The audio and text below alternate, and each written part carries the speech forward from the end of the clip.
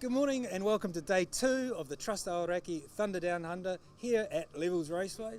I'm here with Andy Knight, who's racing this beautiful car here. We'll have a quick chat to him about the day and how things went from yesterday. So Andy, you're happy with the results from yesterday? Yeah, no, really happy. We had a win in the morning and then we had a handicap race in the afternoon, which we got up to third and beat Angus. So that's definitely a good thing around here because he's pretty, he's normally pretty special around here and is probably the toughest place to beat him. And so tell me, obviously Central Muscle Cars is not from around here. What is it that brings you guys down to this? Normally Central Muscle Car come down to the South Island every second year. We didn't come last year, so they didn't have enough numbers. So we come down this year and we've got Timaru, then we've got Scope next weekend. In Scope we're actually running with Mainland, so there should be 35, 36 cars. So we're pretty busy out there in the handicap races, but it should put on a good show for everyone. And we've got something really special today to look forward to at the end of the day for you guys with the Mainland Muscle Cars. Tell us about that. Yeah, we've got, this afternoon we've got a North vs South challenge, so everyone will be allocated they'll have an S or an N on the windscreen. So even though I run Central, we'll be running for the South Island since it's where you're born. So, and then the combined points give us to win the trophy go from this weekend, and we'll have another one at the end of next weekend. So that should give us the winner of the North vs South trophy, and hopefully they can do it again next year and keep this running. So a state of origin, and of course today we've got massive fields of all sorts of cars running, and the trucks will be out again, so we're really looking forward to a big day, and we'll cover everything all day and bring you interviews from the pits all day as well. So enjoy it, and we'll talk to you over the day. Tell you where you need to go. It's not a hot lap approach, it's speed reduced control of lap, so you won't get scared too much, so go and put your entry in. The rules says that I think you do have to be by 11 o'clock before lunch, so you should be eligible for that. Good luck to everyone's entry.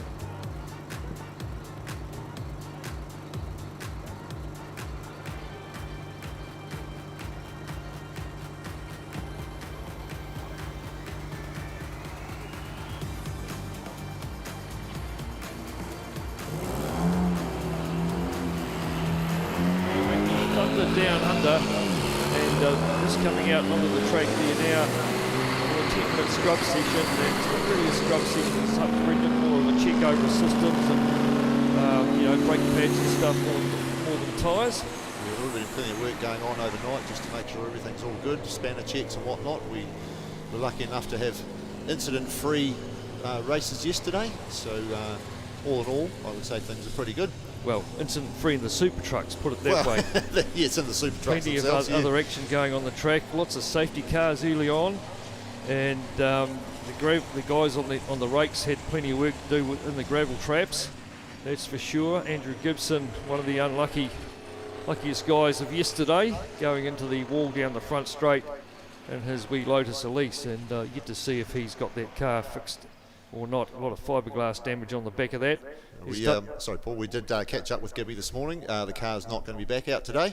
Unfortunately there was too much damage to the rear subframe, so that car is parked. Gibby is here, he's a bit sore, but he has been given the all clear. Well, that's good to hear. Yeah. But not about the subframe though. That sounds expensive to me. Yeah, well, being Lotus, I think unless you can find a wrecked one somewhere, which probably isn't all that easy to do, most of it will have to come out of the UK. That's right. So there's a few of the trucks there just following each other around. Troy Wheeler there in truck 28. There's one of the wee Bedfords coming out of the hairpin. George Jones driving the truck for the next generation of Joneses in the Bedford. Just 25 years of age, George, and son of Brent, who raced that truck. It's good to see both Bedfords back.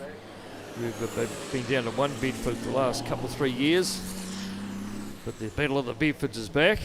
And yesterday, George Jones took out the Battle of the Bedfords over Tony Brandon, truck number 8.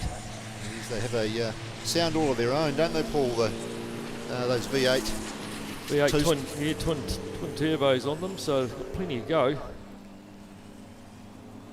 So a new driver there in the trucks this year, the truck number 24. And normally you'll see Mark King driving that one. What his name saying is. that we have got Mark King come up on our screen. So, so maybe he had a day off yesterday. So he'll probably have to start off the back of the grid, no doubt. Truck 24, Ash Hayes going to drive that later on in the development series.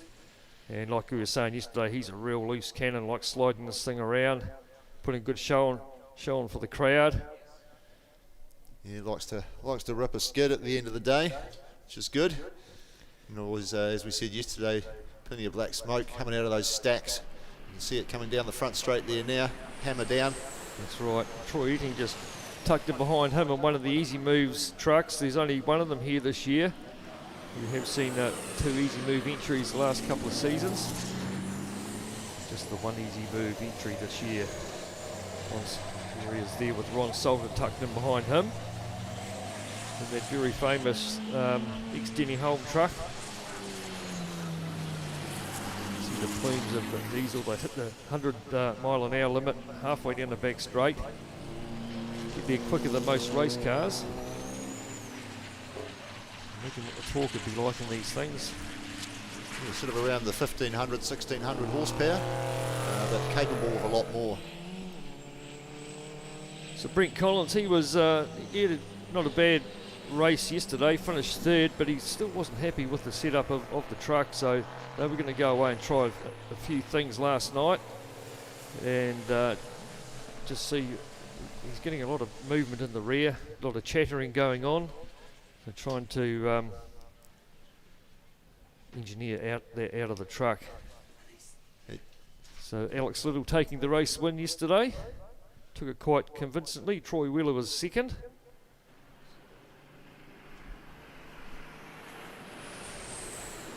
So Mark King there in the 24 truck. Been campaigning this one for probably the last 5 years. Odd Mark King. Pulled it off Ash Hay, who's still always been involved with the truck after it. He's been on the tools, and of course a bit of payback for being on the tools is to throw him in the truck and to let him have a shot at the development series.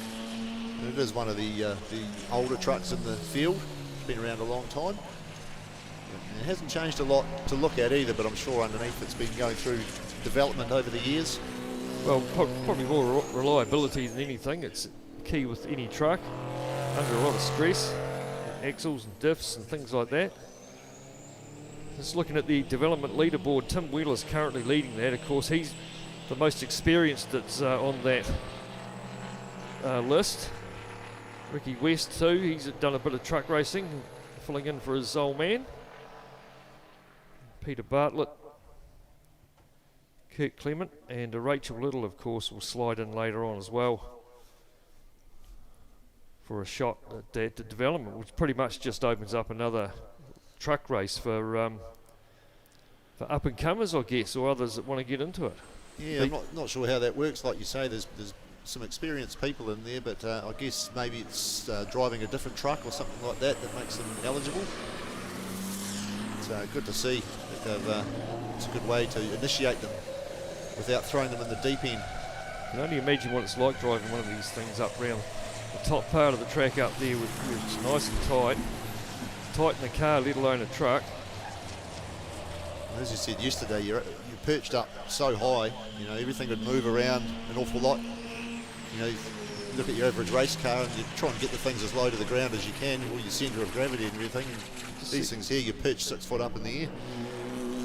Just looking at those two Freightliner Centuries there, heading down the back straight. You can Malcolm Little in the front in that 25 truck. It does sit a lot shorter, doesn't it, than the other two Freightliners? Yeah, it's got that rake back windscreen and the lower roof on it. It's like Brendan said yesterday, it's almost like a hot rod has taken to it and given it a roof chop. Dave West tucked him behind in that Freightliner Argosy up through the McKissick. And I remember back when he first started truck racing, he had a real bad accident down there at Tiratonga down the front straight and tore the cab off the chassis. So he was a lucky man. I guess, there's only so many bolts holding it on. Yeah. Getting busy down the front straight at the moment. Troy Wheeler just easing off. So a couple of minutes still left in the scrub session. Just be getting things up to temperature, keep an eye on the gauges, make sure everything's marked where it's supposed to. Ron Salter's just doing a drive through the ASAP car transport pit lane.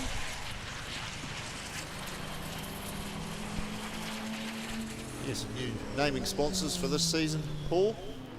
It's another one to try and get our heads around there, the ASAP car transport pit lane, and of course the ProWear front straight as well.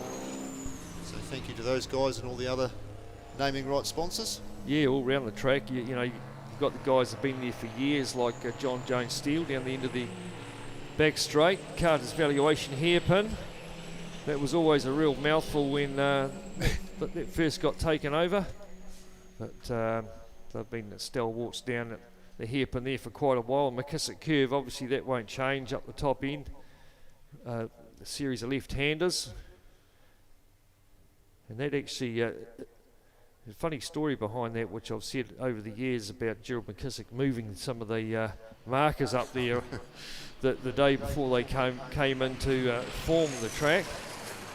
So it wasn't as it was originally planned up there through that McKissick Curve.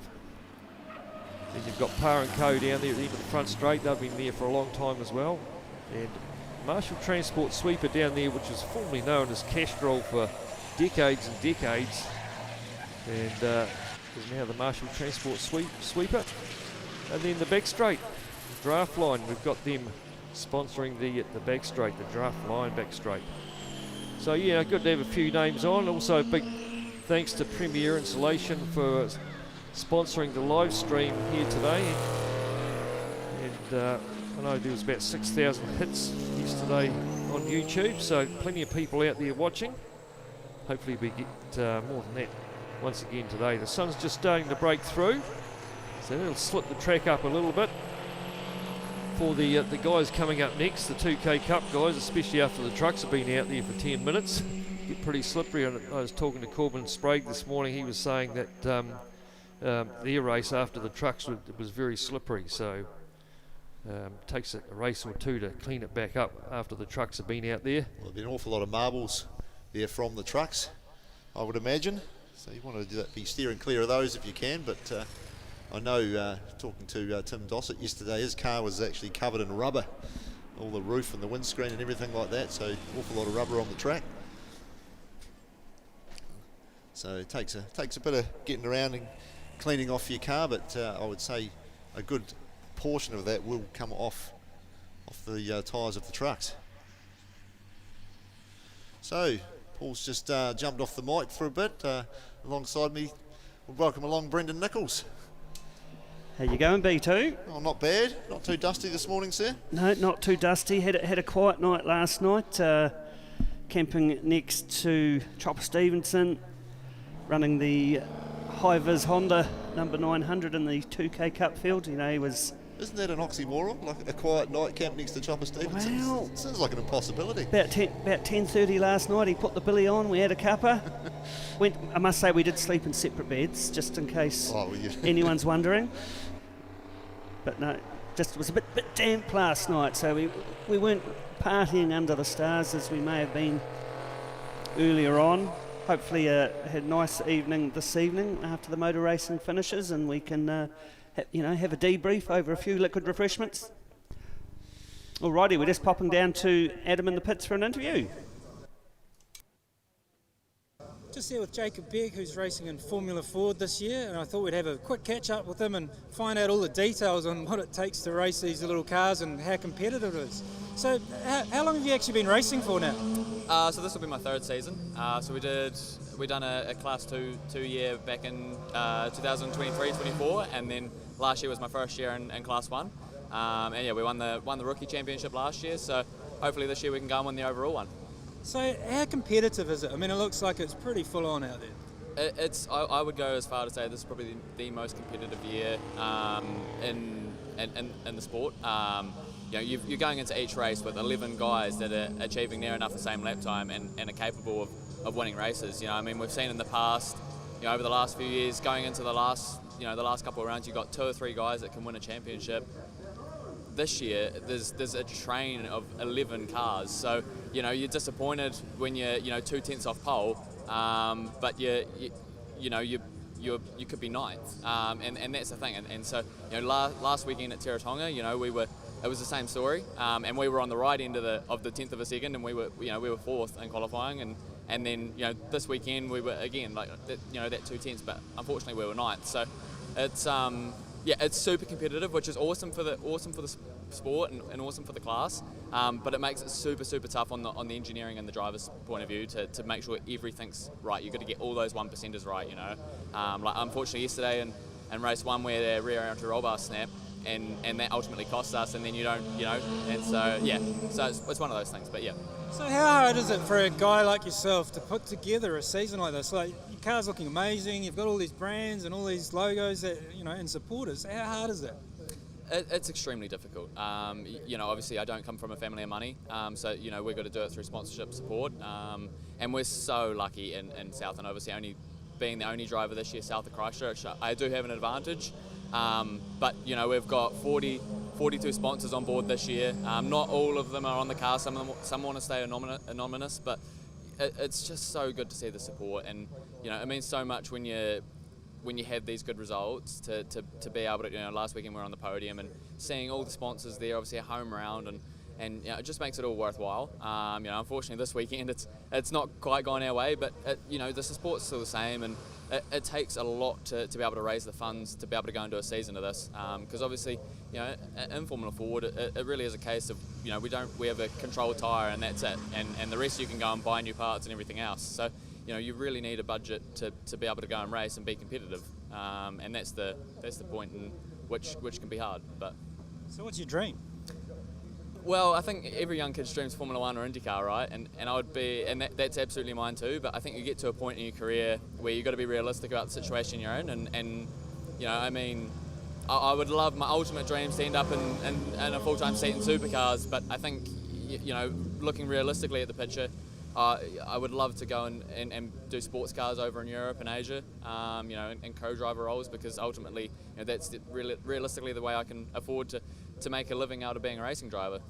And so how important is it to you, the big name is a Southland name that's so involved with motor racing? So how important is it for you to be taking that name forward in the world today? Yeah, absolutely. It means so much to me that I'm able to fly the banner for obviously we know George Begg is obviously a great engineer and car builder back in the 60s and 70s and done a fabulous job over in Europe, but and that was on obviously the engineering side. For me, I'm looking to go down the driving side, so it's slightly different, but I take have a huge level of respect for George and what he done, and to be the next generation coming through the big household, it means so much to be able to go and put the name back out there in the world of motorsport. Awesome. And you speak very well. I mean, one of the really important things to try and get these sponsorship deals and all these things together is the other side of being out of the car and being able to talk to people and put your ideas forward and all of that stuff. That's it's great for a young guy to be out there doing that. Well, that's the thing. I think I think that's probably where I have an advantage as well, is because this is how I've had to do it my entire career. But obviously not coming from a family of money, I've had to do it through sponsorship support from right from when I was go-karting. So you sort of pick up ways and means about it, and it's all about how you hold yourself. Ultimately, the sponsors have the value of on the car and the promotional stuff, but for them, they you know, a lot of them aren't too worried if you finish first or last. It's all this sort of stuff, and that's, I think, having the ability to do that, and obviously, you know, still being very young as well. Like, I've only just turned 18, so still have a long way to go, but absolutely, like, it's all part of it. And you know, more and more we're seeing that now in the world of motorsport, that you need to be good at the other side of the job, not just driving the car. So driving the car is still really important, and making sure you're doing a good job with that, but it's just as important to make sure you're promoting your sponsors well and promoting yourself well as well, because if you don't, you know, look professional and try and be as professional as you can, then ultimately it doesn't, you know, sponsors sort of lower, you know, so, but yeah, it's obviously very important nowadays, yeah. All right, well, we better get back to the racing. It's a really great story, and we could talk for hours about all the ins and outs of motor racing and get into the Ford and what chassis it is, but we better get back out there. So back up to you, Paul, and next race. Thanks, Adam, and also thanks, Jacob. Very well spoken young man. And I was talking to a couple of the drivers in the pits yesterday, particularly that are focused on a professional career. It is so important to be a brand ambassador for your sponsors. Someone that stands out to me, I realise not a circuit racer, but Emma Gilmore, you know, Vantage. She has been the ultimate brand ambassador for Vantage. They've supported her for many years. She even did their TV ad. Yeah, now tied up with McLaren and everything as well. You know, and it has certainly helped her.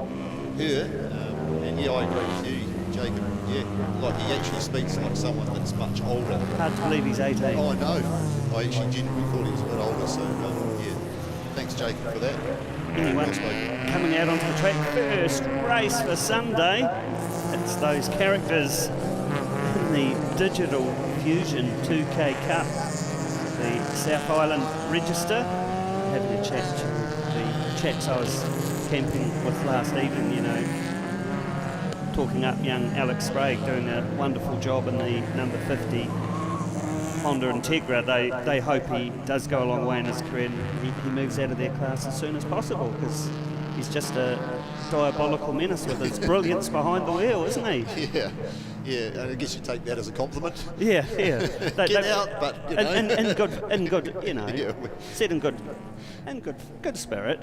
Yes, but exactly. Just a very young lad doing a brilliant job yesterday in the number 50 Integra.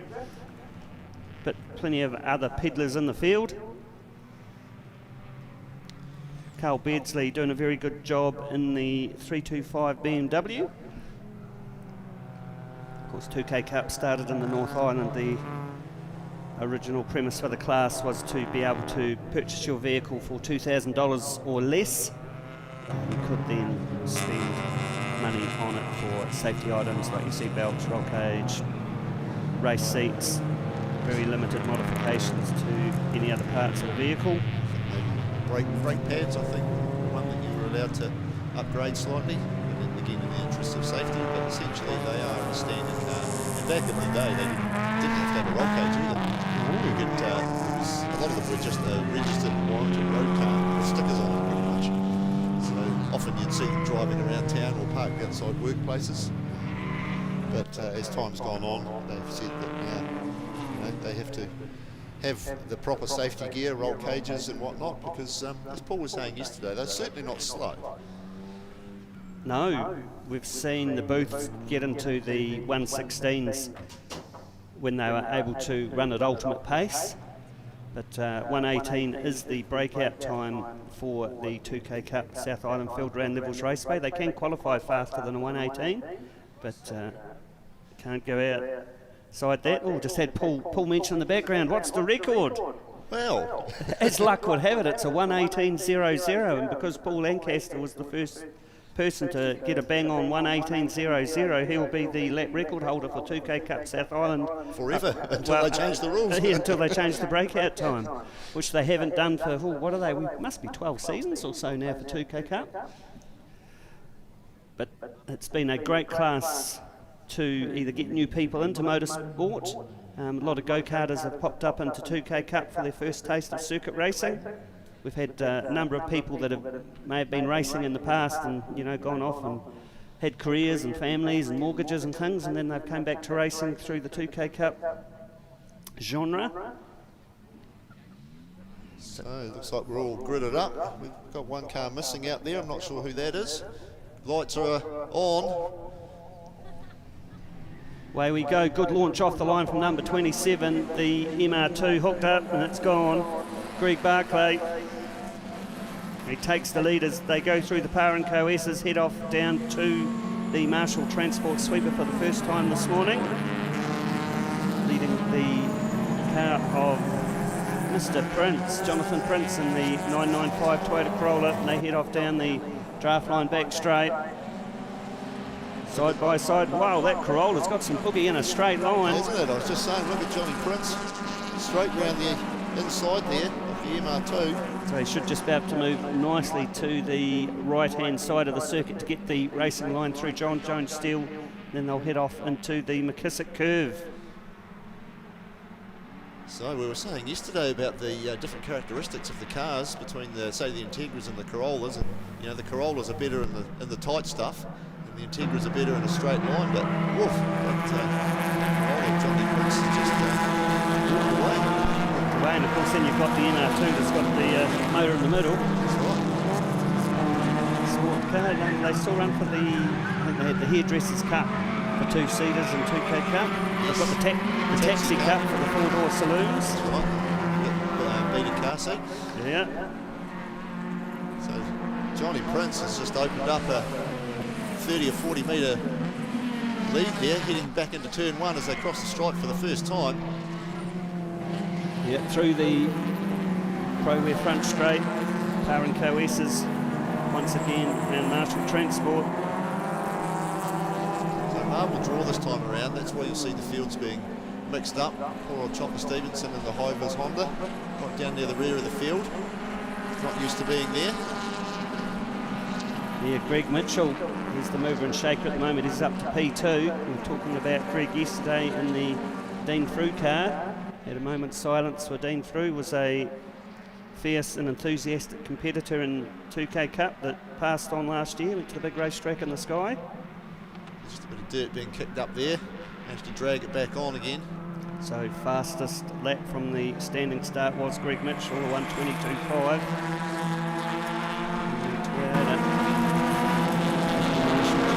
They go. Good lead for the car of Jonathan Prince, 995. Slowly easing away from the field. As we have to watch, Ben Gourmet yesterday broke out a couple of times in the race for 2K Cup. Not supposed to go under 118. He put in a couple of 117s. Yeah, Ben was on fire yesterday, young fella. A couple of real good drives, but as you said, a bit too fast, unfortunately. 2 laps in a row. Once again, Marshall Transport Sweeper. Very important to get a good line out of there to build up car speed, carry it all the way down the back straight. If you're chasing someone, it can set you up for a passing manoeuvre into John Jones Steel. There's young Alex. Sprague just making a move there. Ben Gourmet, yeah. 24 Red Racing. A couple of young guys. Ronda the Honda. Takes the left-hander through John Jones. So that is the car that holds the lap record here under the driving skills of Paul Lancaster, Ronda the Honda. You see it there on screen. This race leader, Jonathan Prince, 195.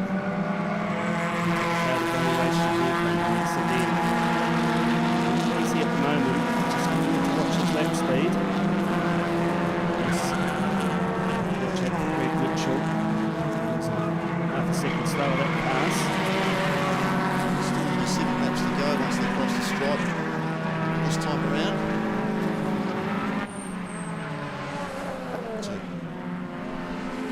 Alex Sprague down the inside. Pulls it off, nice clean pass. And the ProWare front straight into the Power & Co S's.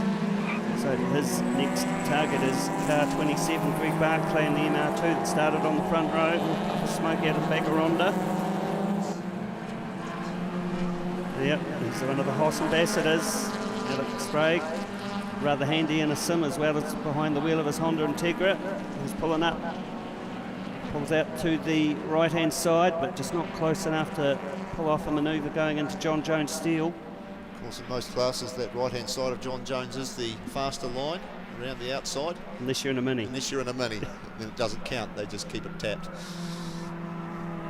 So Alex Sprague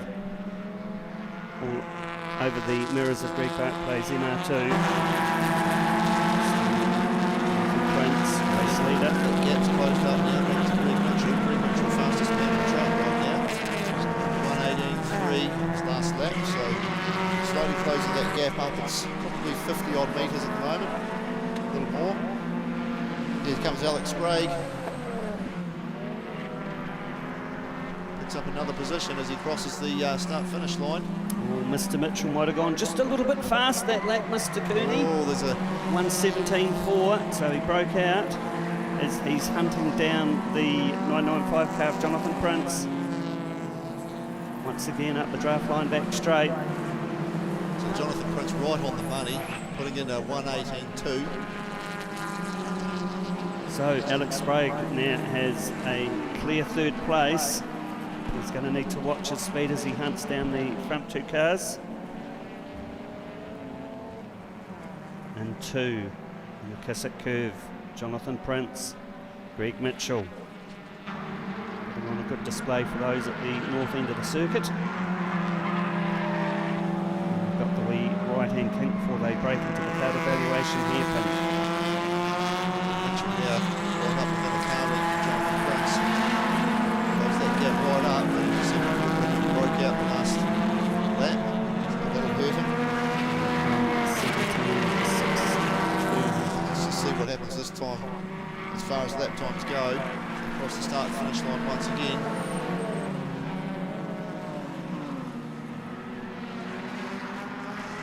So 1:17.7, so he's broken out again. As has Alex Sprague, Big Gormack. But Greg Mitchell now right on the bumper of the 995 car, Jonathan Prince. You have to get a good toe going down the draft line back straight. So where's Jonathan going to position his car? He's going to be trying to make that car as wide as he possibly can. He gets one defensive move. He's managed to keep it there. So still Greg Mitchell tries to take the inside. It's going to outbrake him into the McKissick curve. Not this time, says Mr. Prince. You're going to have to try harder than that. Still sticking on the inside, but it's going to be the wrong side when they go around the card evaluations hairpin. So to do the switch and tuck around the other side, but can't quite get in there. Smooth line, get a good drive out of the hairpin, bring that speed away with front straight. Into the OS's. It's quite a popular parking spot for plenty of the competitors. Prince this time sticks to the left-hand side of the track. Mitchell's going to take a dive down the inside, backs out of it. They're giving Prince something to think about though. Prince takes a tight line going through the Marshall Transport sweeper. So third and fourth, Alex Sprague. Someone got past him, he won't like that. no, it's a bit of a rare occurrence. Yeah, off down the draft line back straight they head once again. Yeah, Rhonda's just got a bit more boogie in a straight low, but Ben Gormack keeping Alex Sprague very honest. Here we go, coming out of John Jones Steel once again into the McKissick curve. Greg Mitchell still trying to find a way around the 995 car of Jonathan Prince. Keeping Prince's mirrors full of his own car, weaving side to side all the way through. Jonathan Prince so far driving a smart race. Hasn't gone faster than a 1:18. He can do that. Won't get any penalties and he'll take maximum points. Just dipping well on the grass there as he's trying to give Alex a bit of a hustle.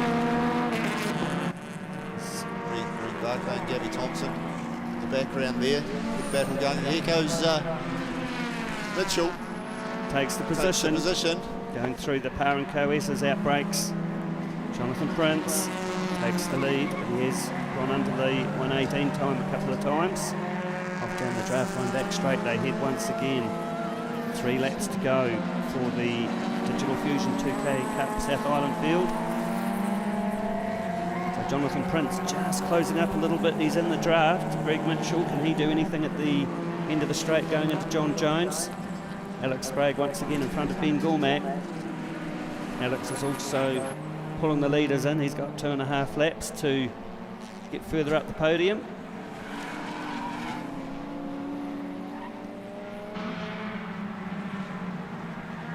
Jonathan Prince just sitting on Greg Mitchell's bumper now. Opposite curve. Into the card evaluation hairpin. 3 car lengths in it. So get a good drive out of the hairpin, carry that speed all the way down the Pro front straight. 2 laps to go once they cross the stripe this time. Also keeping Alex Sprague honest, as you said before. Just sticking together, the 2 pair of them. In fact, the first 5 lots are all stuck together in pairs. Battles within battles. Indeed they are. Alex and Ben slowly catching up to the front too as they battle away. Jonathan Prince still on the bumper of Greg Mitchell, trying to get a tow going down the draft line back straight. Slowly closing him in. Where's Greg going to position the 787 car? See that straight line speed there of Ronda the Honda. Just gap Ben Bormack slightly, catching up to the 2 front runners. The DC Integras just have a little bit more on a straight line, but as you've mentioned, the Toyotas probably stop and turn a bit better. DC Integras very hard on their brakes because they've only got the Civic size brakes in them. So we've now got a quartet at the front rather than 2 pair. It's going to be 1 lap to go, and they cross the start-finish line on the Pro Rear front straight.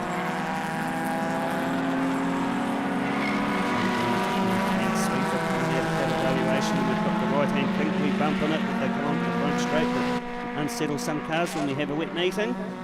Yeah, that bump's nowhere near as bad as it used to be. Back in the day it was horrendous.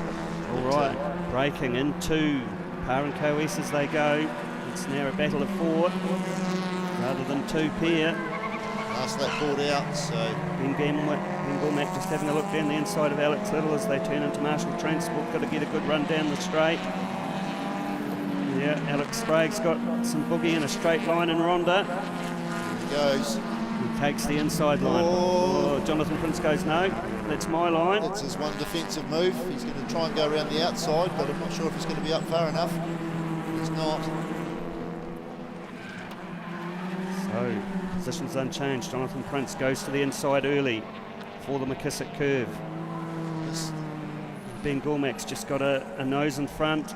May have heard Alex Sprague just get the tail out a little bit there. Gormack looks like he's going up the inside. He's got the job done, so that pushes Alex Sprague back to 4th. Two-card evaluation hairpin. Greg Mitchell's got a couple of car lengths. He's gone under the breakout time a couple of times in this race. There we go, down the front straight they go. Anyone got a late run on? Too far apart. So race 1 of the day is going to go to Greg Mitchell, Jonathan Prince. Alex Sprague gets up to 3rd. Ben Gormack. Oh, I think that was the wrong way around. Our screens backwards. So it was Ben Gormack. Ben Gormack, then Alex Sprague. Then Alex Sprague. We'll have to wait for the official results to come through.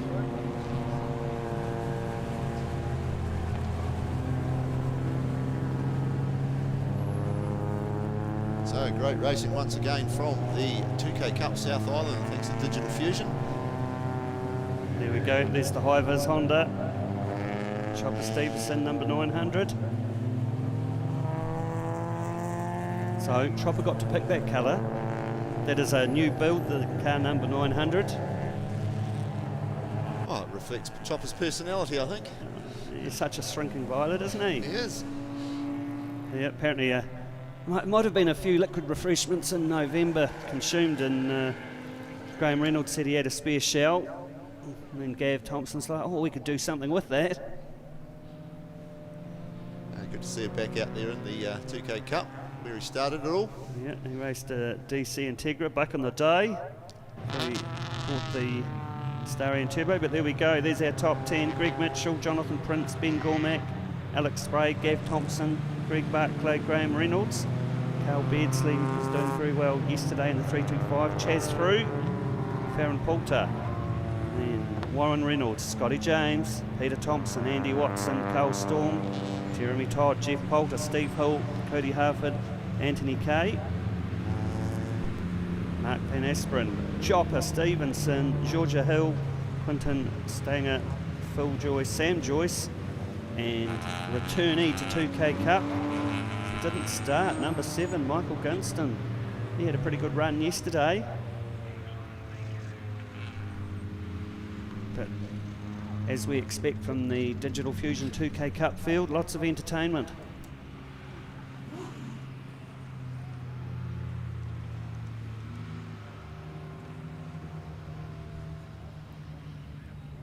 So OSCA up next, race 18 for the weekend, Kumho Tyres OSCA field. Gee, we had some good racing yesterday.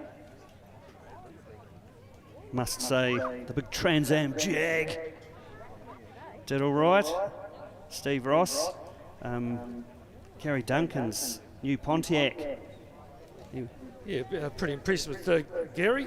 Alrighty, down to Adam with the place getters from 2K Cup. So we're just down here, nice win. I like that braking that you got to get the lead. Yeah, you got to be brave now and again. You got to have a go. How did that feel? Good. Yeah, good race. Great fun. Yeah, good fun. Great. So now tell us, there's one thing with this class, is like a breakout time. How does that work? Yeah, I think it's under 1:18 here. We get a 2-second penalty for half a second under and a 5-second penalty for going a second under. So bad news, you did a 1:17.6, I think. Oh, it's only 2. That's not too bad. All right, awesome. Well done. And I could dedicate this win to the late Dean Frew. Awesome. Well, awesome. Cheers. Cool, man. Thank you. All right, let's just get down to our P2. Morning. Morning. Nice start to the day. Just spin around this way so we can have a chat to you. Yeah. So P2. Oh, yeah, a little bit gutted. Yeah, Greg beat me to the punch, but there you go. I was happy to hold out the young guys in the end. So, and a great race. I was stoked. So. And the good news for you is you are still in the 18s. Oh, nice. How many were breaking up? I can't tell. Oh, well, a couple of them. Yeah. I've been in the 18s all day, so I thought if I go flat out, I'll still be good. So that was great. Awesome, and that late braking he did to take that spot was pretty impressive. Yeah.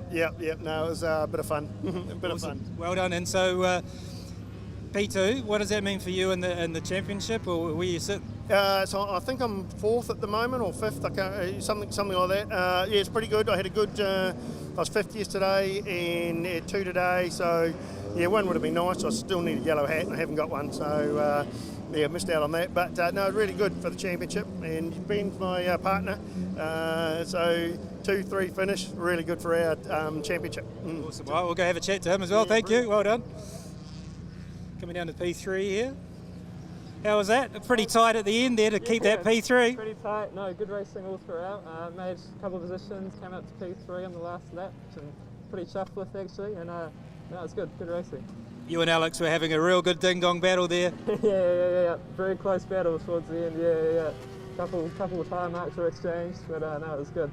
And tell us, so next door to you, he says you're teammates. How does that work? Yeah, we've got a little teams sort of event going on inside the 2K Cup. We've got different, you can be part of a team if you like. So me and JP are teammates, so it's quite good to get, P2 and P3 on the board, which is, bloody stoked. Awesome. Yeah. Cool, man. All right, thank you very much. The cars are out, so we better get back to the track. Over to you, Paul. Yeah, thanks very much, Adam. Ben Gormack just on the mic there, finishing 3rd, and then Greg Mitchell taking out the race win. So looking forward to race 2 of the weekend for the OSCA cars. And Steve Ross is the man to beat. He qualified on pole, won the race yesterday. They had 2 races yesterday, didn't they?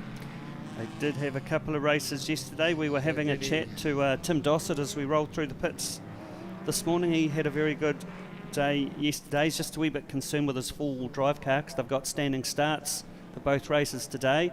So while the four-wheel drive obviously does have total traction off the line, he's got an awful lot of horsepower in that machine. That's right. Very hard on the drivetrain. So his wife, Anika, said she always looks away when they do a standing start and then looks back to make sure there's no gearbox parts or half shafts sitting on the circuit. So there is Tim down there in the Haltech Rapid Performance Evo 5. And I think at the last meeting he was here, he did do an axle off the start line. He did something anyway in the drivetrain.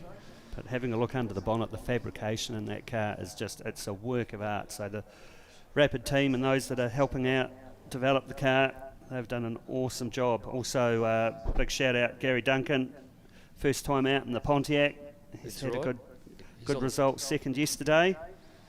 Well, he'll start in the second row beside Cam Davies, who had a nice consistent day with a couple of seconds, I think, yesterday, or second and third. Go back a wee bit further, car 363 back there. Another one of the RX-8s. That's Callum Stocker from Rolleston. Jim Lindbergh just coming up in the Nissan. Car number 595. That's a very quick wee thing off the line too. Look to see him try and thread the needle, take advantage of that slow starting Jaguar perhaps. Yes, so we did discuss that yesterday. Steve Ross does take a couple of laps to build up temperature, I guess, into his tyres, and once that happens, he's like a bull at a gate. He's away then, isn't he? He's away then. So 8-lap race for the Oscars. Grid start. Grid start. There's Terence Phillips in the awesome looking FDRX7 with a little bit of LS sitting under the bonnet. Chris Brown down there on the fourth row. So Chris Brown was the series leader coming into this weekend for the Oscar field. He's had a pretty quiet weekend so far, but been up there consistent though in the top 5, but haven't seen him anywhere near the front with these fast cars with like Steve Ross there in the Jag. So just waiting on the lights there. First race of the Sunday for the Trust Aoraki Thunder Down Under. We have the 5 lights just about on, and away we go. And actually a slow start from Jimmy Lindbergh. He's managed to hold up Gary Duncan a bit. Chris Brown sneaks through and goes through on Gary Duncan, but it's going to be Tim Dossett. Leads him into Marshall Transport sweep for the first time from Steve Ross. Cam Davies sitting here in third place. Terence Phillips. Then it's Jimmy Lindbergh as they head down the back straight. It's Tim Dossett. Leads the way first up down the draft line back straight.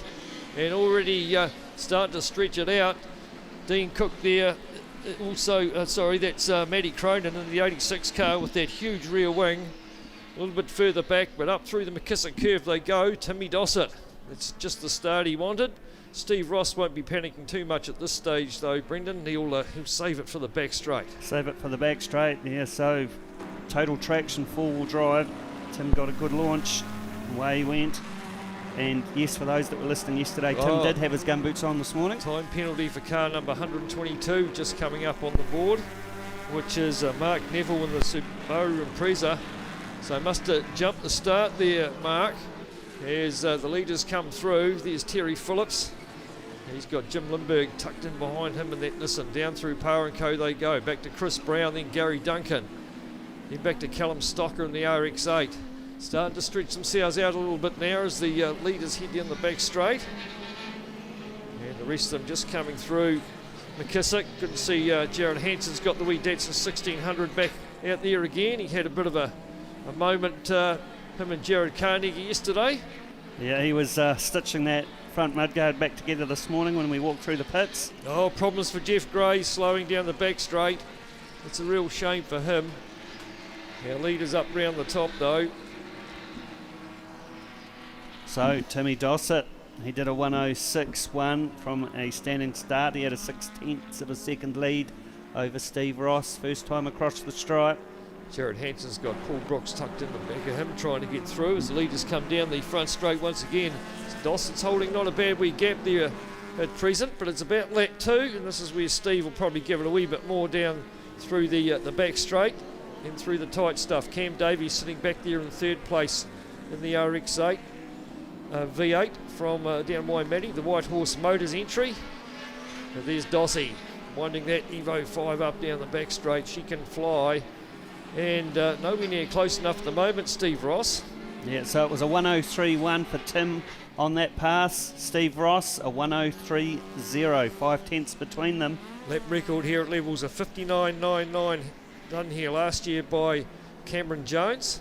So Cameron Davies sitting in P3 in car 47, trying to get over the back of Steve Ross, as Steve Ross is still bringing those big tyres on that Trans Am Jag up to temperature. Sitting right on his hammer going into the card evaluation hairpin. Just looking at car 95, one of the NZ6 machines, head on up the back straight. Yeah, that was Mick Ross. So leaders coming down the front straight as the battles continue at the back of the pack there.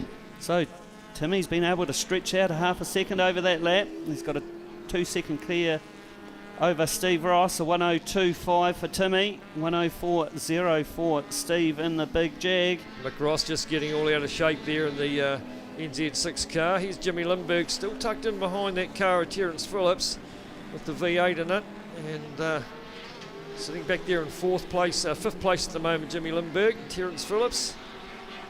Chris Brown chasing hard in 7th. But, it's all Tim Dossett at the moment out in front. Going to catch up on some lap traffic shortly, are they? Still Jeff Gray's continuing, but slowly. Yeah, Jimmy Lindberg all over the back of Terence Phillips going through the McKissick curve. There's race leader Tim Dossett as he exits the card evaluation hairpin, takes the left-hand sweeper, right-hand kink. Steve Ross has now managed to ease away a little from car 47, Cameron Davies. Across down the ProWare front straight they go into the Power & Co S's once again. 102.9 for Timmy, 102.6 for Steve Ross. Yeah, I'm not too sure whether Steve's playing with him or what, but doesn't seem to be gaining at all. In fact, he lost a half a second that last lap to Dossie. Whether Tim's found something overnight or... Yeah, still 4 laps to go. There's Terence Phillips with the 96 car still under pressure from Jimmy Lindberg. Battle still continuing. Not too far back from them is Gary Duncan. His brand new Pontiac, first time out here this weekend, the 26 car, there he is. So I did ask what was happening to Gary's old car. They are rebuilding it, a bit like Steve Austin. We can rebuild him. As Jimmy Lindberg sits on the back of Terence Phillips. So Terence's car quite good through the bendy bits. You just see Jimmy is able to pull on a car length or two going down the draft line back straight. Managed to get through on Jeff Gray. Yeah, we're still continuing. But albeit a lap down now as the leaders come down across the stripe again. Cam Davies and that RX-8 is a beautiful sounding car, that one. Very well built. We go into the Power & Co S's. That is Jeff Gray just circulating for points. Gary Duncan starting to catch up on this battle between Terry Phillips and Jim Lindberg. Getting right on the back of them now. So totally different car for Gary, space frame chassis compared to the full chassis car he was running, and sitting on the other side of it as well, so it'll take him a wee while to dial it in. Sits quite low at the back of it, that big diffuser hanging out from underneath the back of it. Apparently there was plenty of hours on the sandpaper trying to make it look pretty. It was a bit of a rough diamond when he got it, but the team have done a good job putting that together as Jimmy Lindberg still trying to harass Terence Phillips through the McKissick curve. So there's Chris Brown. He's sitting down there in 7th, just banking some good points. He'd obviously like to be up there a wee bit. I think they've dialed it back a wee bit because it did have a lot of power there, but it was very unreliable. So I think they've dialed it back a bit for reliability. And it seems to be paying off with the consistent runs he's been having so far in the championship. And as you said, come into this round being the leader. And while all that's been going on, Cameron Davies has got past Steve Ross, 5.6 seconds behind Timmy Dossett. So I don't know if those two had a little moment that's made them drop back a bit. It's in Tim Dossett's favour. 2 laps left to go for the race leaders. There we go, the fast cars cutting their way through the field, going down the draft line back straight into John Jones Steel. Some of the cars further down the pack. But they did well to clear some of those slower cars because obviously if you strike them at the wrong time, up through the tight stuff, they can get quite hard to pass. So RX-8 into Power & Co. Last lap balled out this time for Dossie. Doing it easy out in front, looking for his first win of the weekend. Came into the weekend second on points, and he had 2 DNFs, so if he didn't have those 2 DNFs, he would have been looking pretty sharp, but this won't hurt the cause, first place. Well, if he got a third yesterday and a first today, hopefully he bought his dress gumboots for the interview. Don't really want to put the mockers on him. Here goes Steve Ross again down the inside of Cameron Davies as well for a pass. And Dossie just going up round through the McKissick curve now. He'll just be taking it nice and easy. He's got a bit of time up his sleeve. 6.5 seconds he had back to Cameron Davies. And into the car as valuation hairpin for the last time in the Evo 5. Through the left-hand sweeper, then he's got the kink. Yeah, it's the ProWare straight with the start-finish line. That's his target. Well done, Timmy Dossett. Checkered flag for Timmy from Gumboot Racing. And looking back for the second place man in the end, it's Steve Ross. Gets back through on Cameron Davies. So that's your top three. Just waiting, here goes Terence Phillips. So Terence Phillips is going to lead Jimmy Lindbergh, Gary Duncan over the line for 4th, 5th and 6th. They had a good battle there at the end. Yeah, I think Gary Duncan was pretty stoked with his effort yesterday. First time out in the car. Got a podium as well. So very stoked with the way the new car's going. So that's Mick Ross, car 95 in the NZ6 machine just rolling through. The 247, that's the Ryko car. They had a good result yesterday when we had some safety cars and red flags. Our NZ6s came to the forefront of the field. So great stuff from the Oscars. Congratulations, Tim Dossett. No doubt we'll see Adam down there having another classic interview with Tim. Apparently put on a couple of good interviews yesterday.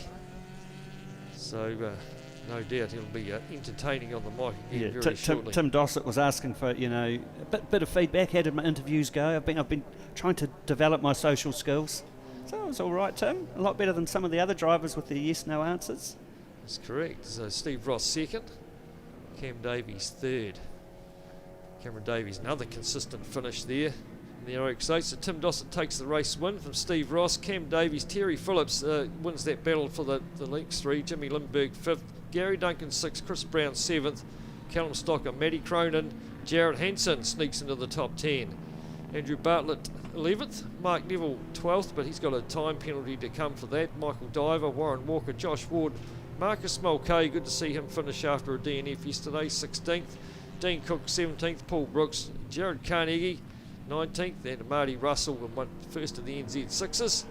And it's Mick Ross, Leon Fox, Mike McCarthy, Darren Hardings, Jeff Gray out there was the last man to finish there. The rest of them did not start. Andrew Gibson obviously yesterday with the praying, Rachel Beck, John Ling, Shannon Booth and Mike Hammer not starting either. So great stuff from the Oscars. Up next we've got the Formula Fords. First race of the day for them, race 3 for the weekend, and a 12-lap race. Good start. And talking with Mark Peach a little bit earlier on down there in the pit lane, that Dylan's been a bit off the pace. So over to you down there, Adam. So just down here with Mr. Gumboots, and he was wearing them this morning too, I'm told. So you got to be real happy with that. The start really went well, and you just pinned your ears back. Oh, I can't believe it. I think Steve must have had a whoopsie or something because he dropped back all of a sudden. But I'm stoked. You got to beat these old pensioners. Nice clean drive by you, and no mistakes. Yeah, no mistakes. But it's good racing old Steve, and you got to give him some credit. He's on the pension, and he's pretty on the bones of his ass. So.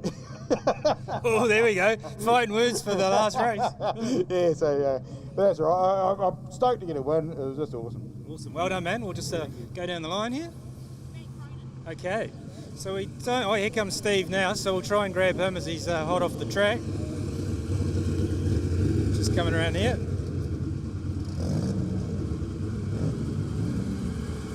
Hey, Steve. Bit of a fight between P2 and 3 for you, but a bit of a hard start. Yeah, had a tough start and had a few issues out there, but hey, he beat me fair and square. He's doing a good job. So these cars, I mean, traditionally they were made for rolling starts, so it's actually hard to get off the line with it, or have you modified it to make it do a standing start okay? Yeah, no, they don't standing start at all. No, they're useless. Right, so that's the tricky thing for you. You said you had a couple of issues out there. What's everything okay? Yeah, we'll get there. We'll get there to the end of the meeting, but yeah, she's not 100. All right, well done, P2 in the end, so it's all good. All right, now we haven't got our P3 here, but we've got Matt Cronin, who we thought we'd have a chat with some other people on the grid, so we just sort of get around and talk to various people and see what they're up to. Hey, Matt, Adam, nice to meet you. Pleased to meet you. We thought we'd have a chat to you and see how your race went and how the weekend's going. No, it was good. It was a good weekend so far. Had a few, niggles, but it's all right. What sort of niggles? For us. Oh, wee water leak and some ECU gremlins, normal stuff. Yeah. So tell us, what is this car? I mean, originally built by a farmer in Methven as an endurance car, hence the welding. I think it was made in a shed, and he turboed it. It's a turboed GD86, basically. That's all it is. It's got a wee sequential gearbox in it. It's making like 350 horsepower. Just awesome. Goes round and round. Happy days. And so what sort of positions you're looking for in this category? Finish. Just finish a race. That's fine. Awesome, that's nice. Yeah. All right, well, cars are out there, so we better get back out to the on-track action. Yeah. Thank you. Thanks. Thanks, Adam. Down there with Matty Cronin. Great to see him back after that huge accident he had here years and years ago, which took a lot of recovery from that. So great to see him back on the track. But out there we've got the Formula Fords, and before that I was just saying that about Dylan Petch. Here he's just been a bit off the pace. I was talking with Mark Petch this morning, and they've changed the clutch overnight. He had a slipping clutch yesterday, hence not much to fight from the car, so we should see something a little bit better from Dylan today, hopefully. But Marco Manson is the man to beat, or should I say the kid to beat, out there in car number 69. Had a brilliant day here yesterday. He was pushed a wee bit yesterday by Maxim Kerwin in car 68. The two of them having a good battle amongst themselves. A couple of three young Aussies in the mix there too. Matthew Basso in car number 16 will start third on the grid. And I think he's the one that's looking at doing a bit of rallying in his future, but they're starting him off in a Formula Ford. Seb Eskandari in the car number 44, Toby Musico in car number 21, being run under the Nigel Barclay banner down there this weekend. And Jacob Bigg down there in 10th place, also struggling a little bit, but like he was saying, that there's only a couple of hundreds, a couple of tenths between the top 9 cars or 11 cars. So pretty close stuff, and qualifying is so important in a class like the Formula Fords, as we see them out there on 15 cars on the grid. Olivia Lorenzen down the back, apparently a scholarship winner out of go-kart, so see how she goes. Got the 4 lights, waiting on the 5th lights for the NAPA New Zealand Formula Fords, and away we go. A great start from everyone. Looks like it's going to be Marco Manson off the pole that's going to lead them through Parenco for the first time from Maxim Kerwin. Then it's Basso, Isaac Fletcher. They had a great ding-dong battle yesterday, didn't they? Isaac Fletcher in the end lost down the last lap or two, but down the back straight they go. It's young Marco Manson leads the way from Kerwin. Kerwin's got Basso tucked in behind him, then it's Isaac Fletcher. Pretty busy stuff down a little bit further back. Dylan Petch pulling out, having a little bit a look at Toby Musico in car number 21 as they head down through the John Jones curve, up that little straight into the McKissick curve they go. So a nice tidy start from the Formula Ford's Brendan Cooney. Yeah, great start once again. Maxim Kerwin. Marco Manson just seems to have that little edge off the start. He seems to make up quite a bit of time. Just very good reflexes. So there they go, round through the left-handed sweeper. It's going to be Marco Manson leads down the front straight from Kerwin, Basso and Fletcher. And also too, Zach Bryan in car 77 further back's coming under all sorts of pressure from Seb Eskandari. So looks like the Aussies trying to make a move early on. A bit of a puff of smoke here from the front of Kerwin's cars. They go round through Marshall Transport sweeper. Down the back straight again. He's a lot closer this time, Kerwin. Trying to get a bit of a tow as they head down towards John Jones Steel. Kerwin comes across, Manson comes across and defends the centre of the track. Makes Kerwin try and go around the outside, but there's no way round through there. And it's going to be Manson leads him back out onto the straight, heading up towards, it looks like he's got the job done, Kerwin. Up the inside of Manson. Made that look easy. He did, didn't he? It was almost the door was open for him, and through he drove. And goes through the race lead, going to Maxim Kerwin. So what did Manson do now? He's been the chaser all weekend, or the follower I should say, and now he's going to have to do the opposite. He's going to do some passing as he comes through the left-handed sweeper, back down through the kick and onto the front straight. Kerwin this time from Manson. Basso wants a wee bit of the action as well. Coming down to reel off lap number 2, down into Parenco. And the top 5 or 6 cars pretty close now as they come down through the tight right left hand Parenco S's into Marshall Transport Sweeper. Fastest man on track at the moment, Jake Bryan, is in P6. 106.8, still a wee way off the lap record of 105.2 set by Richie Stanaway, 2005 that was. So it stood for a long time though as Manson pulls out to have a look at Kerwin down through John Jones Steel. Don't know if he's side by side enough to try and drive around the outside. No, he's not. Kerwin comes across in defence as they go into the entry of McKissick Curve. So it's still Kerwin. You throw a blanket over the top 4 cars with Matt Basso and Isaac Fletcher. Campbell Owens in the mix as well, a little bit further back. So into the Carter's valuation hairpin. And Manson keep himself close enough to have a shot down the end of the front straight. Through the left-handed sweeper they come. Bit of a gap back to Campbell Owens, Jake Bryan. Seb Eskandari in the mix as well. Dylan Peach looking to make up for yesterday with the new clutch in that Racer Products car. Down through Parenco, still it is Maxim Kerwin. And Manson not really looking like forcing any sort of move on the front car. He's still defending behind from Basso, who wants that second place. Down the back straight again, Manson a little bit closer this time, pulls out of the draft and tries to go around the outside once again. We know that's the fastest way around John Jones Steel. He's a side by side. If he can keep it there around the corner, looks like he might have got the job done as they pop out the other side. And Manson back to the front, a great passing move around the outside. Someone putting a wheel out in the dirt there as well. And very good passing move, the old round the outside trick, and it's paid off.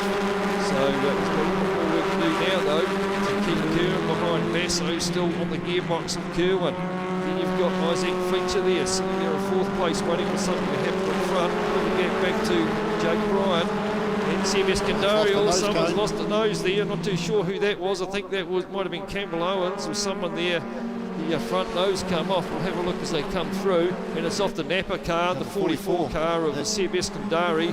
So he's obviously hit the gearbox, or it's just come off by itself by the looks of it. And so that'll affect the aero a fair bit on that car as they head down the back straight again. The leaders, still it's Manson from Kerwin, weaving across the road, trying to shake Kerwin out of the draft. And Basso still sitting there in 3rd place. And Kerwin has a wee sniff up the inside, but there's no way through. It looks like Basso was trying to get side by side with them to have a go, but wasn't deep enough. So it's still Manson from Kerwin, Basso, bit of a gap now to Fletcher, and Campbell Owens getting in on the act as well. And a bit of a gap back to Seb Eskandari, who's still hanging on at the back there from Toby Musico and Dylan Peach. She's busy stuff. We're in the Carter's valuation here, but once again, Manson, he's going to want to have to force his way back through again and be a bit more awake to Kerwin this time, and open up a nice wee gap as they come down to the end of the front straight, which gives them a safe passage through the Parenco S's. That gap is probably bigger than it does look on the screen as well in real life. So it looks pretty safe at the moment with him going down the back straight. He's got 4 or 5 car lengths now back to Kerwin. Kerwin's starting to get a bit of a toe as we look there at, I think that's Isaac Fletcher and Campbell Owens, the 2 white cars. Owens trying to go around the outside of Fletcher. So a good battle going on there for 5th and 6th, that is. As these top 4 cars still battling it out. Marco Manson, Maxon Kerwin, Matt Basso in the red car, number 16, Isaac Fletcher, the first of the white cars.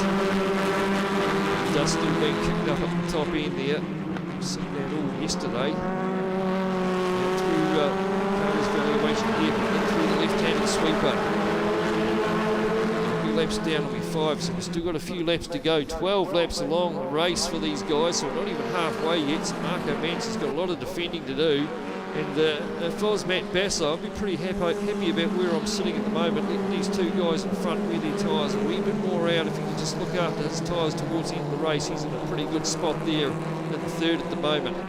Battle still continuing for 5th and 6th. Campbell Owens, Jake Bryan. Jacob Beck just sets the fastest lap of the race, a 106.1 from 10th place on the grid. So it just goes to show you that when they're all in the 6s, those top 10 cars all in the 106 second bracket.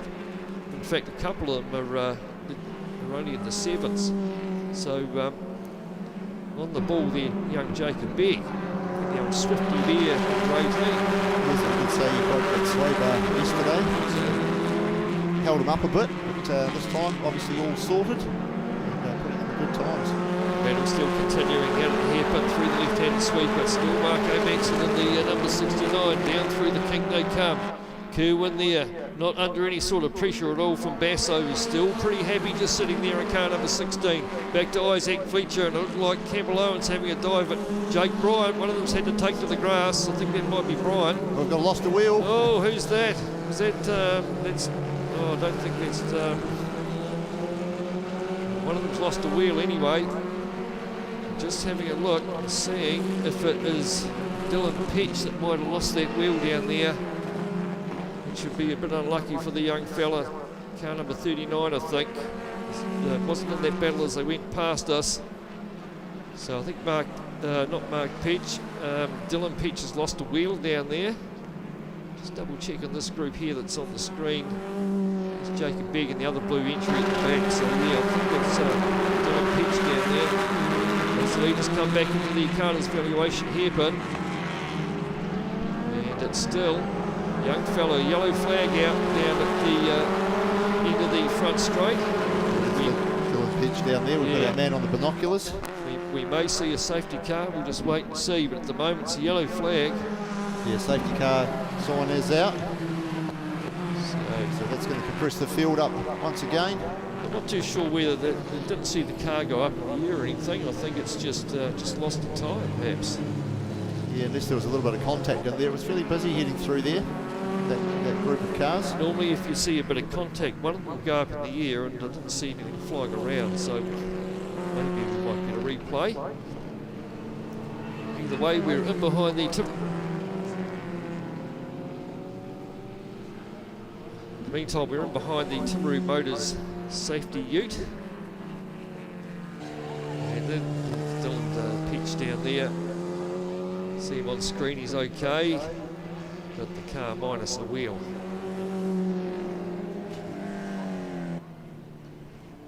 No suspension strapped to the wheel, so hopefully if anything good comes of it, perhaps it's just lost the wheel nuts.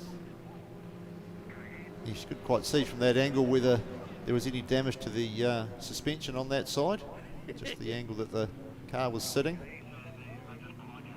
Car number 20 at the back there, it's still Olivia Lawrenson continuing out there. Her best lap times are 1:09.3. So good, great condition. Actually, it's a red flag now, so they'll probably just about call that with the 8 laps gone. Or maybe not. Well, that's less than 75%. Yeah, well, they've red flagged it. It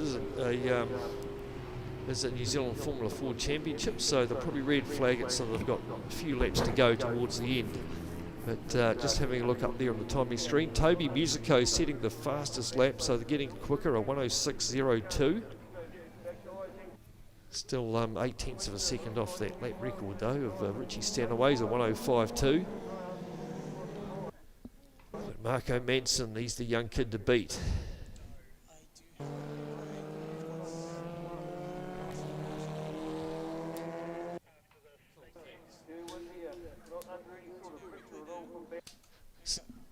So we're just looking at a replay on the screen up here. We'll just see if we can see where Dylan Peach is.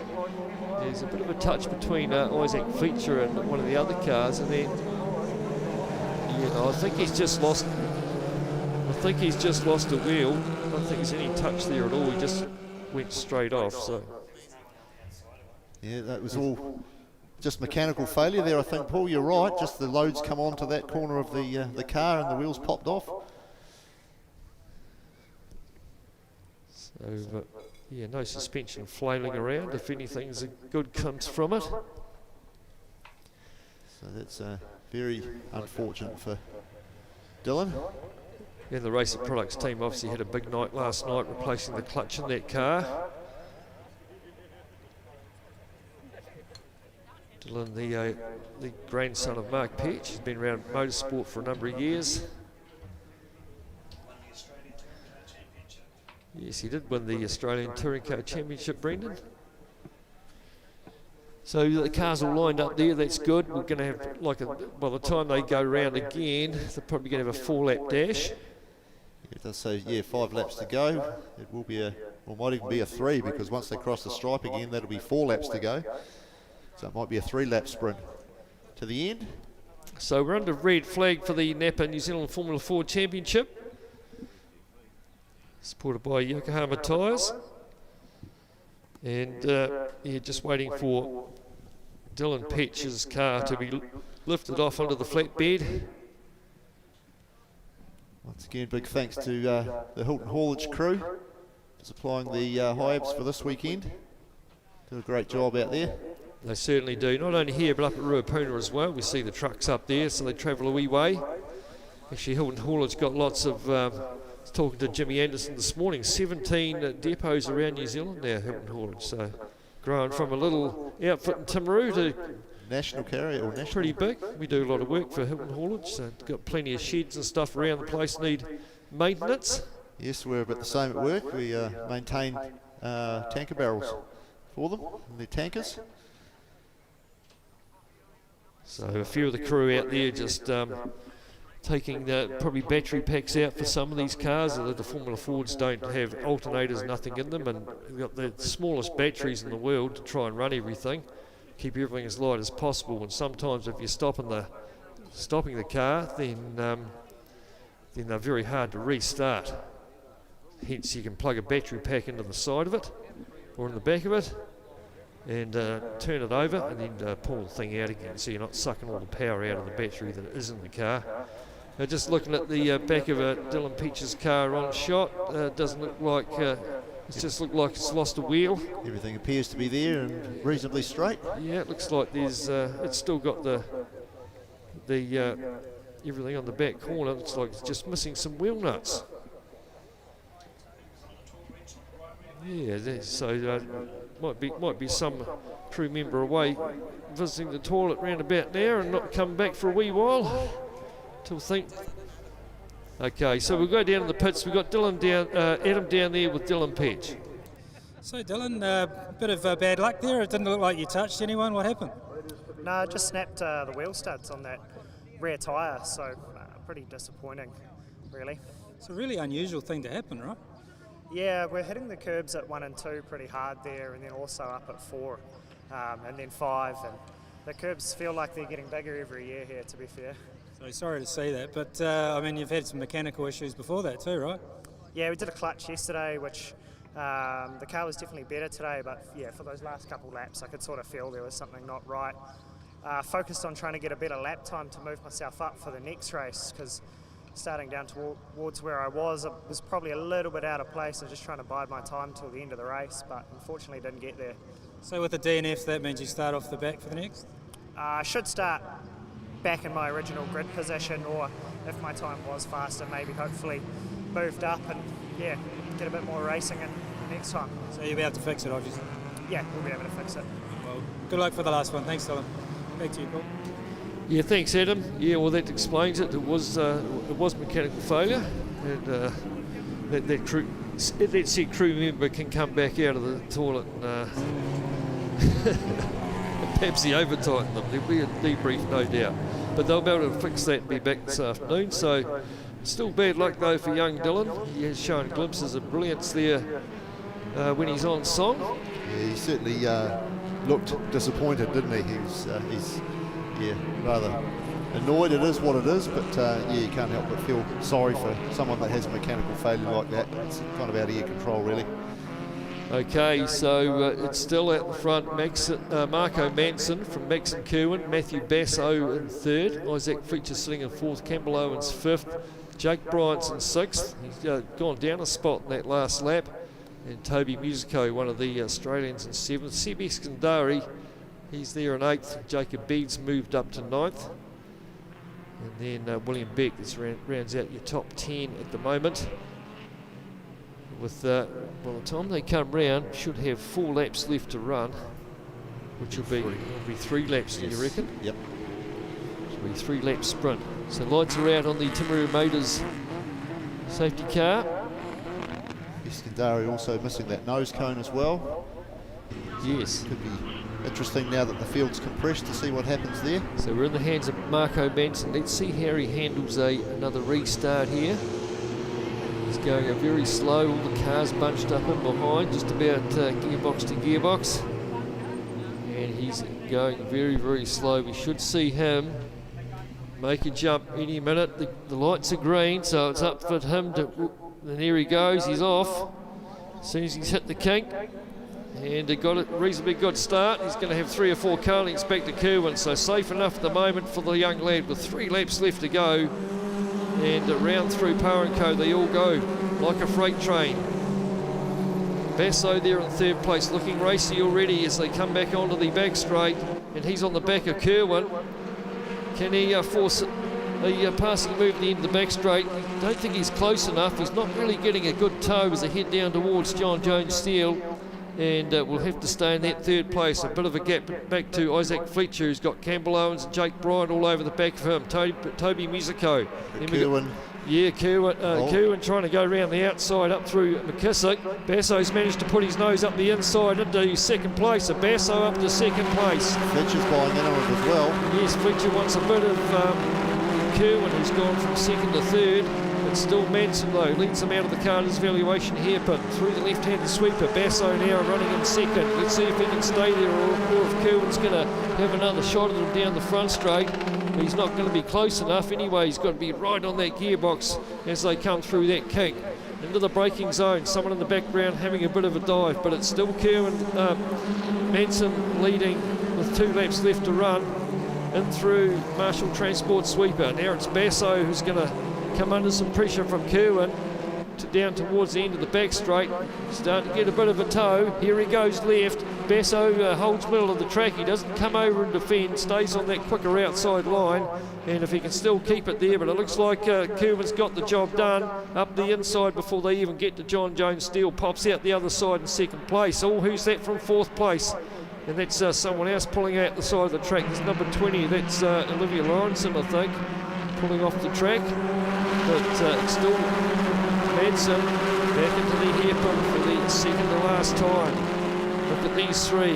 Kerwin in 2nd place. Basso there wants that 2nd position back. Through the left-handed sweeper they go. Bit of a gap back to Isaac Fletcher. Campbell Owens still over the back of him as they head down the kink and get the last lap board down the front straight. Here goes Kerwin trying to have a dive up the inside. No way through there. Pulls back in behind Manson. Down into the Parenco S's. Still these front 3 battling it out. Basso will try and do the up and under, will he, as they come out at Marshall Transport. It's going to be a 3-way drag down the back straight this time, a last lap. So if you've got something up in your bag, you've got to get it out now. Mix Kerwin getting a good toe. Manson comes across defensive left. Forces Kerwin to go right. Kerwin goes right, comes back left again, tries and goes up the inside this time. Manson gets the job done as they go through and pops out the other side in the lead. It was a great move from young Kerwin. He went right, then he come back left and left Manson sleeping on the outside and ducked through there. We haven't seen passing up the inside like that for a long time, especially going in through John Jones Steel. So it's under the Carter's valuation here for the last time. This time it's Kerwin that leads from Manson. Can Manson have a dive down towards the line? Through the left-handed sweeper they go. Down through the front straight, through the kink onto the front straight. Looks like Kerwin's going to do it. They come down to get the checkered flag. Kerwin gets the job done with that magic pass and takes the race win from Manson. Basso will take 3rd. Campbell Owens finally gets through on Isaac Fletcher. And Jake Bryant finishes 6th. Toby Musico 7th. Sebas Kandari 8th. And Jacob Begg in the end comes through at 9th. Fantastic stuff from the NAPA Formula Fords, and congratulations to young Maxim Kerwin, takes the race win. Well, that's passing move of the weekend so far, that one. That was an absolute cracker. He set him up, didn't he? He went right, then he come back left straight away, and Kerwin had Manson had no answer for it. And Kerwin will take the race win. So the results on that screen aren't correct either. It's Kerwin takes the race win from Manson. Basso 3rd, then it's Owens from Fletcher, Jake Bryant, Toby Musico, Sebas Kandari, one of the Aussies there, and the Aussies are 7th and 8th, and then it's Jacob Begg 9th, William Beck 10th, and then we cross to Cameron Freeman, Toby McCormick, and Dyson Freeman, Olivia Lawrence a lap down, and Dylan Petch obviously with that mechanical finishing 4th. Great stuff from the Formula Fords. So, but no doubt we'll have Adam down there trying to track down young Maxim Kerwin. He'll be pretty stoked with that move, and like we were saying, we haven't seen a move like that in a long time. The old right and left and up the inside trick. But well done, the young fella. So Adam will be down there waiting for them to come in. So we'll hear from them shortly.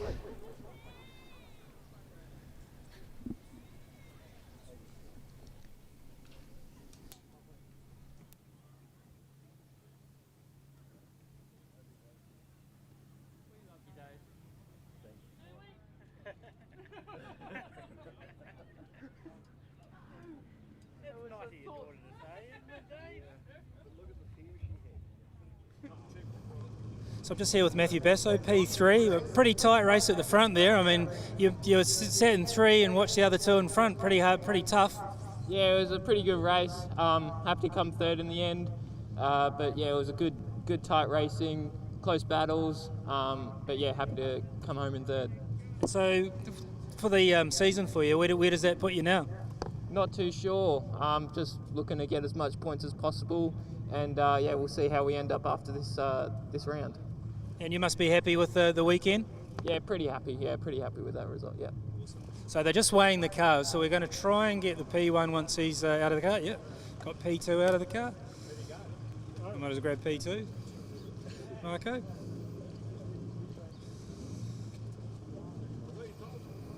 Real busy race for you guys out the front there. Yeah, it was quite a busy race. How did you find the obviously you had the red flag. Was it tricky coming back from that? Yeah, I think the tyres might have been a little bit butchered, so towards the end of the race it was a bit hard, but yeah, still good points for the championship. So obviously you've been running at the front all weekend, so you're happy with that? Pretty happy, but yeah, we'll have to see what I need to work on for the next race. And with these tyres, how much do you have to be careful with them? I think they're like any tyre, if you cook them, they're just going to be gone for the rest of the race, so just got to treat them really nicely for the whole race, and it will treat you nicely for the whole race too. And so you're noticing it with this temperature coming up today, big hot sort of sunny day? Yeah, it is getting quite hot for the tyres and the car and everything, to be honest. And with a 12-lap race, sort of different mindset? Not really, just another race, so yeah, just trying to do my best, yeah. Awesome, well done for P2, and hopefully we've got it come along over here. That overtake you did down the end of the straight there, tell us about that. Yeah, it was awesome. Good race to everyone out there. Marco raced me hard, but yeah, came out on top. So he's talking about his tyres really going off. Were you feeling the same? No, my car was good. The crew did a good job making my car fast. Awesome. And the 12 laps with the sort of interruption in the middle, how did that sort of change your mindset, or you just straight back into it? Straight back into it, try to get past Marco, and yeah, I did so. You guys are having a great battle this weekend. You must be happy with that. Yeah, it was a good race. It was fun. The crew did a really good job to make the car fast, and I was able to get around Marco. Awesome, well done for the win of that race. So we'll go back upstairs and the car's about to go out, so over to you, Paul. Thanks, Adam. Yeah, crew did well, won the race. Tick, tick, 2 ticks in the box. Thanks to the ladies out the back for cooking. Yeah. Game of 2 halves. Game of 2 halves. Alrighty, so next up we've got the 24 Red Racing supported SS Cup class. So it is a reverse grid by handicap race. I was having a chat to cousin Josh yesterday in the Crow Sport Subaru, congratulating him on how well his restarts went. So he just thought, well, he said the first time he did the restart, thought about 5,000 revs, just be coming on the edge of boost, and that worked. Because that worked the first time, we'll hit repeat. Yeah, we'll do it again, rinse and repeat. Did say it's getting a little bit tight, getting through the cars in the other classes for SS Cup, and Steve Parker as well said, you've got some of those big NZ6s in the field, and if they're 2 abreast going down the back straight, you just really have to sit there patiently and wait. Also asked Steve why he started from pit lane in the race yesterday, because he went under their breakout time in qualifying. The penalty is he had to start from pit lane, and now he has to start P37 for the weekend. So Waste Potato said he was only just a smidgen under the breakout time. It doesn't matter, if you're under, you're under. But obviously he's turbocharged his GT86 Toyota, and it's significantly quicker. Yes, these reverse grid handicap by class races always deal up a bit of carnage. We did have some safety cars yesterday, so it'll be interesting to see what happens today, whether the drivers are a little wary of that now. Yep. But have to behave. It makes it exciting for the spectators when you've got the faster cars trying to make their way through the field. So we should have John Ling and Lyndon Preble starting on the front row, then Flynn Mitchell, Lincoln Brunton, row 2, Richard Simpson, Matt Ryan, row 3, Warren Walker, Michael Diver, row 4, and then Dave McLean, Josh Mitchell at a row 5, Peter Sutherland, Peter Swaney. Don't know if we're going to see Peter Swaney back. He had a little incident with the Castrol liveried Altezza yesterday. I did apologise to him when I was at the top end of the circuit by putting the commentator's mocker on him. Then we have Steve Parker, Jake Cunliffe starting out of 13 and 14. Belinda Hargraves in her BMW. We'll have Trevor Parmenter beside her on the grid in his RX-8, keeping her company. Tim Leonard, Chris McCrowd, then Graham Alou and Mel Waters will make out the top 20 for the very large SS Cup field. Good for them to turn on a good number of cars. Obviously mixed bag with some of the full-time SS Cup competitors, and not having NZ6s this weekend. And of course, Trev Parmenter was he was heading towards almost a race win yesterday, but unfortunately he finished under safety car, so it was what it was. But he was the one that was probably looking to be, well in the hunt for that win. It's the clown on the bank, and we're not saying that to any of the spectators. It really is a clown on the bank there, B2, for those watching the feed. On a hoverboard. I don't know if I'd be coordinated enough to have a go at that. No, me neither. It just sounds like a recipe for broken wrists or something. That's all right. I know someone at ACC, they can look after us. Yeah, and they could prove the claim. They could prove the claim. Look, it's on video. That's right. Okay, so we just got the 24 Red Racing SS Cup field forming up on the Pro-Wear front straight. So there is the 902 car, that's Lyndon Preble, starting out of P2. John Ling had the, I think 33C, the Renault Megane. Yeah. Which is quite a sexy looking little machine. The 33 car should be starting out of P1. Richie Simpson there in the 188, had a good run yesterday. So that's the Honda Civic, Richie all the way up from Alexandra. Is that Lincoln Brunton rolling through in the RX-8 that he's also campaigning in the Pro 8 class this weekend. We just see Matt Ryan in that very rapid looking little Honda coming up to start out of P6 and car 65. You can see the gap in the grid there, that's where Peter Swaney would otherwise be, just behind Josh Mitchell. And also a grab on the grid, the front row, where John Ling should have the Renault Megane parked. So lights on, getting ready to hook up. Oh, a little bit sneaky there. Flynn Mitchell there. And we've also got the, we might have a meatball flag there for Lyndon Preble in car 902. He's got the hatch open. They all negotiate their way safely through the Power and Co S's into the Marshall Transport Sweeper. And I'll be heading off down the draft line back straight for the first time under racing conditions this morning. I don't think Flynn Mitchell came out of the box before the lights went out, so hopefully he's okay. It's okay. But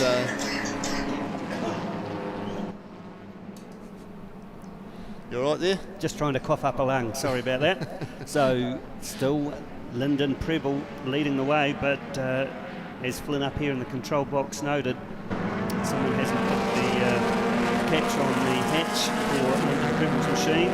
Anyway, just on the inside there goes Nick Ryan in the number 65, a very rapid little Honda. Lincoln Brunton, I think, trying to keep Nick Ryan honest, coming out of the left-hand sweeper, they're coming pink down to the front straight. That's the number 18 car, Flynn Mitchell. Oh, a little bit out of shape there for Matty Ryan as he breaks into the Power & Co S's. Coming off the pro rear front straight, manages to keep it hooked up though. Preble out in the dirt. Drops a wheel off there, that might allow Richie Simpson a bit of an opportunity. Quite, actually, he dropped back a position there, and it's Michael Diver's got past Richie Simpson. So down through the field we just see the 129 car, Steve Parker utilising his extra horsepower under the hood, but there is race leader Matty Ryan out of John Jones Steel into the McKissick curve. Flynn Mitchell, Lyndon Preble. Very, very busy heading in towards around the McKissick curve at the moment.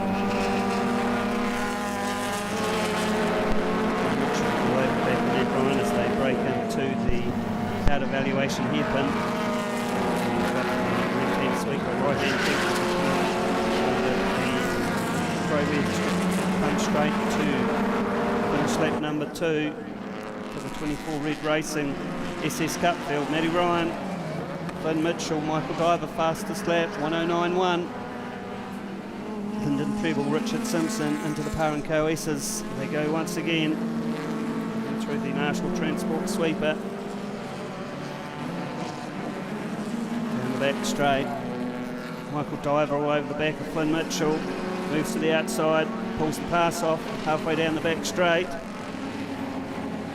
So he will be now off hunting Matty Ryan. Right up on the tail of Matty Ryan already as they come round through John Jones down towards McKissick. Just sitting on his tail, 2 Hondas out front. Of course, the SS Cup has a breakout time as well. Can't go any faster than 109.0. Flynn Mitchell just having a wee look up the inside. Not close enough to pull it off. Diver all over the rear bumper of Matt Ryan. Around the left-hander. Chasing pack. Red flag. So we've had an incident somewhere on the track. Red flag's been posted. Oh, cousin it's Josh. Josh Mitchell. And it looks like he might have a repeat of what happened at Teretonga. We've got a lot of smoke coming out from under the bonnet of that Subaru. Josh safely out of the car though.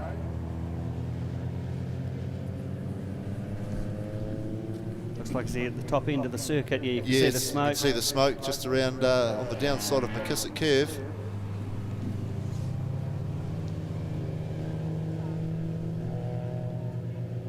So, red flag, cars will form up on the grid. Well, there's Josh opening the bonnet. Extinguishes out. Well, that's disappointing for Josh. After having the same thing happen at Teretonga. Just got the car all back together on Friday night. Had a good run yesterday, picked up a podium. Don't want to throw anyone under the bus, but he did say Trevor did a bit of work putting it back together for him. Josh, of course, works at Trevor Crowe Subaru in Christchurch. If you're after a Subaru, pop up and see them perhaps. Yeah, well, smoking.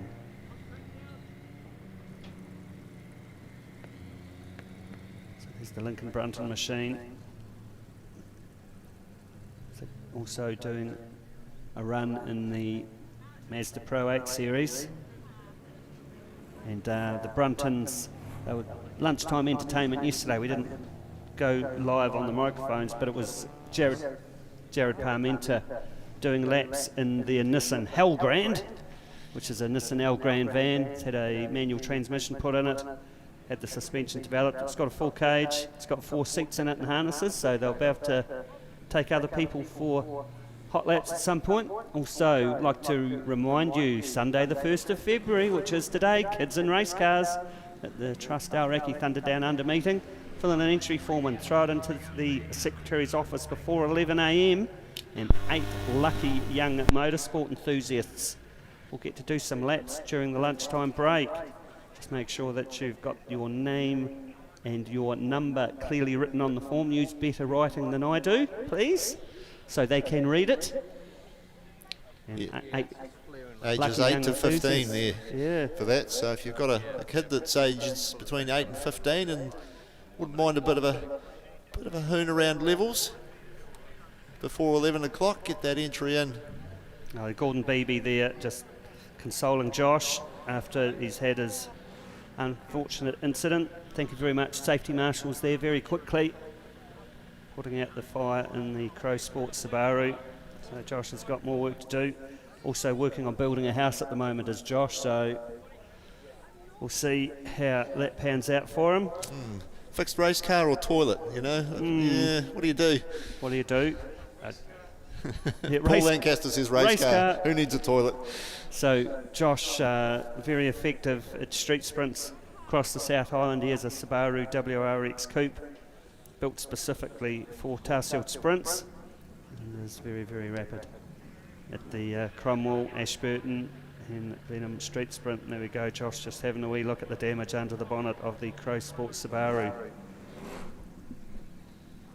So they'll get that car out of the way. Just looking at a gentleman on the bank getting his umbrella sorted out there before. Just make sure you slip, slop, slap if you're out on the bank and you're a pale-skinned person like me. Go from white bait to lobster in about 15 minutes. Great to have another day of summer. This is what summer looks like. Yeah. Just in case you've forgotten. I'd almost forgotten. We had Thursday afternoon, we had some summer out here. High 20s, was a lovely afternoon till the southerly front came through. It dropped about 10 degrees, didn't it? Tried to blow our gazebo away. But then later in the evening it did come out nice. So we sat on the north side of our camp, out of the breeze, having liquid refreshments till about 11:30 in the evening. Great time.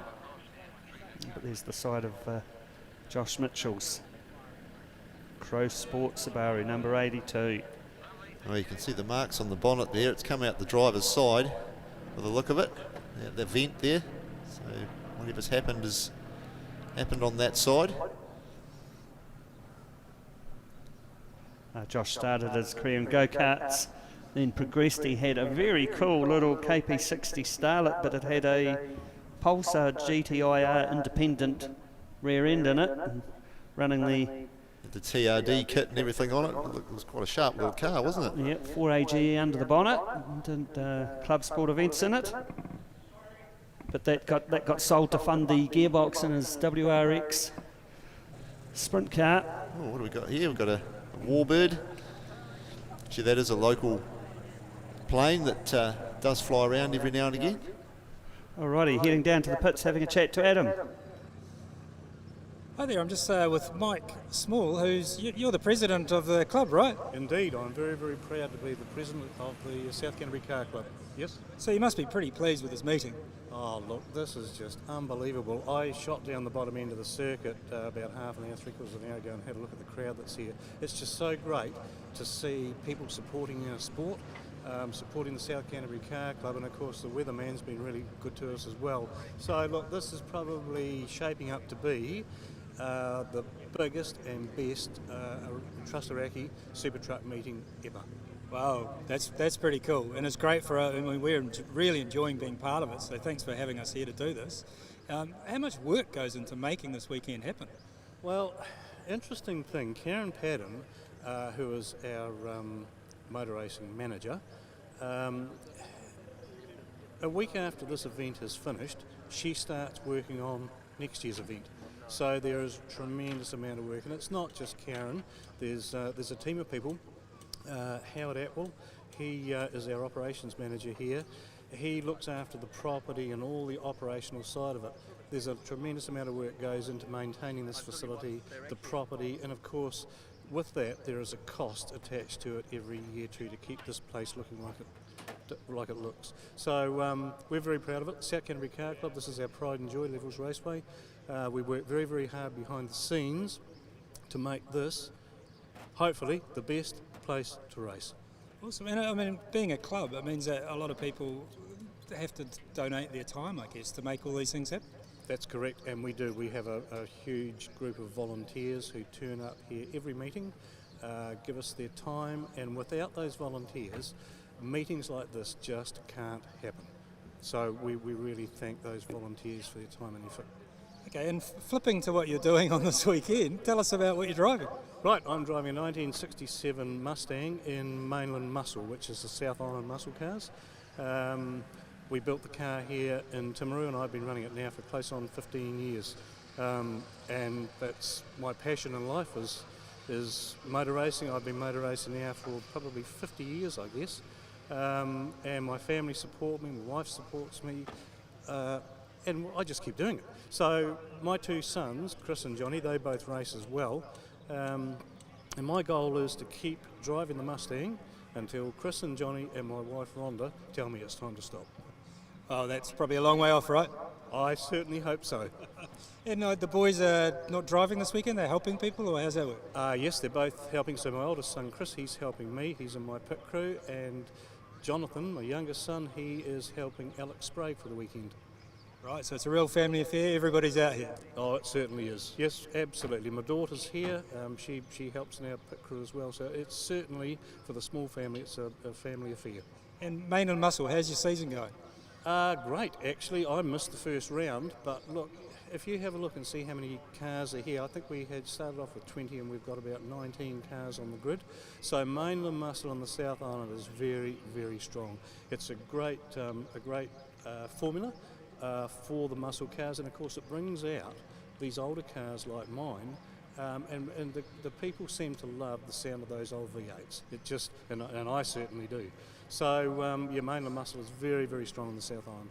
Some of those old V8s don't sound very old. Some of them pulling some big revs and big power. Yes, I think you could say that. The technology in my engine anyway, compared to the year of the body, there's a considerable difference. Yes. And so tell me, the season for Mainland Muscle, how many meetings, where to next? Right, so they have 5 rounds. They started off this season at Ruapuna in Christchurch. They've got this weekend are obviously in Timaru. Next weekend they go to the Scope meeting, and then they do a meeting in March, I think it is, at Tiratonga. And you've got something special for the last race today, right? Right, so the last race today for muscle cars is an all-in. So we've got Central Muscle Cars from the North Island here. The last race of the day for the muscle cars is all-in. So it's a North versus South challenge, and I believe that's going to be an absolute spectacle. And who are you picking for that? Oh, don't ask me. I don't know. Obviously, I would like to think that the South Island would win it, but who knows? Awesome. Well, enjoy the rest of the weekend. You guys are going out on a race? Very, very soon. I've actually got to get myself fitted up and ready to go. So we're on the track in about 15 minutes. All right. So I'm hearing from the officials there might be a little bit of a delay. So if we cut out to the track, we'll go find another couple of interviews and see what's happening down here in the paddock. Thanks, mate. Thank you very much. Thanks, Adam. Thanks, Mike Small. Growing up around the South Canterbury Car Club, I remember Mike Small running a Mark 1 Escort with a rotor in it. And later on, I think he might have had a Starlet with a rotor as well, but pre-65 AP6 Valiant. And now he's running that lovely Mustang in the muscle cars. So there is Josh Mitchell's Crow Sport Subaru looking a little bit forlorn there on the back of the Hilton Haulage flatbed truck. Yes, and of course they'd have to make sure that car is fully extinguished before it even goes anywhere near that truck. So there would have been a little bit of time there just to double and triple check that the extinguishers had done their job. So you might need to get a mechanic as well as a priest to get rid of the demons out of it before it hits the track once again. At least he's working in the right place at the Subaru specialists, so they can pull it down and see what's happening. Got the volunteers there just checking the circuit where Josh ran off the road while he had his onboard fire, and Mike Small did mention the volunteers. We've got 70 to 80 volunteers helping run the show at Timaru International Motor Raceway this weekend, brought to you by Trust Aoraki. Thanks to them once again for coming on board. Just also, we can't mention it often enough, Trust Aoraki, Thundon Down Under, kids and race cars. Make sure you get to the Secretary's office before 11 o'clock. It's 11 on my watch at the moment. Get your entry in. Make sure you spell your name right there and use your neatest printing. We have a cell phone number there so we can get hold of you. And then during the lunch break, 8 lucky young motorsport enthusiasts aged between 8 and 15 will get to do some laps around Timor International Motor Raceway. Okay, just cleaning up some fluids on the circuit. Well, maybe he's dropped an oil line or something like that. And it's, you know, the heat that's under those bonnets, it's probably pretty easy to catch fire, so he might have blown that oil line, dumped it on the track, and she's gone up. Need to get that cleared away safely before we send these pilots out once again for the 24 Red SS Cup field. Matt Ryan was leading. Flynn Mitchell, Lyndon Preble, Richard Simpson, Michael Diver, Lincoln Brunton, Warren Walker. Josh Mitchell was running in 8th. Peter Sutherland and Jacob Cuniff.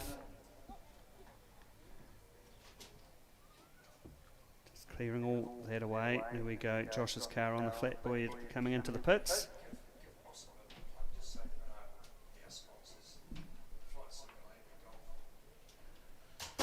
So also remember, if you want to have a go at motor racing but might not necessarily have access to a race car, head on down to Hoss in the arcade in Timaru.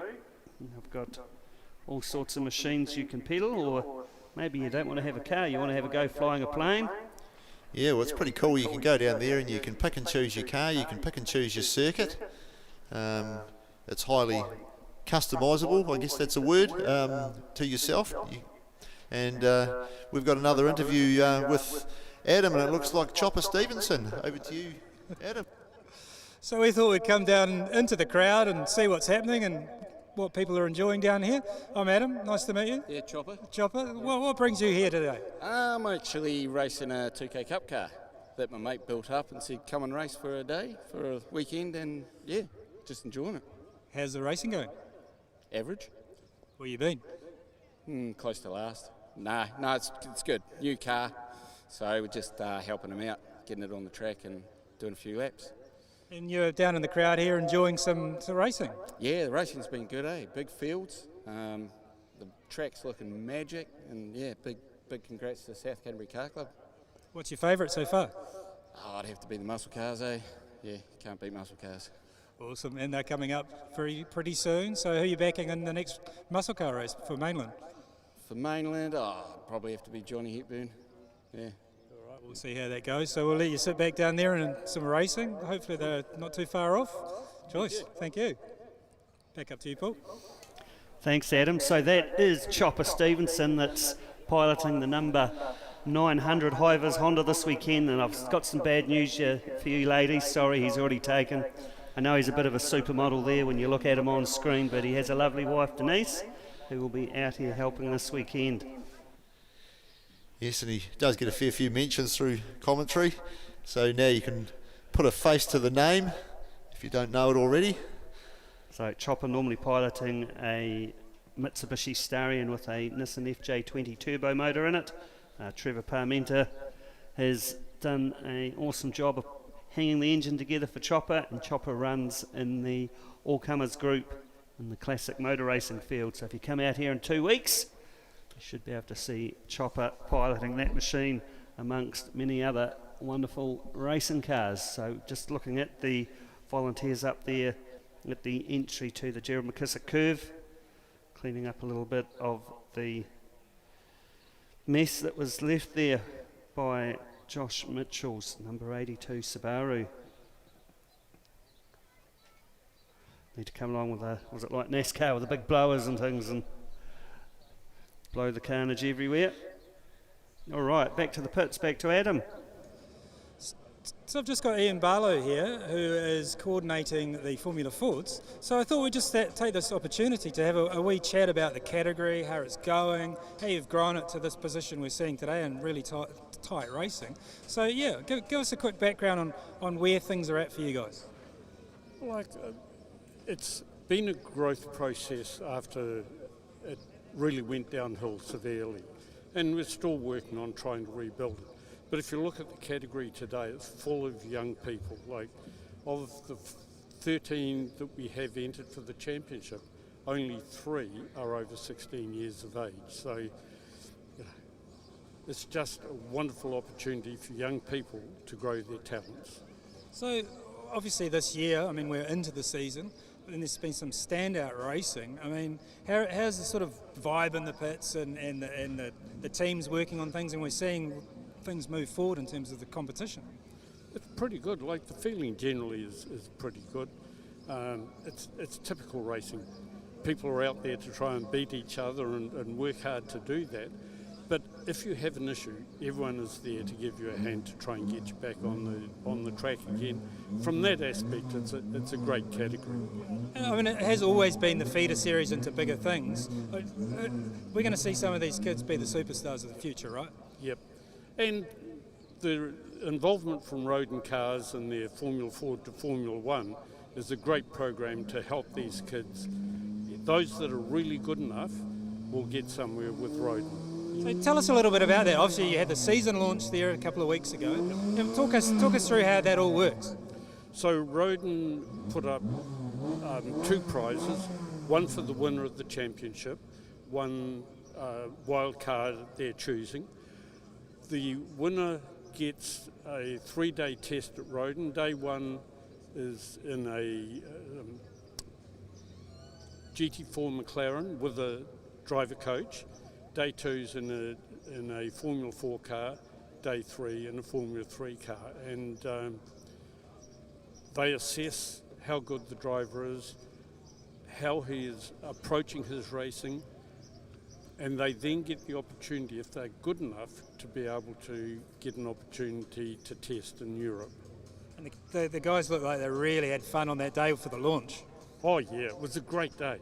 You know, it's the facility, the opportunity to go and look at that, and the fact that they've put that amount of effort into supporting us is just fantastic. You can't buy that, you know.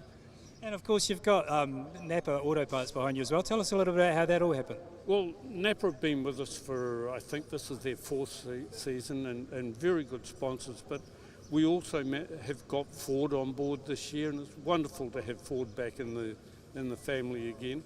We're very blessed with the sponsors that we have, and without them, of course, we can't go racing. And real standout racing too. We've been really enjoying watching it. I think we put on the best racing at any race meeting generally. And the longer races, I mean, that's obviously giving them a lot more seat time than traditionally we see 6 or 8 lap, and this morning we had a 12-lap race. That's giving them some real learnings on their car craft, correct? Well, it teaches them how they have to sometimes hold themselves back before attacking. Sometimes they have to attack. So the longer the race, the more mental effort has to go into it. Also, one thing, what's the youngest and what's the oldest driver in this category? The youngest is 12 and the oldest is 26. That's quite a range. So, being 12, do you have to have a special dispensation, or how does that work? You can get a licence in New Zealand from Motorsport New Zealand at 12 years of age. Well, and they've obviously got some experience to get out of a kart into one of these, right? Well, look at a lot of these kids. They get into karting at 5 years of age, and it's just, the talent is amazing for the age. And with the tyre that you're running here, so it's not a slick type of tyre, it's a semi-slick. Is that the real levelling thing, or I mean, obviously the category is very tight and the way everything runs with engines. Where's the edge? Well, it's a dot-rated tyre, and it was introduced because the previous tyre we ran was just starting to get too expensive. These, like, tyres aren't cheap. You have to have a set of tyres for each round, but this has been the best way forward. It's different to how the old tyre worked, but I think we've got a good balance in how we're presenting the tyre today. And so engineering is a big key to it as well, just making sure that chassis is tuned right to be right at that pointy end, right? Yeah, that's right. Like, it's not only drivers we're developing, it's engineers and mechanics as well. And these cars are so adjustable. you have to know what you're doing to get the best out of it. Well, I can hear a lot of adjusting going on in the background there with some car repairs and some like getting that tuning right on the chassis. But I can also hear the cars going round again, so that's probably a note to go back out on track and see the racing again. Over to you, Paul. Thanks, Adam. Good to hear a little bit of the background about the NAPA Formula Ford Championship.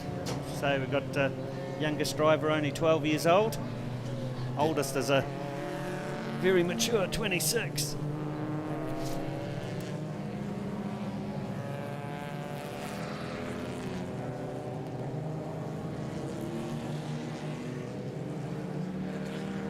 Okay, so we just heard Josh Mitchell's car was an oil fitting that came off the oil cooler and pumped all the oil onto the circuit, and it was worse than the fire he's had in Teretonga. Well, my guess wasn't far off the mark then, was it? No, not too far at all. So we'll have 5 laps left to run for the 24 Red Racing SS Cup field as they cross the line.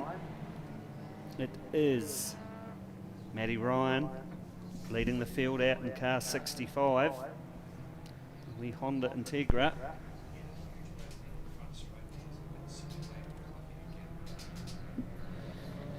You're probably lucky to be where he is. Paul just saying he had a bit of a massive moment at the end of the front straight there, a couple of laps in, managed to pull it back together. But, pretty good peddler is Matt Ryan. So just watching that safety truck come around, it'll peel off this time, the lights are out. The start will be under the control of Matty Ryan.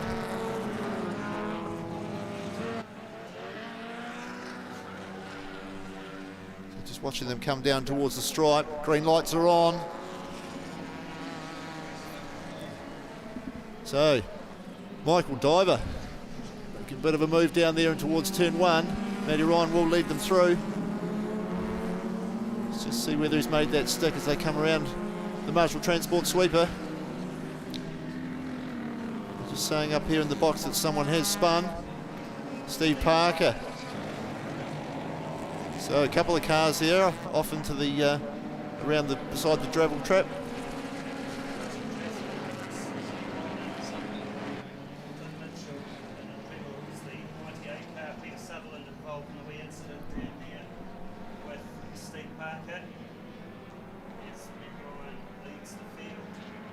So we just see Steve Parker get down the back straight there now. He's up and running.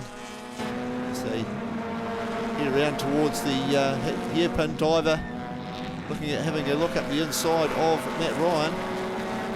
Quite close enough to make it stick.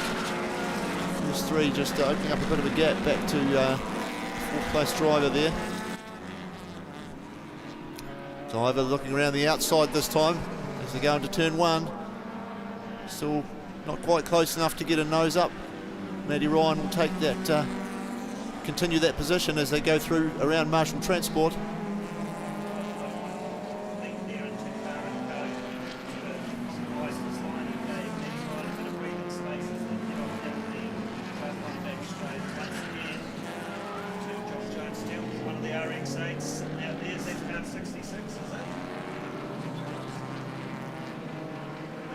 That's Trev Parmenter, is it?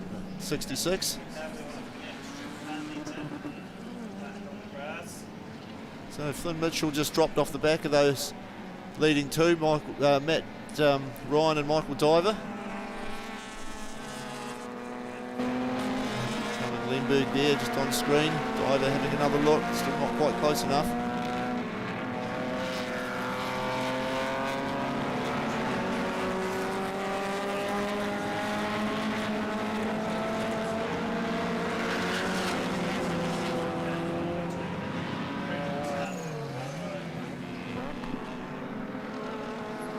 Parker just in the pits there currently, making his way into the terra firma. He's obviously decided his race is done.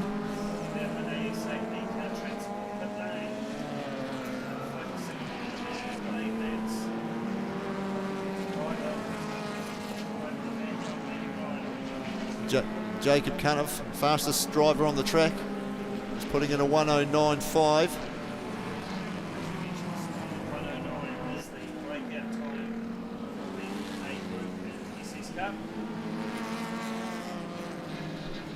So those first three, line astern. Still no positional changes.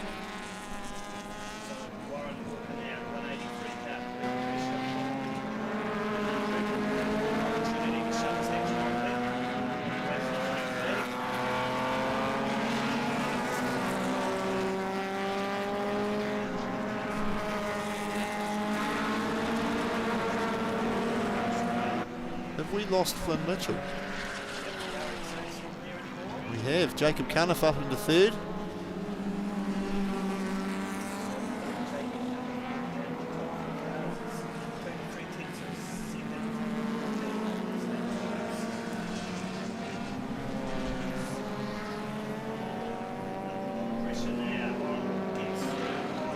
There's Flynn Mitchell.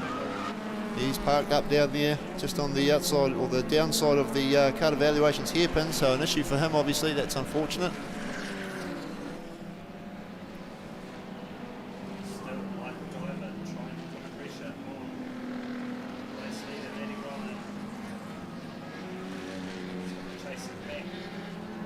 Lyndon Preble, Warren Walker, Richie Simpson in there as well, and the Integra.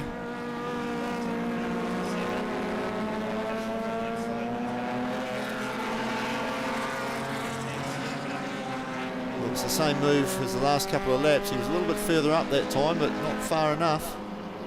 Looked down the outside coming down the front straight, but again not close enough, 2 or 3 car lengths back. Last lap borders out for the leaders.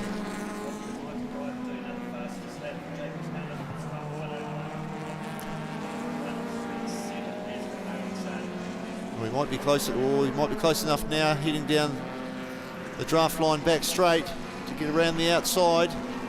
Cars neck and neck.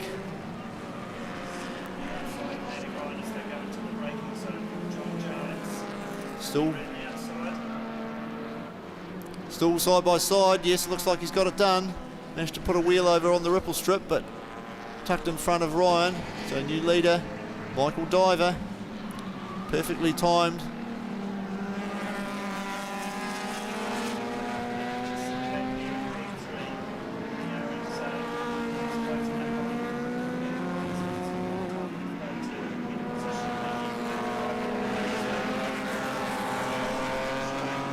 Let's have a look. He's probably not quite close enough to Matty Ryan. Let's just have a look to see what he can do. Yeah, it was too big, so he'll take third. Michael Diver takes first place. Matt Ryan second. Jacob Cuniff third. Warren Walker will take fourth. Richie Simpson. Lincoln Brunton. Lyndon Preble. Jason Kelly in the 280Z. Another good showing from him. Carmen Lemberg and Brad Ray take out the top 10.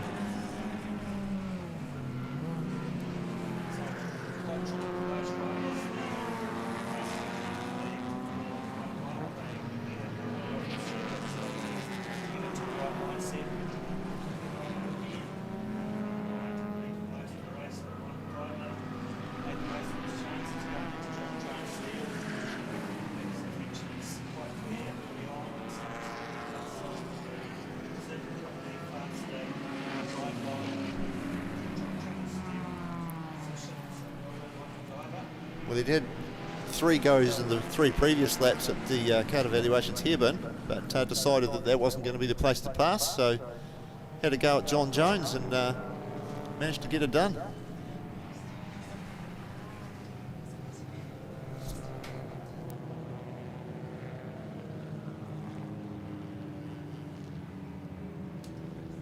As the SS Cup, 24 Red Racing SS Cup field comes into the pits.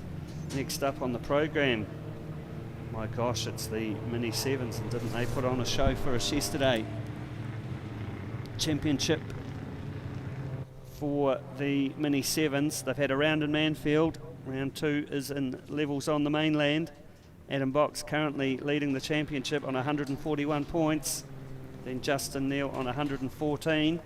32 points for a win. So yeah, it's still up for grabs, down to third there. I think it's who's in third place. Logan Pelling's got an outside chance. If these top 2, Adam Box and Justin Neal, have a DNF, he could come through from that third place. But Adam Box just slightly extending his lead. He come into the weekend 24 points in front, and now at the moment he's got it there at 37 points. So just eking it out a little bit, like you say, 32 for a win. He's going to have a good race this time, and at least stay with Justin Neal is what his plans should be. Got Adam down there standing by with Peter Diver. He got the win just towards the end there. We'll cross down to Adam in a minute. He's just pulling his helmet off, but we'll go as quick as we can. So, great race. It's quite a long time on track for you guys. You must be getting hot out there. Yeah, very hot, because I just double run an OSCA as well, so I've been in the car for a long time. Those last few laps were pretty full on. Yeah, they were, yeah. We're having a pretty good battle with the Integra there, so yeah, very close to each other. Get a wee tap at the end there. Yeah, the love one. He gave me a love tap in the last race and put me in the gravel too, so yeah. So it's all on. How's your season going? This is only my second race, or second round this time, so yeah, only a part season this year, so yeah.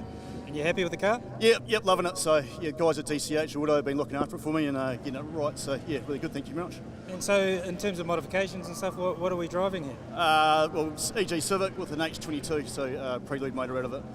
And any other modifications? Just suspension and brakes, everything else is pretty standard otherwise, so yeah. So one more race? Yeah, yep, one more race. All right, go well. Thank you guys. All right, we'll get to our P2 here.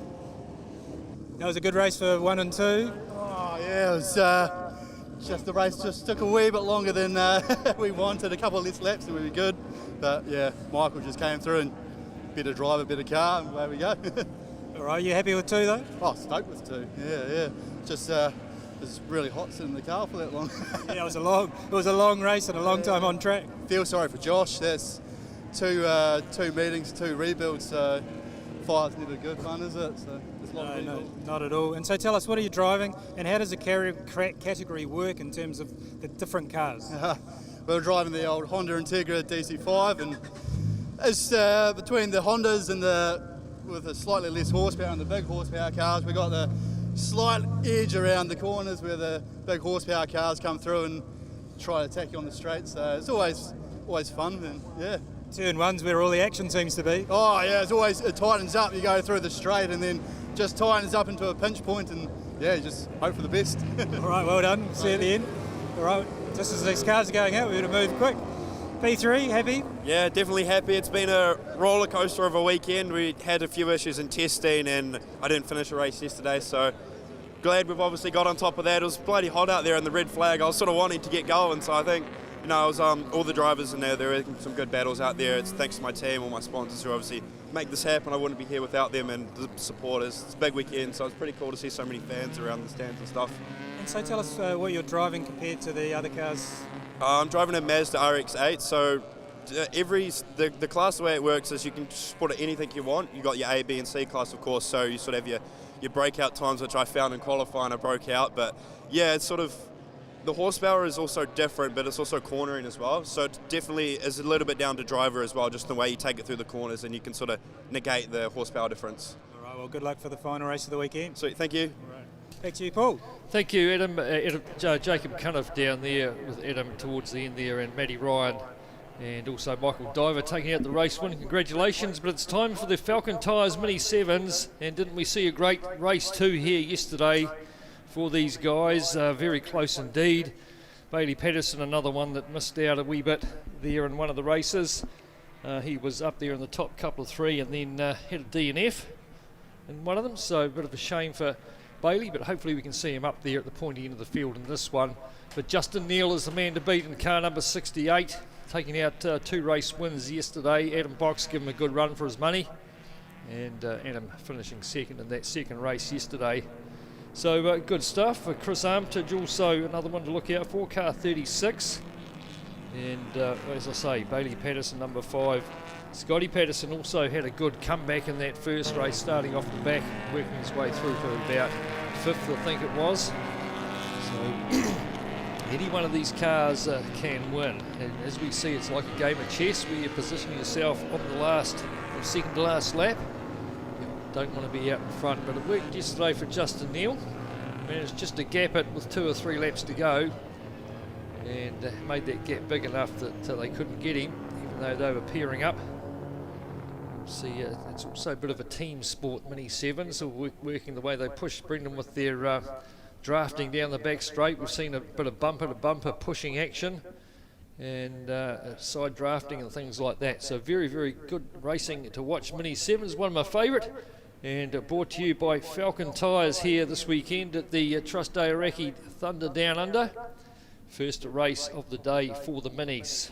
So Adam Box, we checked out his car yesterday and we didn't appreciate it up here in the control tower, but it's actually painted in the chameleon paint as you walk around it. The colour changes, looking very resplendent, lovely sunny day. Must say the Mini 7s have got the best liveries out of any class here this weekend.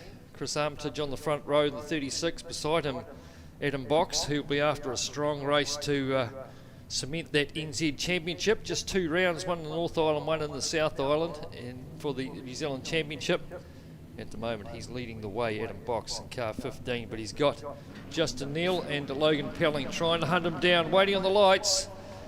A wee bit of a creep there from Adam Box, but they're underway, and everyone gets away to a good start as they get the Minis driving their way down towards the Par & Co S's, and it's going to be Adam Box leads from Chris Armitage, who started in that P2 position, and the disadvantage there on that outside line didn't work for him, and it's going to be Adam Box leads him down the back straight. First up, and we've got a bit of a line up of them going already. We'll see who's going to pair up. Looks like Bailey Patterson's getting a good tow from Lockie Penrose back there in 4th and 5th as they freight train their way down towards John Jones Steele for the first time. A 6 for the Minis, and down to John Jones we go, and already someone looking racy around the outside. Looks like Chris Armitage is coming under some pressure from Justin Neal up the inside as they come down into the McKissick curve, and Justin Neal goes up to 2nd.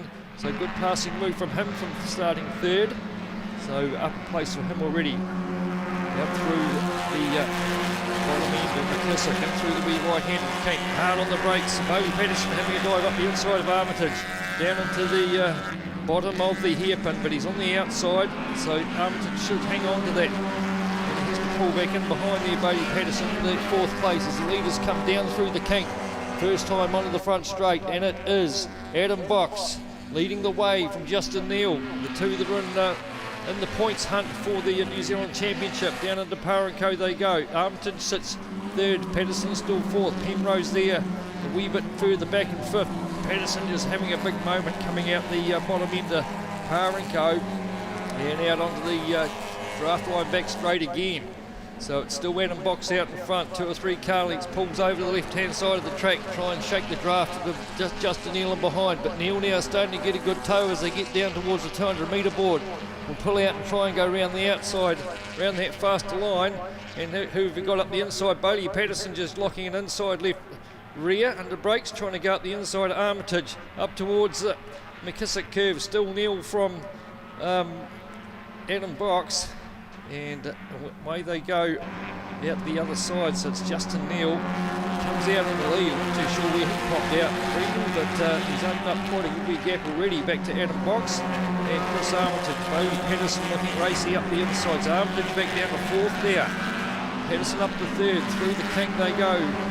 It's Justin Neal, winner of yesterday's 2 races, got about 6 or 8 car lengths back to Adam Box, who's going to come under some pressure shortly from Bailey Patterson in the 5 car. Now it's a little bit further back, it's Penrose trying to have a look at Armitage down the braking zone, no way through.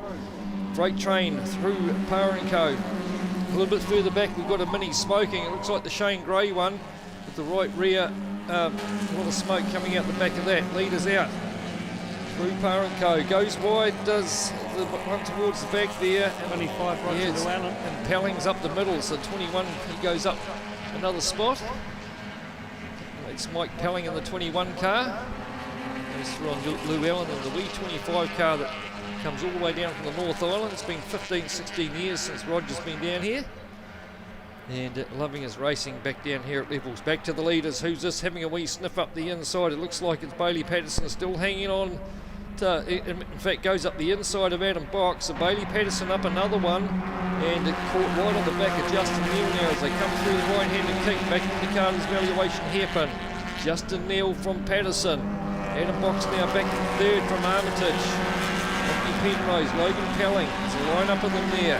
So come back through the left-handed sweeper. Mike Pelling leading the next bunch of them further down the track. He's got Llewellyn and Benison and Wilson tucked in behind him. Here's the leaders down towards Parenco. Still Justin Neal leads from Bailey Patterson.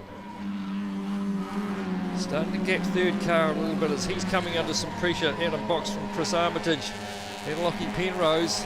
We've got the meatball flag out for the 73 car. Shane Gray with that smoking right rear tyre as we're back to the leaders. Patterson now getting a good toe down the back straight. Justin Neal goes left, goes defensive right on his bumper now is Patterson. Look at this as they head down. He pulls out with 150 metres to go down towards John Jones Steele, but no way through there.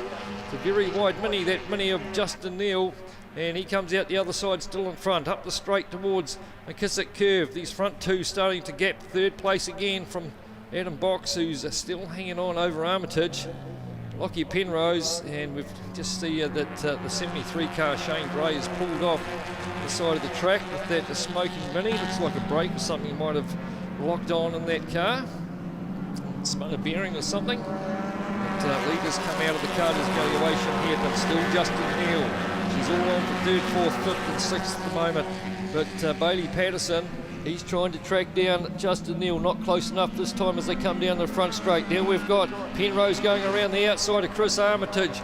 Armitage still got a nose up the middle though as they get down to the braking zone, and it looks like Penrose has got the job done and gets up to that third place. A good passing move from Lockie Penrose. In through Marshall Transport Sweeper. Justin Neal still leads the way from Bailey Patterson. And Bailey just trying to get another toe down the brake straight, but he's not quite close enough. And now we've got Adam Box trying to make a move back, so he's fallen back to fifth. Gone through on Armitage now as they head down towards John Jones Steele. Armitage still up the inside though, and will probably still hang on to that when they come out the other edge. So Armitage still on fourth from Adam Box, who's was leading early on. Now he's dropped down to fifth place, Adam Box. He's got 37 points in the bag for the New Zealand Championship at the moment, so just taking it nice and easy there from fifth as our leaders come back down into the Carter's valuation hairpin. Patterson, what can he do from there? 2 laps left to go. They should get the last lap board this time, so he's in a good spot. Bailey Patterson will be counting the laps down, waiting for that last lap board to come out, and out it comes. Justin Neal, Bailey Patterson a wee bit closer this time, just starting to get a bit of a suck as they go down the front straight. We'll have to save it for the back straight though. Concentrate on getting a good drive out through the Marshall Transport Sweeper. In they go. Justin Neal still looking pretty solid though out in front. Patterson a lot closer this time as they head down the back straight for the last tourney. And a bit of a gap back to Lockie Penrose, who's gapped Armitage a wee bit. But here goes Patterson. What can he do? He pulls out to the right-hand side. He'll try and go round the outside of Justin Neal. It looks like he might be deep enough he can stay there. Justin Neal's still got his nose up the inside through John Steele. They go still side by side, the two of them on the run up to the McKissick Curve. But Patterson just got his nose in front, but Justin Neal's got that inside line into McKissick Curve and hangs on to it. But she's not all over yet. Round through the big left-hand sweeper. Bailey Patterson still on the bumper of Justin Neal as they come through the kink back into the hairpin. And look who's joining the party in the background. Looks like it's Lockie Penrose. Up the inside goes Bailey Patterson. Try and go around the outside this time of Justin Neal. Looks like he can stay there. It's going to be a 3-car battle across the line here. They come down through the kink. And who's going to get it? Around the outside, Lockie Penrose is on a run as well. 3 cars across the line at the same time. It's going to be Justin Neal gets it by 0.006 of a second. Bailey Patterson third, 0.023 further back. And Adam Box finishes fourth in the end, just 2 tenths further back and forth. Some great stuff once again from the Mini 7s. And Justin Neal makes it 3 from 3. Lockie Penrose around the outside for second. Fastest lap of the race, Adam Box at 1:18.2. Great stuff from the Falken Tyres Mini 7s. Brendan Nichols, what do you make of that? Well, that's what we like to see from the Minis. And we have had 3 across the line together previously for the New Zealand Championship in the Mini 7s today. They did not disappoint. That's what we like. Another 3-car finish across the line. 0.006 of a second to Justin Neal. Just goes to show you that positioning that transponder towards the front of the car can make all the difference. So Justin Neal there taking it out. Lockie Primrose, Bailey Patterson, Adam Box, Chris Armitage, Logan Pelling, Scott Patterson, Mike Pelling, Paul Benison and Barry Wilson are the top 10 finishers. Then we've got Daniel Burberry, Paul Hughes, Roger Llewellyn, Shane Gray, who did not finish there, had a little bit of a smoking problem, and Waugie Morgan did not start. He nosed car 69 into the bank yesterday, unfortunately did Waugie, but good effort. Justin Neal, Lachlan Penrose, Bailey Patterson, what a finish. It certainly was, and that's what we come to expect from them these days, the minis, and great to see such a big field of them, and they didn't disappoint, that's for sure. Penrose coming from back fourth there with a couple of laps to go to finish second. Adam Box, Chris Armitage in the end, he was running third for most of it, ends up fifth. But some very exciting racing there. And more importantly for Adam Box, a decent finish there in fourth place. So yeah, hats off. Thank you very much to the North Island competitors making their way across the ditch, coming to the mainland to entertain us. He did not disappoint.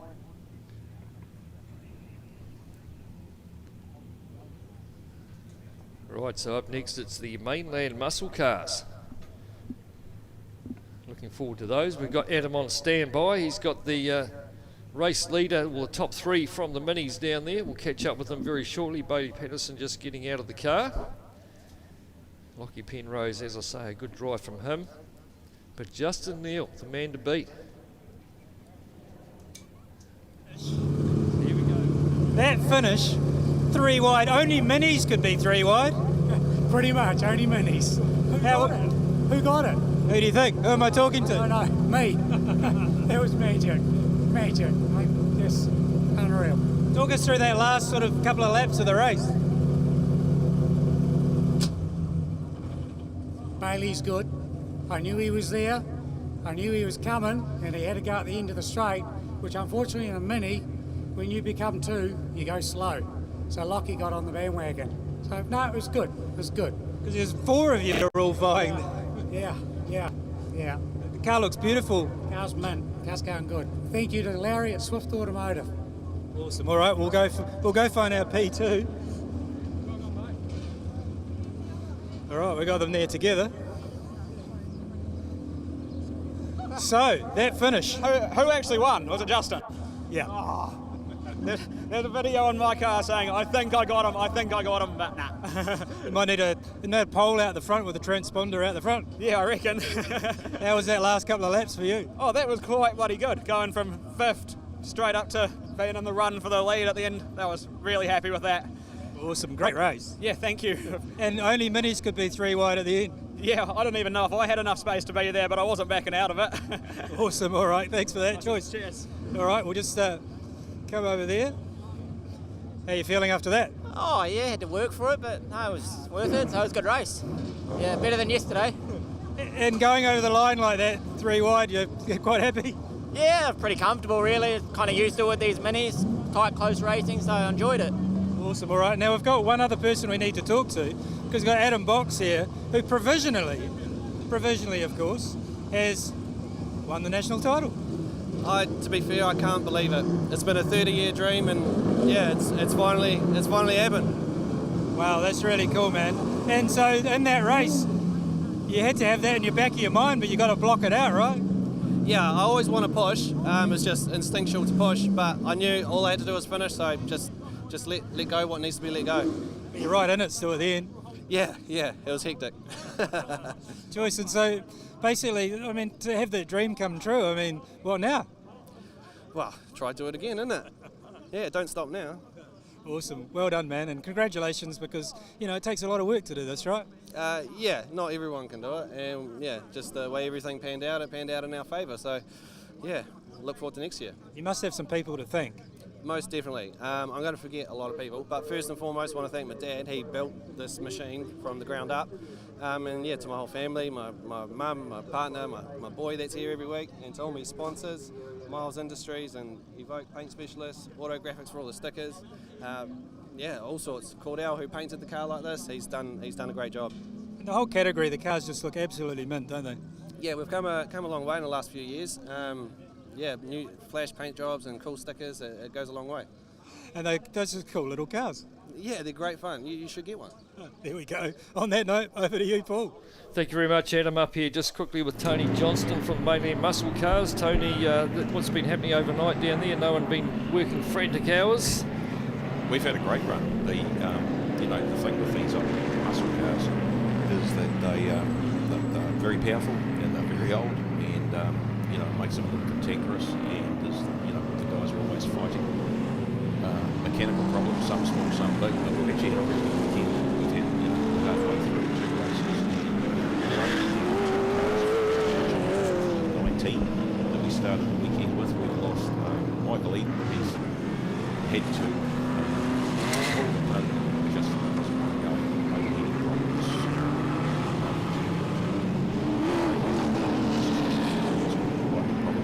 So Michael in Big Blue XY Falken is out. And the other one's Greg Donaldson with the gold 1970 Gen 2 Chevy Camaro. Unfortunately, he's out because of what he thinks is a pretty major engine problem. Unreliable for Greg, unusual for Greg, because he normally has great reliability with his engines. He's a clever guy, does a great job. So he's done the right thing and just pulled out to save any further possibility of damage. So, other than that, all good. The guys are all happy and good to go. Well, good. Colin Campbell would have been having a big night last night, would he, after his race win? That was Colin's first win with Mainland Muscle Cars, and he was absolutely stoked. Yeah, he was really, really thrilled. He was bouncing around, and really neat to see, right? He's come a long way. He comes down from Tauranga to race, so it's really nice when guys that put that kind of effort in get a good result. Right, down there on the grid, Rod Heyman starting off pole position. Has been a pretty good weekend for Rod so far, and beside him, Johnny Hepburn in the 52 Monaro. Go back to the second row, it's one of the crowd favourites, the big Dodge Challenger number 77. And we've got an empty space beside him, and then back to the third row there, Brian Scott in the 53, and the 81 there of Hamish Frew. So Braden Phillips also too very racy, double running the Mustang and also the Monza and the Central Muscle Cars. So busy weekend for the 43 team. Yeah, busy weekend for his crew of helpers too. Right, 8 laps for the Yellow Petroleum, 24/7 Mainland Muscle Cars, and we're off a slow start there from Rod Heyman off that dirty side of the track, but he's underway now. It's going to be Hepburn leads him down into Power & Co for the first time. For Rod Heyman, then Dwayne Engley in that beautiful Dodge Challenger, Braden Phillips as well.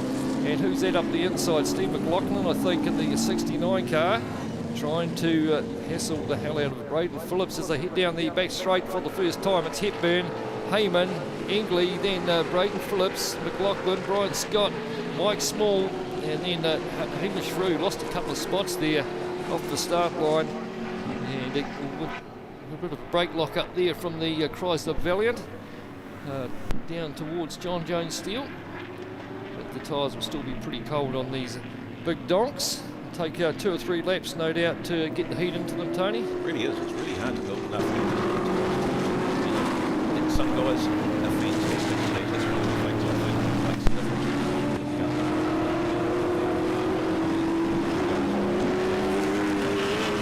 So Hepburn down through the key onto the front straight. Here comes Heyman just closing up a little bit in the ex-Craig Gilbert Chevy Camaro. Has a wee dive up the inside. There's a time penalty for the 52 and the 56. So both cars off the front row have jumped the start. So time penalty, probably 5 odd seconds I would guess. So these two really got to clean themselves out and to get away from the guys in behind if they want to get that, keep those spots in front. Phillips now up to 3rd place, a wee way further back. Engley still hanging on to 4th from McLaughlin. Brian Scott just starting to stretch themselves out a bit. Tinley back there in the Monaro as well in the 29. And they're all starting to space themselves out. Good to see the ex-Pre-65 car out there, car number 27 with John Smolensky. And these two cars out in front.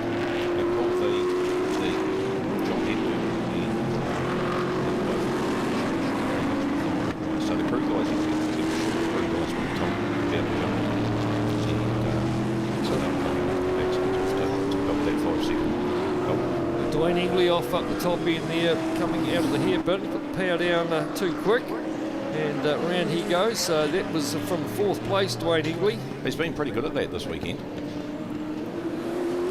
Brian Scott there leads the next group of cars down there. Mike Small in the Mustang, McLaughlin there in the 69 car. Down through Power & Co they go as the leaders come out onto the draft line back straight. It's still Hepburn out there in the 52 from Heyman, who's had a solid weekend there, just fresh back from Bathurst in October. There's a few of them that went over, and talking to him about it, he was pretty stoked with going over there. It wasn't just the racing, it was the whole setup and behind the scenes, the build up to the event, a whole lot, bit of a bucket list item for him, and maybe we might see him go back again next year. I think the dairy payout's looking pretty good. He's got plenty of grass down there at the moment, I know that. He's probably the greenest farm around, even though most of them are green, but he's got plenty of water down there, that's for sure. As they come out of the Carter's Valuation hairpin. All those guys that went to Bathurst and Senior just had a fantastic time. They really did well. Down through the cake, still it's Hepburn, but look who's closing up in 3rd place, Braden Phillips. He knows these two in the front are under time penalty. He'll just want to get onto the back of them and to stay there and get the race win, perhaps, if nothing happens to him. McLaughlin down the inside of Mike Small in the background. So he's up another spot as the two leaders back down the draft line back straight. Just to keep that gap quite nice at the moment back to Heyman is Johnny Hepburn. Do we know what the time penalty is? Is it said whether it's a 5 second or not? Can't tell. No, can't see. So it's usually a 5 second for a jump start. So you're dead right, Paul. Braden will be working real hard to stay within a couple of 3 seconds if he can, or get there and stay there, and the win will be his if he can do that. He certainly is. He's just set the fastest lap of the race at 1:05.9. Braden Phillips, Wayne Ingley just going through, but recovering as the leaders come into the hairpin. They're all closed up now, those three. Hepburn, Heyman and Phillips. What can Phillips do? He's got a rather wide Chevy Camaro up in front of him to try and get past. Through the kink they come down the front straight. Still got a nice Louis gap out the front there, Johnny Hepburn, just enough that he doesn't have to worry too much down in the braking zone. Down through Power & Co. Everyone looking pretty tidy down through there. But Phillips now right on the back of Rod Heyman. Well, Braden Phillips will know he doesn't have to get past those two, won't he? That's right. Just no use risking it. That's right. There's no use having a dive when he can just stay. If he can stay on the back of him, and Johnny Hepburn and Rod Heyman both get a 5 second penalty for the jump start, then Braden's going to be taking the win. So Heyman is just having a look up the inside there of McLaughlin on screen. He's got Hamish Frew tucked in behind him in the 81 car. Another one of the Camaros. And that's Bruce Tinley's just put a good pass on his mate Mike Small at John Jones. They're always having good battles, those guys, aren't they? Yeah, very closely matched, eh? Ran through the Kissick curve there with McLaughlin still looking to lead over Frew. A little bit further back, that's for 6th and 7th position down the pack. Back to the leaders though. Heyman getting a little bit closer under braking down the end of the front straight there to get on the back of Hepburn. Phillips still just following them around, and he's probably had it in the air too from the crew to say just stay there, and then you're looking pretty good for the race win. But these three guys out in front, if you look at the 4th place car, is 9 seconds back. So Rod Heyman and John Hepburn, they probably, if they've got 5 second penalties, they're going to end up 2nd and 3rd anyway. There we go. Looks like it could be a pass. Oh, not yet. No, it's not. Not yet. Heyman having a look up the inside, but it's a very wide red Monaro there of Johnny Hepburn's, and he's no slouch either, is he? It was a really good try by Rod. He actually had the pass done, but he just had to turn a tighter radius through John Jones and had to take a bit of speed off. So it looks like Braden Phillips must have had a moment there. He's dropped back off these two. And he's still circulating, but a wee way back. There he is there. So he doesn't want to get too far back. He wants to stay in that 5 second bracket. We'll see what they are when they come across the line this time. Right, you're right. He must have had a big moment. That's a big gap. He's definitely slowed up. In fact, he's going to get caught from these guys behind as he goes through. He's 7.9 seconds further back, so it's looking good for these front two at the moment. So they are pretty much racing for the win, aren't they? If they can keep it at that 8 second bracket. Yeah. Yep, if they can hold the gap back to the rest of the guys, they'll still get the Here goes Heyman, having a wee dive up the inside, down towards John Jones still side by side, but that outside line is the quickest one. He's done it this time, hasn't he? Looks like he's done it. Yeah, well done. Still side by side, but he's got that inside line for the McKissick curve. And he's got the pass made, has Rod Heyman up to first place, getting a bit of a slide going on as he gets mid-corner through McKissick. He'll probably keep that now. I don't think Johnny will be able to get him again. So a couple of different lines taking him on, very wide, going on the outside to hairpin. Looks like he's already put 6 or 8 car lengths on Johnny Hepburn, down across the stripe again. Last lap board is out for Rod, looking for race 2 win for him, second race win. And there's Braden Phillips parked up down the end of the back straight. So he'll be gutted. He'll be gutted because that was almost a certain race win and really good points for his championship challenge. And he was doing everything right too. He wasn't giving them a nudge. He was driving a smart race. So should have yellow flags up around the top of the track there somewhere, depending on where he's come off. But it's on the old circuit, so he's off out of the way. As the big cries of Valiant comes through with John Smolinski having a good battle there as the race leaders up round through McKissick curve. It is Rod Heyman still hanging on. Should see them. Look at that, the two Marlborough Holden Tiranas together. Having a good run, aren't they? As the leaders come out of the hairpin for the last time, Rod Heyman in the 56. And they come round through the left-handed sweep and down through the King and take another race win here. Checkered flags out. Congratulations, Rod Heyman. Second place will go to Johnny Hepburn, and we go a long way back to third place, which Brian Scott, good run from him. He stayed in front of this next battle the whole way through. Goes wide coming down the front straight, but will take that third place. McLaughlin up to fourth and then through fifth. Great stuff. Tinley comes through for sixth, Mike Spunk seventh. And a long way back to the next battle, which is the Charger of Tony Galbraith. And the Express 65 John Smolinski. I reckon Hepburn and Heyman would have had a fantastic race. I reckon they would have really enjoyed that. Well, hopefully we get an interview from Rod. Called up with the scene all weekend, so we'll hopefully get him out of the Camaro. Yeah, everybody knows what to do now. They've sort of shifted the position of their interview point, and that's working out really well now. Oh, that's great stuff from the Allied Petroleum 24/7 Fuel Mainland muscle cars. Another race for them this afternoon. Well, kind of 2 more, right? So we've got our last race, which of course is a reverse grid handicap race, which are always exciting. And then at the end of the day, we've got the big North versus South challenge. And just so we're all clear on that, this is not a Central Muscle Cars versus Mainland Muscle Cars race. It's a place of birth race. Yeah. So think state of origin. So we've actually got 3 of the Central Muscle Car guys racing with us and Mainland Muscle Cars. So Rod Heyman taking the race win from Johnny Hepburn, Brian Scott, Steve McLaughlin, good effort from him, Hamish Shrew 5th, Bruce Tinley, Mike Small, Tony Galbraith, John Smolinski, Barry Morgan there, good run in the 55. Then it was Colin Campbell 11th, Sandra Eden, Tony Denson, Gary Shaw, Dwayne Ingley, and then David King, a couple of DNF and a did not start. Braden Phillips, bad luck for him, and Michael Eden not starting the race, as you said previous. So thanks very much, Tony, for your comments. All good. And we look forward to the next race later on in the North-South Challenge. It's going to be a great afternoon. Really looking forward to it. Cheers. Thanks for your comments.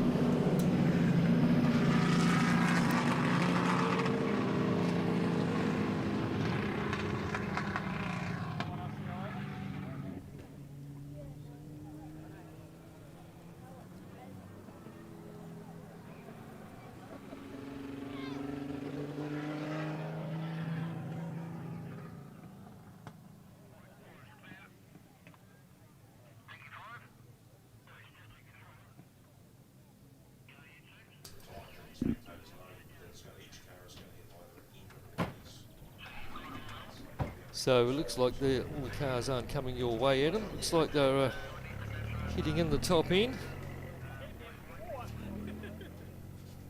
So Rod Heyman taking the race win. He won't want to be in front of a camera, that's for sure.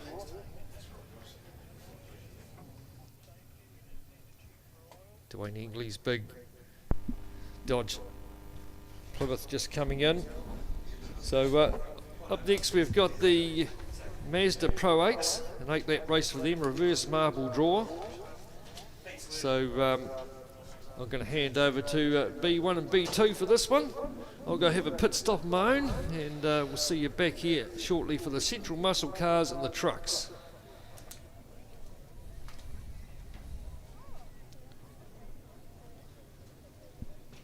Thanks, Paul. Yes, outstanding racing there once again. Far out. Exciting stuff. So we've had the winners' names presented to us for the kids and race cars. Going to go for a little hoon around the track at lunchtime, so congratulations. Their parents have already been advised. So Harley, Harriet, Eli, Heidi, Ruby May, Charlie, Lucas and Reggie, you are going to have an awesome experience at lunchtime today. Congratulations. Congratulations, kids. That'll be a little once-in-a-lifetime experience for you. Get out and get around the track and see what it's actually like for the drivers to get around there. And there's plenty of fans on the bank today, so make sure you give the fans a wave if you can, as you are lapping Levels Raceway. Look at that on screen, would you? Oh, who's that individual? Hopper McLaren. Go Gallagher. So a good Ashburton supporter there for young Ryan Gallagher. Yeah, that's Ashburton's oldest teenager, Don McLaren. Nice to see you, Hopper. There,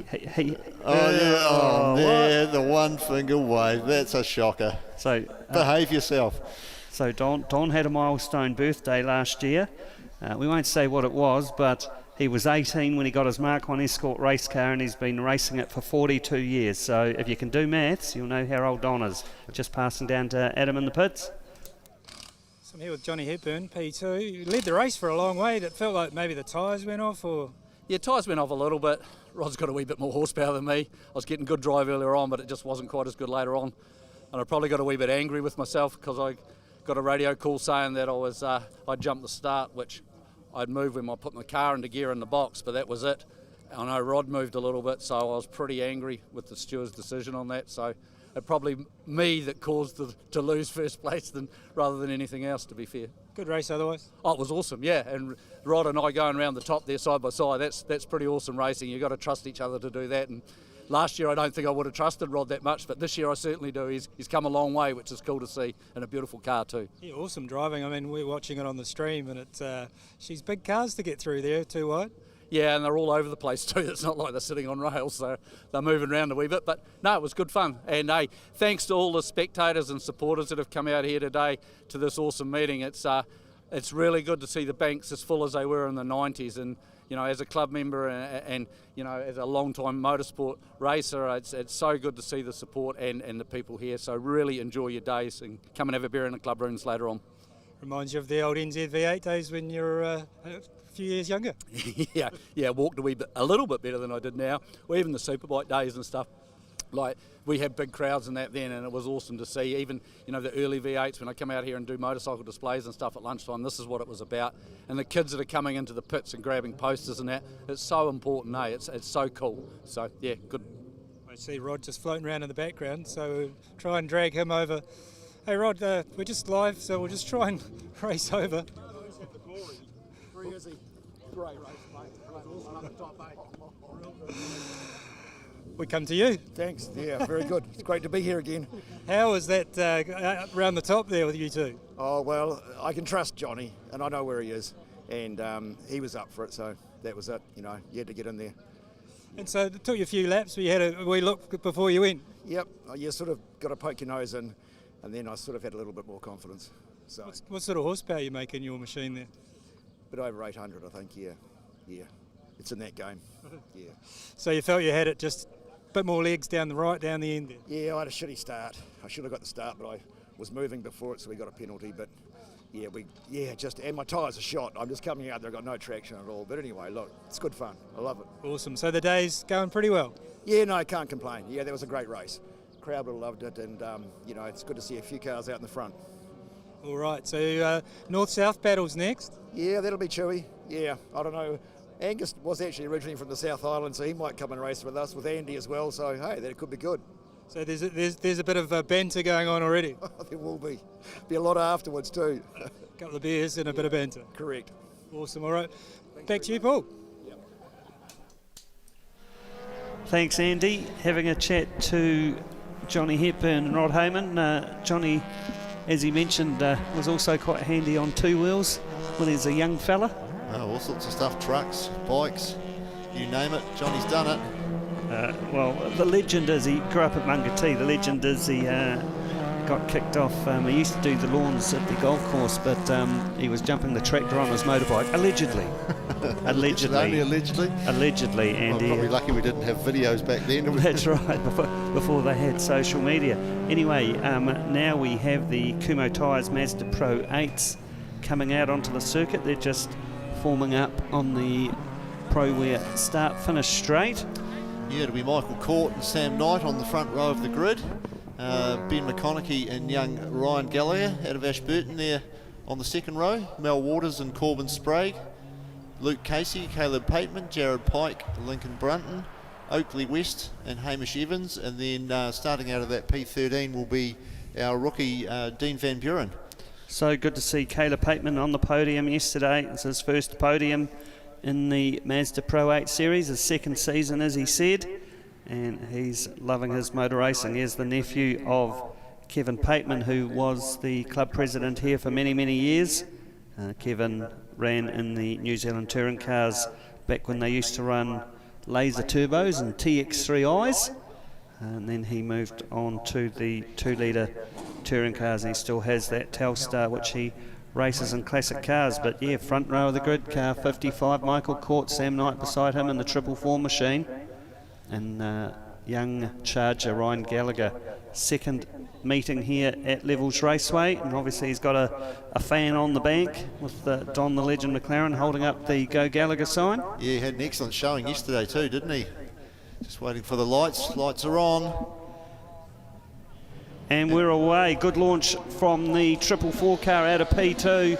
That Sam Knight gets into the lead as they go through the Par & Co S's, pushes Michael Court back to P2. And they head off into the Marshall Transport sweeper for the first time, heading off down the draft line back straight. Half a dozen car lengths lead now for Sam Knight in the 444 machine.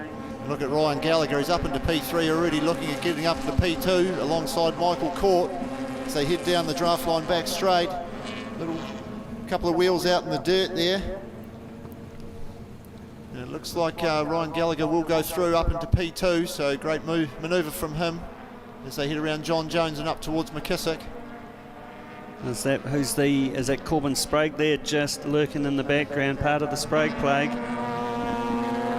Sam Knight's opened up a handy lead already. No one else in shot there yet.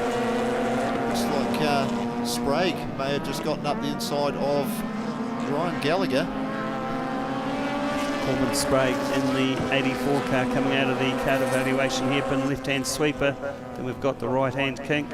That is the current race leader, Sam Knight in the 444 car, going down the Pro-Wear front straight. Plenty of action going on. Ben McConaughey back up into third position as well, which pushes Ryan Gallagher back into fourth. So Corbin Sprague, a 1:12.4 fastest lap of the race so far, as he's trying to hunt down Sam Knight, heading down the draft line back straight now. Ben McConaughey up to P3 in the 215 machine. That's pushed young teenager Ryan Gallagher from Ashburton in the 877 machine back to fourth. Puff of smoke as they pop down a cog, break into the John Jones Steel left-hander.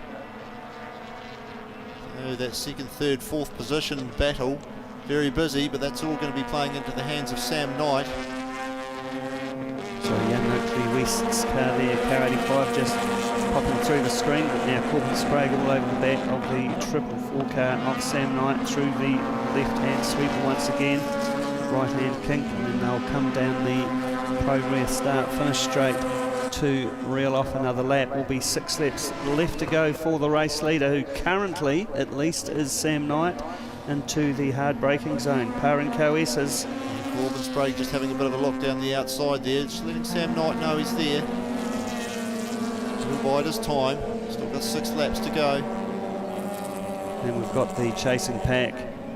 So Corbin Sprague just goes through the inside of Sam Knight. Sam's going to be in that favoured faster line through John Jones Steele. Is Corbin far enough ahead to pull over and take the position? Just have to wait and see. Yes, he is. So now he's going to lead the field through the Gerald McKissick curve. 215 car. Ben McConaughey P3, Ryan Gallagher P4. Card evaluation hairpin once again. Smooth entry for Corbin Sprague. Gets the power down, builds up the speed all the way down the start finish straight. Slightly downhill here at Levels Raceway, so some cars can actually be as fast down this part of the circuit as they can up the back straight. Anyway, into the braking zone. Car 84. Corbin Sprague, Sam Knight, Ben McConaughey. Still young teenager Ryan Gallagher holding out P4. He's just coming under a bit of pressure there from Michael Court. Just there's a bit of a train starting to build up there. So Jared Pike, Caleb Paitlin, Hamish Evans, Luke Casey and Oakley West round out the top 10. Looking at the battle going down the back straight. That's Michael Court, Jared Pike, Caleb Paitlin. There's race leader Corbin Sprague. It's now eased out a bit of a lead, and Ben McConaughey putting Sam Knight, the 444 car that started on the front row, with him under pressure. Coming out of the McKissick curve, we've got the right-hand kink before the braking zone into the card evaluation hairpin. All over Sam Knight's bumper now. Can he get a good run coming out of the hairpin, coming down the front straight into the hard braking zone, into the Powering Coesas? We'll wait and see. So Corbin Sprague, another fastest lap, 1:08.2. Corbin went under the lap record 3 times yesterday. He was complaining about the slippery surface on the track, but it didn't seem to hinder his car speed too much. Up the back straight he goes. He's clearing out from the field. He had 1.6 seconds over Sam Knight when he crossed the line. Just watching now for the battle between Ben McConaughey and Sam Knight. Going into John Jones Steele. Ryan Gallagher just managing to just keep in touch with the other 2 in front of him. Not letting them get too far down the track, although a big gap between him and Michael Court, who leads that second battle pack. Yeah, so that's good for Ryan. He can keep his eyes forward at the moment. Doesn't need to worry about anyone in his mirrors. Just with these cars dicing in front of him, he might have to pick up the scraps and sneak a spot if there's a little bit of nudge. Anyway, here's the chasing pack. Michael Court, Jared Pike, Hamish Evans, Caleb Paitlin. A lot of action amongst that group. Jared Pike all over the back of Michael Court. Plenty of pressure on him as they make their way down the front straight. Okay, down the Proware front straight into the Powering Coesas they go. Got the right and left. Just ride the little strips a little bit. Then out of the Marshall Transport sweeper off down the draft line back straight once again. Michael Court just gets a good run out of the Marshall Transport sweeper. So there's Ben McConaughey now putting pressure on P2, Sam Knight in the 444 machine. Ryan Gallagher still keeping watch. Just dropped off a little bit. Well enough ahead of that second pack. So race leader Corbin Sprague is clearing out from the pack. With 2 laps to go as he heads down the Proware start finish straight. Looks like we've got a spin out up the top of the track there by the card evaluations hairpin. That's Caleb Paitlin, number 146. Looks like just as he left the shot he was putting it into gear. He's still mobile. So it's Ben McConaughey still putting pressure on Sam Knight, the 444 car, coming out of the Marshall Transport sweeper off the draft line back straight. Don't worry about Corbin Sprague, he's got a 4-second lead.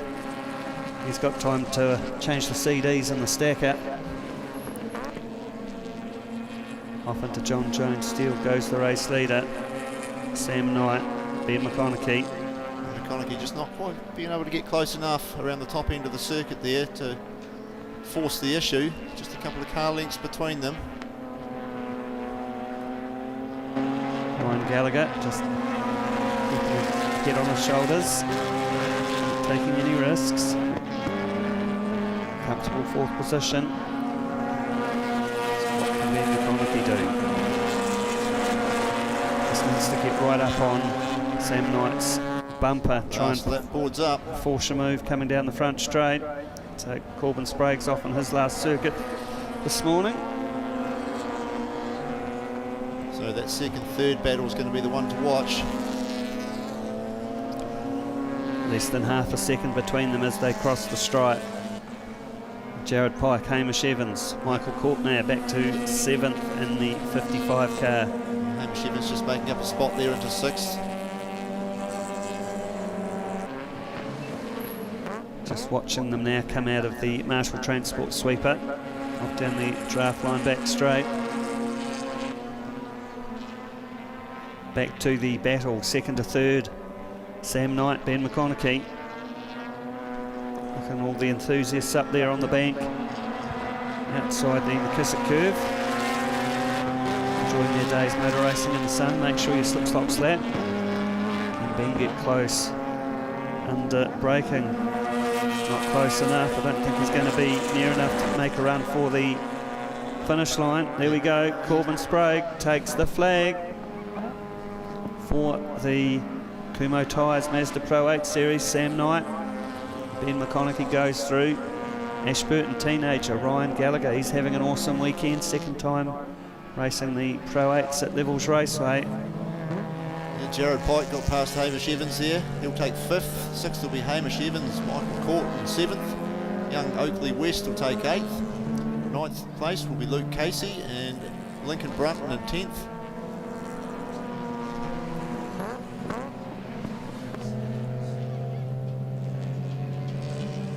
So Corbin Sprague, good drive to the front of the field and then just cleared on out. 5-second win in the end. Yeah, and another good drive from Sam Knight too. Just held Ben McConaughey at bay. And there are the official results there. Corbin Sprague, Sam Knight, Ben McConaughey, Ryan Gallagher in 4th. Jared Pike, Hamish Evans, Michael Court, Oakley West, Luke Casey and Lincoln Brunton rounding out the top 10. 11th was Caleb Pateman, Mel Waters in 12th and Dean Van Buren rounding out 13th spot. So thank you very much to the Kumho Tyres Pro 8s. Another good race from them, Brendan. Good class to build young talent there, B2, is the Mazda Pro 8s. So a few cars have been built out of the Autogas stables, and we also are lucky enough to have Jared Parmenter out here, the RX-8 Whisperer. Those competitors that have a little bit of a problem with their car, there's not much that Jared can't diagnose. So up next, some thunder. I can hear thunder in the pit lane. That's the Central Muscle cars.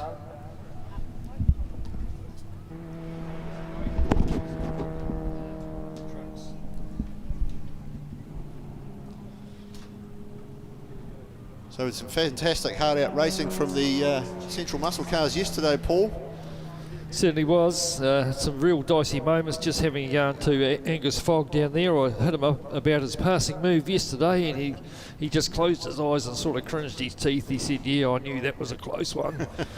He was reenacting it, was he? Yeah. Close your eyes and grit your teeth. Yeah, and I had a yarn to Nick Ross too about his off-track excursion down there when the cars were about 4 wide. And he said that was more luck than anything, keeping it under control. The big dodge. Yes, that was down the end of the back straight. Yeah, very lucky indeed. But some good racing from the guys. And talking to Andy Knight just quickly there too, he's going to send it this race. He said, yeah, just give it to her. So that's what he's going to do. He's driving another Camaro. Yeah, slightly later model, this one. It is a Gen 2, but the very last of that shape before they went to the Gen 3. Got the plastic front on it. Got Jody Wilson in his corner here this weekend. Oh, he's not a bad bloke to have in your corner, is he? He's pretty good. He built up Rod Heyman's car that he's racing, the 56, when Craig Gilbert had it. Craig did a lot of work on it himself too, but Jody did a fair chunk of it. And also been associated with Andy Knight for a number of years too. So Jody Wilson on the tools. Still waiting for Adam down there in the pits to track down the race leader, which is obviously Corbin Sprague in the 84 car. Getting a wee bit lost. He's got Sam Knight there, down there with him. So we'll cross over to Adam. Adam, take it away. Just with Sam Knight, P2. Real good race though. Yeah, no, I really enjoyed it. It was great fun, great battles, and just really happy with that one. Corbin just got you there? Yeah, I tried my best, but he's a good driver. He's real quick, and it's just hard to keep him off. Real hot out there too, right? Any like feel the tyres going off or pushing it hard? Yeah, tyres went off a little bit, but no, it still felt really good. Awesome. Yeah, just happy. Happy, awesome. We've got P3 just sitting over there, so we'll quickly grab them with time running out with the cars out on track. Oh. Here we go. P3, a little bit lonely out there for you. Yeah, a little bit of a lonely race chasing Sam around. He's defending well, but happy to be back on the podium today. Awesome, and so the weekend's going good? Yeah, tough race yesterday in the reverse grid, but back up the front, happy on the podium. So how does it, I'm just being told the first car's coming on the grid, so we better quickly grab Mr. Corbin. He's just on the scales there, so I'll just race over. Running. Sorry, I'm just going to quickly grab a quick word with you because we've got the muscle cars gridding up. Great race, fastest lap, and you won. Yeah, super stoked, really good race. Managed to get a really good start from P6 on the grid and get a couple of spots off the start, and then had some real good battles along the way. The car was mega. Can't thank Dad, Gareth Hayward and all my sponsors enough. Much appreciated. Awesome, well done. We'll get back over you, Paul, because they're all gridding up. Yeah, thanks Adam. Corbin Sprague down there, and another race win to him, so a good weekend. And also too, Ben McConaughey there on the third row, Sam Knight finishing second, so congratulations those three as we look forward to the NAPA Central Muscle Cars. Speaking of Knights, we've got one on the front row, Andy Knight alongside Angus Fogg. Camaro versus Mustang. Yeah, Craig Boot, Braden Phillips will be on the second row. Then we go back to Nick Ross, Mike Wallace on the third row. In fact, no Mike Wallace, I think he's gone. And no Rod Heyman either. Rod Heyman, I think the fitness may have caught up with him again, as it did yesterday apparently, or lack of. She's a hot day today too. She'll be pretty hot out there on one of those. So what have we got for the Central Muscle Cars? A 10-lap race. Grid start, so they will start on the grid. So we're waiting on the lights for the Napa Central Muscle Cars. Can Andy Knight take the race win? Can Andy Fogg get it? Angus Fogg get it? Away we go.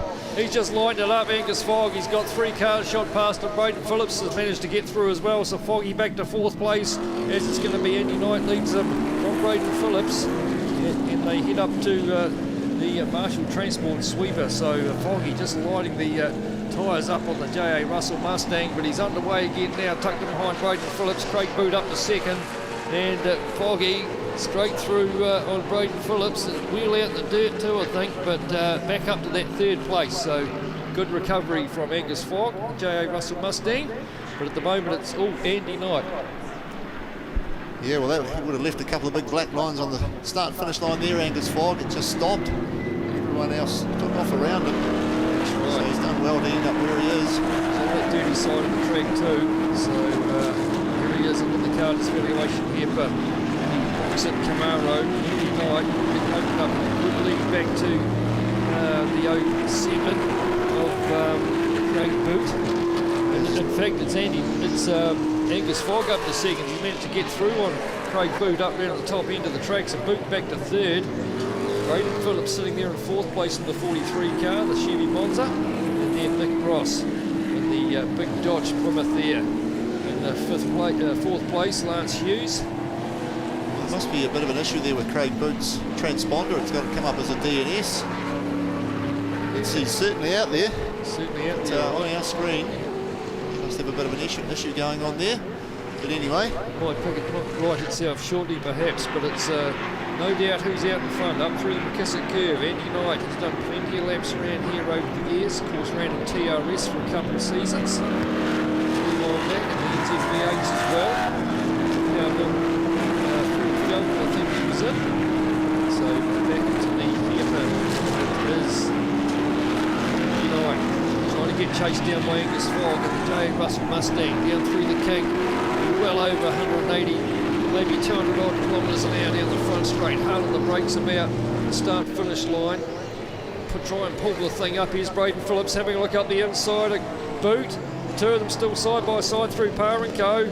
Boot gets a wee bit out of shape on that ripple strip. Here comes Nick Ross, wants a wee bit of action as well from 5th place. And in the end, he hangs on to it, Craig Boot, but was all out of shape. Braden Phillips had it front of them. And Nick Ross just hanging back there, waiting for something to happen. Car number 22 looking very nice out there down the back straight too. That's Grant Crosby.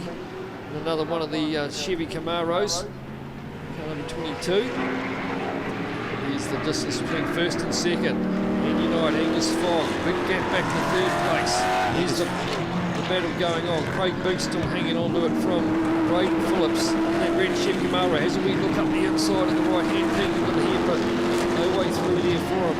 Big closes the door. And Nick Ross had that big moment yesterday down the back straight through the left-handed sweeper as the leader comes through. Down to the Par and Co S's. Not much Foggy can do. He's hasn't had a race win yet this weekend, Angus Fogg. No, he is the fastest man on the track at the moment.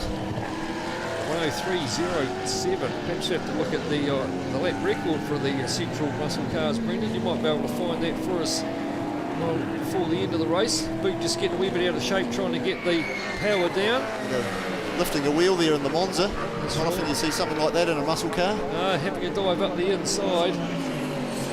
So we got a new lap record, I think, from Andy Knight, or maybe Angus Fogg. Angus Fogg, a 103.2. The old lap record was held by himself, a 103.46 back in January 2020.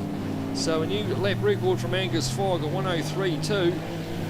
We've had lap records tumbling around all over the place this weekend. Perfect conditions. Yeah, although the perfect conditions are an overcast cloudy day, so obviously plenty of grip out there in the conditions that they've got. And it's all Andy Knight at the moment, by 1.5 seconds back to Angus Fogg and a long way back to Craig Boot. He's still hanging on to that 3rd place. Nick Ross has managed it. We've lost Braden Phillips. We've lost the Monza. Lost Braden Phillips somewhere. Here he is. He's just coming around now. Card evaluation hairpin. So he's having a bad run as Braden Phillips. Having a DNF in the Mustang and the Mainland Muscle. And now from 3rd place. From 3rd place he's dropped back to way down the field there, 10th in that last lap. It's all Andy Knight. He said he was going to send it this race. Angus Fogg sent it just a wee bit more to get that lap record, 103.07. There's a couple of cars towards the rear of the field, the 70 car. It's the Falken Futura. It's a Mark Street from Tauranga. The 222 car, I think it is. 111. Or the 167, I can't quite remember. Number 1, Ian Easton. Ian Easton in the Mustang. Yeah, he ended up in the kitty litter yesterday. He did, yeah. A bit of a lock-up from him there, just heading down the draft line back straight. Leaders go through again. It's still Andy Knight. 1.2 seconds still the gap between himself and Angus Fogg. Much Foggy can do about it. He's not been held up from behind or anything like that. So big gap though back to Craig Boot. 13 seconds down the track in 3rd place. Nick Ross in 4th. Lance Hughes doing a good job in the old Tirana, the 84, sitting there in the 5th place. Galbraith in the Charger there just on screen. That's our the race leader into the hairpin. So that's the gap, 1st to 2nd. Foggy's just closed that up just a little bit. Still be around that 1 second gap though. So still got a fair bit to find with what have we got left? A couple of, 5 laps left to go. It's a 10 lapper. Yep, 4 laps now as they cross the stripe. So 4 laps left to go for the race leaders. Andy Knight comes from a big motorsport family. Oh, problems for Andy Knight down at Marshall Transport. He went on the entry there, looked pretty good, and then all of a sudden, mid-corner, he's just come to a grinding halt. Yeah, it looks like he's back up to speed though again. So must have missed a gear or done something, or was just slowed right down. And Angus Fogg shoots through up to the lead, so that was a bit unexpected, I think, from Angus Fogg. Look at the flames flying out the back of that Mustang up round through McKissick. Very impressive indeed. There's Andy Knight on shot in the box at Kumho. Well, if that was driver error, he's going to be disappointed with himself. He will be. He's still not up to speed though, by the looks of it. See what he's like down the front straight, but definitely had a moment down there at Marshall Transport. Maybe missed a gear. So a couple of laps left to go for Angus Fogg. Looks like he's back up to speed, Andy Knight. Yeah, 109 that time, so he dropped about 5 seconds off his previous lap times. Good battle still going on for third and fourth. Craig Boot and Nick Ross. Boot still hanging on, the Mustang. Here's the shot there. Ross all over the back of him. Flame shooting out the side of that car. These cars running quite high spec V8s in them, obviously basically NASCAR engines in most of them. And they can tune the old flames in and out of them. We know Angus Fogg likes tuning a bit of flame into the back of the car when she's in roll mode. She'll fly a bit out. Past one of the back markers there, that's Stretton in the Futura. Yeah, we'll try and get out of the way for Andy Knight. Getting held up a wee bit Knight there from Stretton, but he gets out of the way in the end, he gets through. So he's starting to catch back up there, Andy Knight, he's back up to speed. 2 laps left to go for Angus Fogg. This car was talked about over there at Bathurst a couple of years ago when he went over 300 kilometres an hour down the back straight. Quickest car there on track, even quicker than the supercars, and a lot of people stood up, took notice, didn't they? Yeah, I think it was up around the 320 mark, and got a little bit of a slap on the back of the hand for that one. Going 30 odd k an hour faster than a V8 supercar. That's right, but it's what we expect from Foggy. Loves going fast as he's coming up on more lap traffic there in the form of the Valiant. Stays out of the way. That's allowed Andy Knight to get right on the back close there, to the back of Fogg. Around the through the right-handed kink into the Carter's valuation hairpin. Closes right on the back of Angus Fogg now. So Foggy, he'll be a pretty hard man to try and get past as well. He'll defend as good as he gets. Yeah, they've 1 lap to do it, Andy Knight. The last lap board will be coming out. There it is now. So let's just see what he can do. They have to do it on the back straight. So get a good run out of Marshall Transport Sweep will be what Andy Knight wants. He's trying hard, just took the wheel out in the dirt there into turn 1. Foggy getting sideways. Getting a wee slide on, trying to get the power down nice and early, and he's got the job done, I think, Angus Fogg. Got enough gap there. I don't think Andy Knight's going to get him as a head down towards John Jones Steele. Close up at the end, but she's all tight from there on in. Let's see what happens round towards McKissick, whether he can force the issue. He's right on his bumper. Don't think he's going to get anything done. It's pretty tied up through there. We seen Fogg though get forced wide yesterday, didn't we? In the same spot. Look at that, Andy Knight just having a wee sniff up the inside, but not quite there yet. So into the hairpin for the last time. Oh, this time around he's on the inside. No, he's backed out of it. So Angus Fogg through the left-handed sweeper, looking pretty good. I don't think Andy Knight's close enough to have a run down towards the line. Here they go down through the king. Angus Fogg has got the lights on. It's going to take the race win in the end, but only just from Andy Knight. 0.04 of a second between the two of them. Knight had a good lunge towards the end and takes the race win. We go back down the track to Craig Boot and Nick Ross.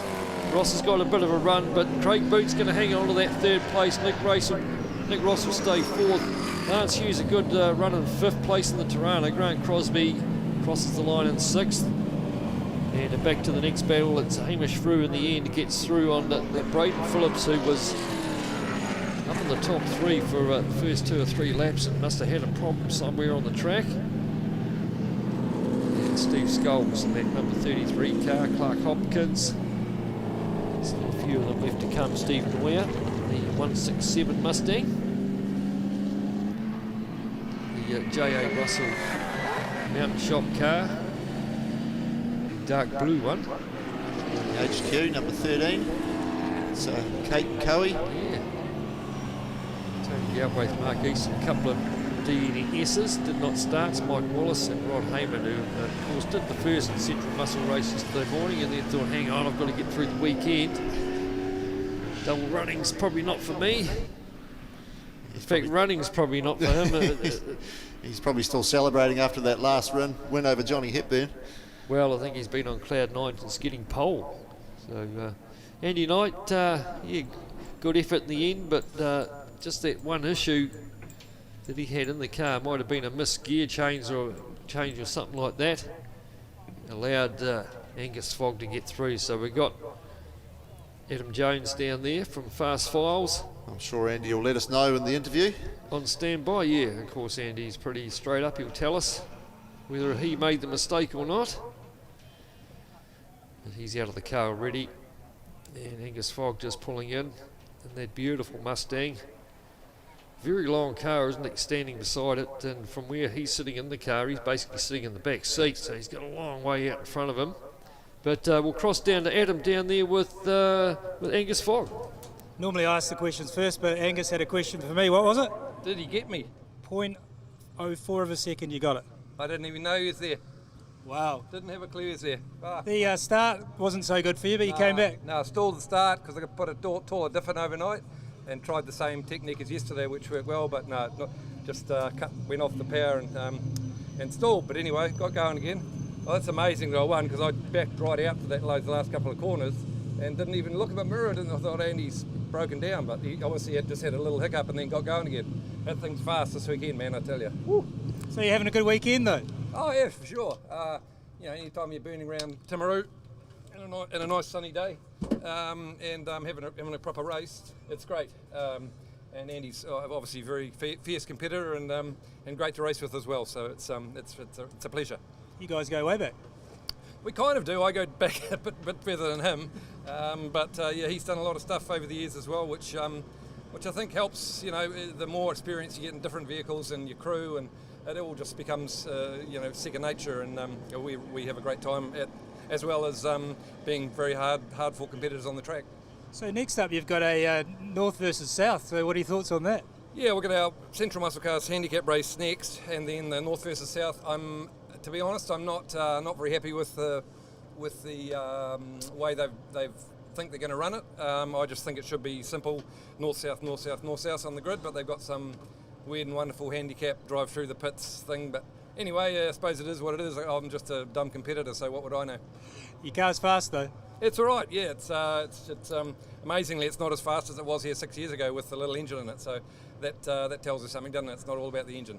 Oh, well, Scope's coming up. You like that track too? Yeah, of course. Any track you're going good at, you like. So, looking forward to Scope. It's another fantastic South Island meeting. So, looking forward to putting on a good show. All right, thanks. All right, we'll get over to Andy Knight. Where's he? Just looking for him. Oh, here he is. Things were going good at the beginning of the race, and what happened? Oh, we came out of the second S, and I got up on the curb, and don't know what happened, but it popped out of gear. I sort of coasted around the last corner, let Angus by thinking it had broken a axle or something. Then went, oh shit, might try a gear, and it was a gear. So then the chase was on, but not enough. That little bit of lap traffic helped us, but I would have needed a couple of laps to work over him to try and do it. But hey, it made a good race at the end. Yeah, and a real good race at the end because it was very, very tight. Yeah, I shouldn't have got on the brake down there. I should have actually just shot straight past him. Well done, Ray. I didn't even know you were there. Yeah. Like, wow. Yeah, so no, hey, it was good, and I'm sure we'll have another good one this Arvo, and shame it was like that. It would have been better if Foggy had caught me and then we actually got to battle, but it is what it is, and move on. All right, onwards and upwards. We'll get over here to Craig quickly. Craig, P3. The last race you said you won't see me on the podium again, but here you are. Yeah, it was a good race actually. Obviously Angus and Nighty racing their own race. Well, we just got to move because they're trying to get the trucks in here for the trucks to go out. So come over here, Craig. Sorry, a little bit of a moving feast, but we've got the Hilton Haulage trucks coming in because obviously trucks go out, they have to clear the track. Sorry, what were you saying? Yeah, no, look, it was good. I knew that Nighty and Foggy were going to have their own race, but I had a couple of 3 fast cars behind me that are similar speed, so unfortunately young Braden got a bit excited and took my door out, and that sort of fired me up a bit, so I was pretty happy with the third. I felt I deserved it, and yeah, bring on the next race. Awesome, well done. All right, we'll go back up to you, Paul, because it looks like the trucks aren't too far from going out on track for the last race before lunch. Yeah, thanks, Adam. Great job down there interviewing the drivers, and congratulations to Angus Fogg, who was lucky to get there in the end. Obviously didn't see Andy Knight rearing up in the mirror, but got the first race of the day for the Super Trucks. We'll have the lunch break after this, so there are plenty of things happening in the pits. We'll have the kids out there having their rides at lunchtime. Harley, Harriet, Eli, Heidi, Ruby, May, Charlie, Lucas and Reggie will all go out there for the kids and race cars lunchtime rides. So congratulations to those. But up next, as I say, it's the NZ Super Trucks. Everyone comes to see them. We've still got the 10 trucks running, so that's all good stuff. And at the moment, the John Jones Steel truck out there, the old twin steer, going around there. Been a long time sponsor of the corner at the end of the back straight, John Jones, so good to see them still involved there and loaning us one of their trucks as the pace truck for this weekend. The boys have been busy this week making that thing shine like a diamond, haven't they? Yeah, you wouldn't want to be the apprentice on the race week, that's for sure. You'd be a tin of show and shine, and away you go with a few rags, and we'll see you 40 hours later. As you say, John Jones, big supporter of the Timaru International Motor Raceway here, run by the South Canterbury Car Club. So it's good to see them get some extra promotion with that lovely MAN diesel. Yes, big thanks once again to Trust Aoraki for supporting the South Canterbury Car Club, bringing the trucks here this weekend as they do every year. It's our biggest event of the year here at Levels, and don't forget, in a couple of weeks' time we'll be back here for the Southern Festival of Speed, well, the Southern Classic here at Levels Raceway, with the Classics, which will also feature Team Kiwi Racing. We'll bring in their supercar here that ran at Bathurst a few years ago, and that car's been rebuilt. We'll be doing hot laps at certain points of the weekend, so be something to look forward to, supercar here at Levels in a couple of weeks. So the truck's just coming out onto the track. Alex Little will obviously be the lad to beat, 4-time truck champ at only 24 years of age, so he's going pretty good, isn't he, with young Alex. And then also too, Troy Wheeler had a good run in the 28 truck with the Freightliner Century. Yeah, so Alex Little finally broke the lap record, which has stood here for 23 years. Andrew Porter's held it. Alex has gone under it a couple of times in the last couple of years, but only in qualifying or in practice, and of course to make the lap record official has to do it in a race. So we thought we were going to break the news to him yesterday, and he comes in and he's like, oh no, I knew that, it came up on the transponder on the dash. So oh yeah, they've got all the mod cons on board those trucks these days, Brendan, that's for sure. But 8-lap race for them. It's a rolling reverse grid, so we'll have the slow trucks off the start, which always mixes it up with the fast guys trying to come through. Brent Collins finished third yesterday, local man, and he'll be looking for well, they'll be working frantically on that. He wasn't happy after that race, even though he finished third, that his still truck wasn't quite handling the best. Yeah, he said he's getting a bit of axle tramp, but when you've got, I don't know what, 2,000 horsepower and all that torque. I don't think he's got as much, because he's a B-class truck. He hasn't got as much as the other trucks in front of him. So out of all the little team trucks, he's got 3 trucks there with Malcolm, Alex and obviously Brent, that he's in the B-class truck, so he hasn't got the big motor in it. He was hoping to get some new tyres, so we'll see whether the tyre fairy put some new tyres under his pillow overnight. He's hoping. Anyway, there's one of the beddies. We love the KM Bedfords. Tony Brand, George Jones, running those machines. George Jones winning the battle of the Bedfords at the moment, the young fella, 25 years of age. His father Brent obviously ran this number 10 for a number of years, and now George's turn to carry on the reins of the Bedford. So I guess we'll claim them as locals. They're just up the road in Ashburton. We haven't got any South Canterbury Timaru peddlers in the Super Trucks, so we will claim... Got Brent Collins. Oh, Perry, what are they? Do we want to claim that? Yeah, well, they're on the north side of the Periwal River. Oh, are they? Oh, they're on the side of the river. Oh, that's the boundary. Right. That's the boundary, is it? Yep, apparently so. Mind you, they do own some land on the other side of the river too, so who knows? But it's going to be Ron Solder leads them away in truck number 63, the ex-Denny Holm truck there. Yeah, cool to have that here.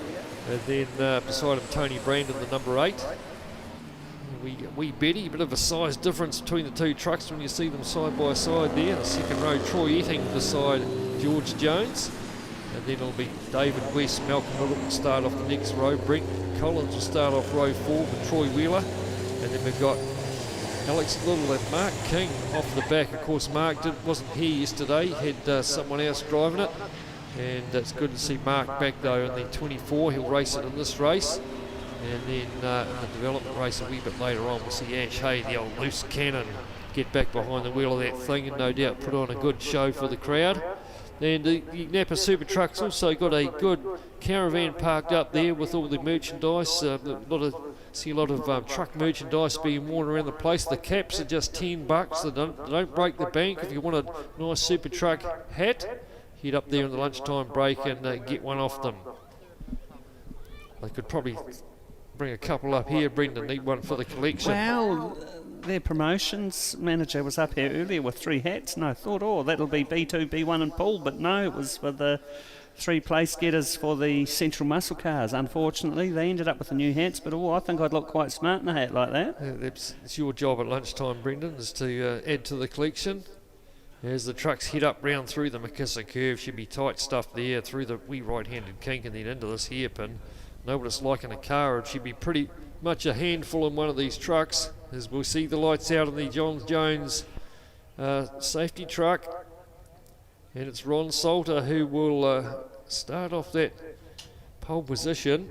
Beside him is the truck of Tony Brand. Down through the kink they go, just waiting on the lights for the NAPA Super Trucks. Race 2 of the weekend here at the Trust Aoraki Super Truck Race Meeting, still side by side. Ron Salter and Tony Brand as they head down to the Parenco S's. It's going to be Salter that comes out the other end in front. Troy Eating trying to have a wee look up the inside of the bend as they head up towards Marshall Transport Sweeper. No way through though. Wee Beatty going around the outside. Further back, just trying to see who's making inroads from the back there. No one as such. It's going to be Ron Salter leads them down to they get to the 100-metre board. Malcolm Little, a good start from him, up to 3rd place in truck number 25. They had 100 miles an hour, and then she stop and have a wee look around and see how the grass is growing until they get down there to the 100-metre board, throw both of the anchors out the back, and hopefully the thing stops. And Ron Salter leading the way. He's been around truck racing for a long time, Ron. I remember back here long before I was even commentating that he was racing here at Levels, and has been in and out of it over the years, and good to see him back here leading around through McKissick down into the hairpin for the first time. And Tony Brand is still hanging on to that 2nd place in the Bedford. Can't really see what was going on from that previous shot because all of the diesel smoke, but it's eating up to 2nd. Where has the Brand gone? He's gone way back down the field to about 5th or 6th as the trucks come down through the kink. Troy Etting, what can he do? Malcolm Little, Troy Wheeler's on a bit of a charge from 4th as well. Have a dive down the inside, Troy Wheeler on Malcolm Little. Side by side the two of them as they go down into Parenco. He's got the job done up to 3rd now for Troy Wheeler. Good passing move on Malcolm Little as they go back through Marshall Transport Sweeper. Still Salter hanging on over Troy Etting. And it's the 2 experienced dudes at the back there. Troy Wheeler in 3rd place, Malcolm Little in 4th. Brent Collins, I think it is, at the 44. And then Alex Little just goes through on Tony Brand in the Bedford. So Brand winning that battle at the moment between the 2 Bedfords as they go down towards the big braking zone there in these machines.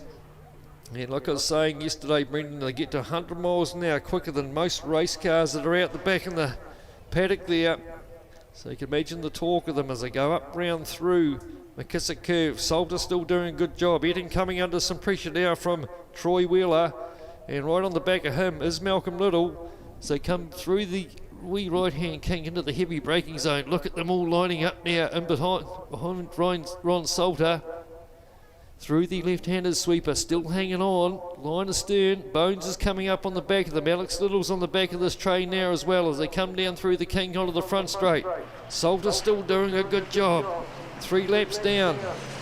He also set the fastest lap of the race, but now it's gone to Brent Collins. Alex Little actually, 120.8. They're getting quicker and quicker. I think the truck lap record was broken here yesterday, obviously, which is the low 118.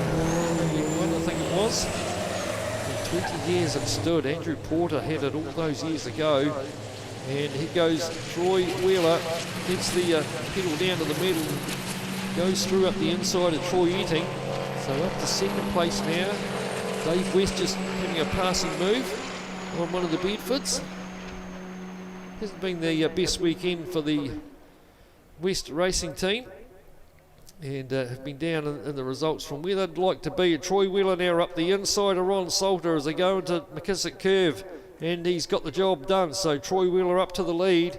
Ron Salter back to second, and it's Malcolm Little in the third now. You've got all the 3 Little Team Racing trucks there. Brent Collins in 4th. Then it's Alex Little. And Etting's gone down to 5th place now as they come out of the hairpin again. Troy Wheeler, multiple truck champ. And not too far behind him, there's a couple more of them in the form of Malcolm Little and Alex Little. Down to reel off another one. So this time Troy Wheeler, another one of the Freightliner Centuries. I think there's 4 of them out there in the field. And just look at the lines taken through the car and co racing. Some of them putting a front tyre up on the roof strip. It's really unsettled the trucks too much. And here goes the race leader, Troy Wheeler. Just gapping it a wee bit now from Salter, who's just holding up Brent Collins, who's up the 3rd now. Here goes Alex Little side by side with his father. Down to the braking zone. Malcolm might let him go. And he might not too. But father and son going hammer and tongs at it. But Alex comes out the other side in front. You can tell the difference between the 2 trucks. Malcolm's one's a wee bit shorter. Not as high in the cab as what Alex's one is.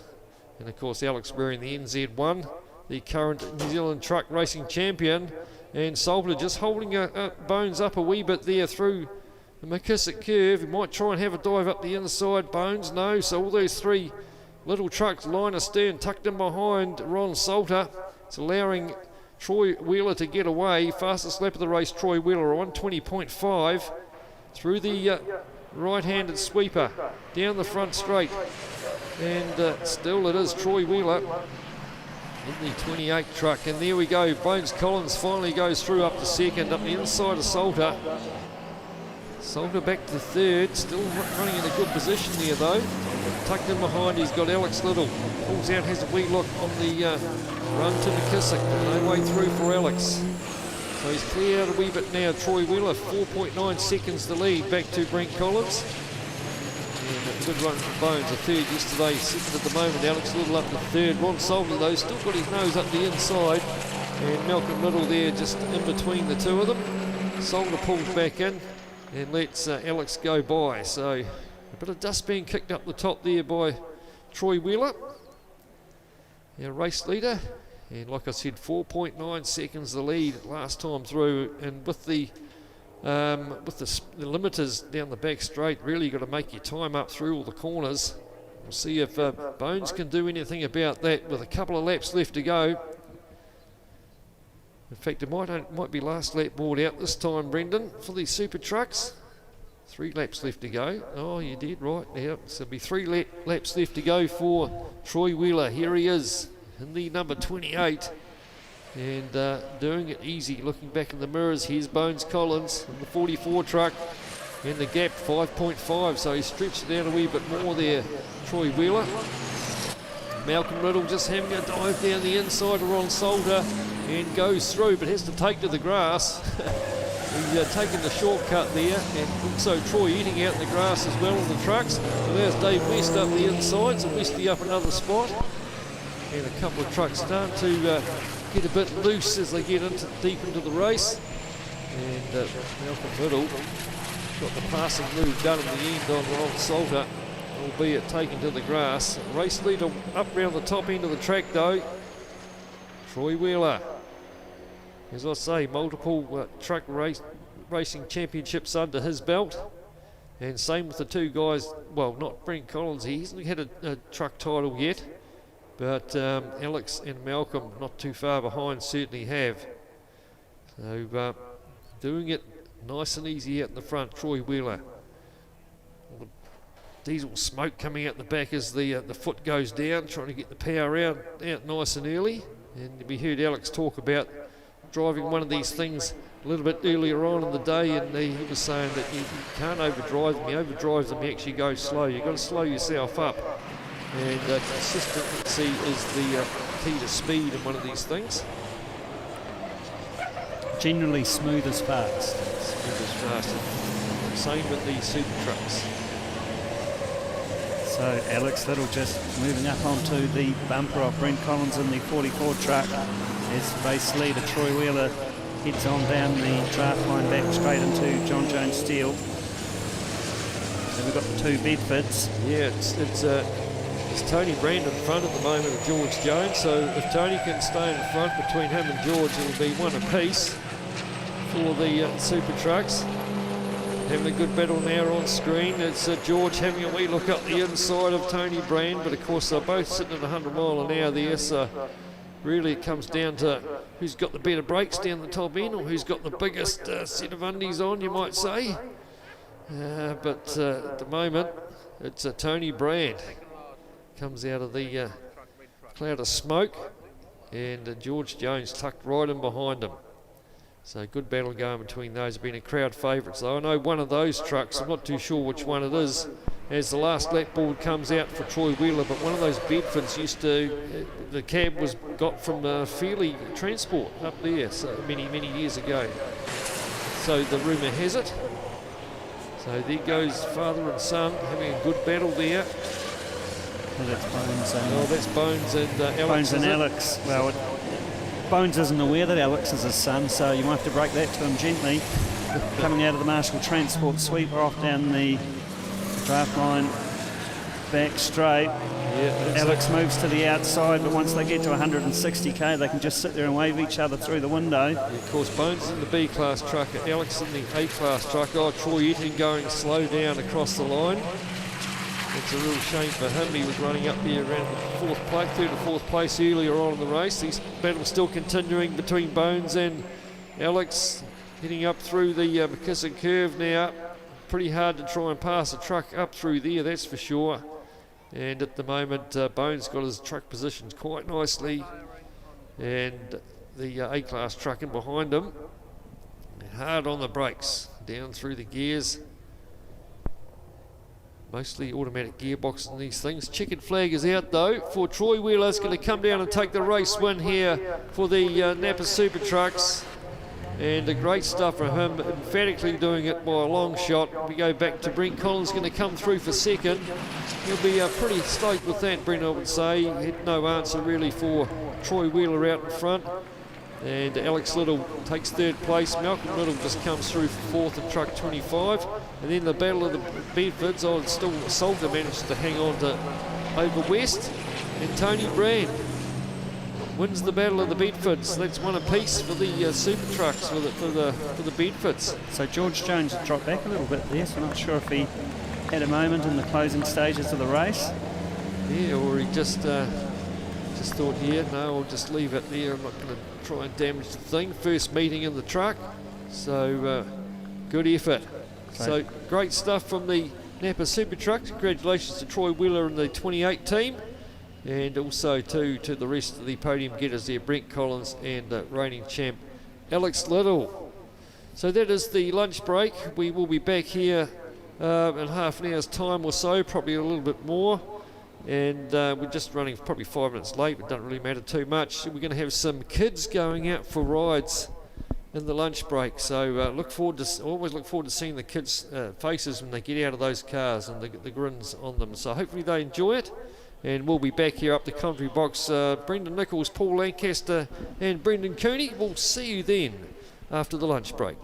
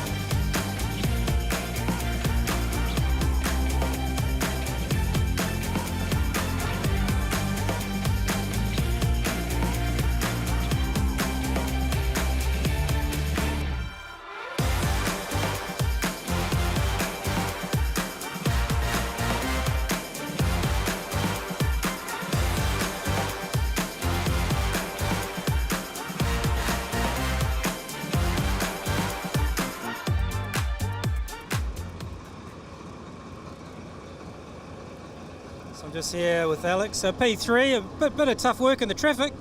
Yeah, we didn't really have a really good break through the pack on the first couple of our laps, so yeah, had a bit of a work to do for the rest of the race. So the battle between you two guys in 2 and 3 was a good one? Yeah, it was a really good one. Just kind of ran the laps and ran the brakes a bit. But yeah, just try to do my best right to the very end of the race. So how much harder is it when you're in the traffic in terms of like heating tyres, the brakes and things like that? It's not really about the tyres or the brakes, it's more about trying to keep the engine temperature down. When you're behind trucks, sometimes the engine can get a bit hot, so you kind of got to like fan out down the streets to get that cold air. All right, on that note, I better let you get the truck moving again. Yeah, all good. Cheers, mate. All right, thanks, man. We'll try and get round to the winner, Troy Wheeler, who's just on the weighbridge at the moment. He's, of course, left-hand drive, so we have to go around the other side. I think they look like the... What's a scrap? Right, jump up here and have a quick word. How was that, working your way through the traffic? That was really entertaining. I really enjoyed that one. It was great. And you came home P2? Yeah, I'm happy with that. Yeah, that's we had a pretty good run that time. So Troy just got a little bit away, so you couldn't quite catch him? Oh, the first one, get through, get a clean run, get the clean air, and they can put down some laps, so got to get through first. And how are you finding that traffic? It's quite a narrow track with some big trucks too wide. We've been here a long time now, so we know our way around. Yeah, awesome. And so what's up for you've got a little bit of work to do to tidy things up or get faster, or what do you need for the end of the day? Try and get younger, I think, if it's possible, yeah. Oh, well, but experience and age is a good thing, isn't it? Oh, it's you get wiser, and then you think about the gaps that's available and think, my judgment says it ain't quite enough anymore. But when you're young and you can get it done, you can get it done. All right, well done, P2. You've got to be happy. So we'll just try and talk to Troy in P1. Thanks, man. Climb down here, and I think they've finished weighing him. They're writing up the ticket on it, so just dropping him down. He's given us a thumbs up, so we're just going to move forward a little bit, and then we'll grab that interview. Yeah, sweet as.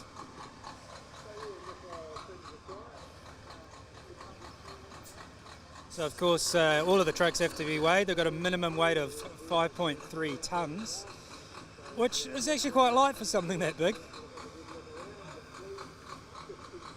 Here he comes.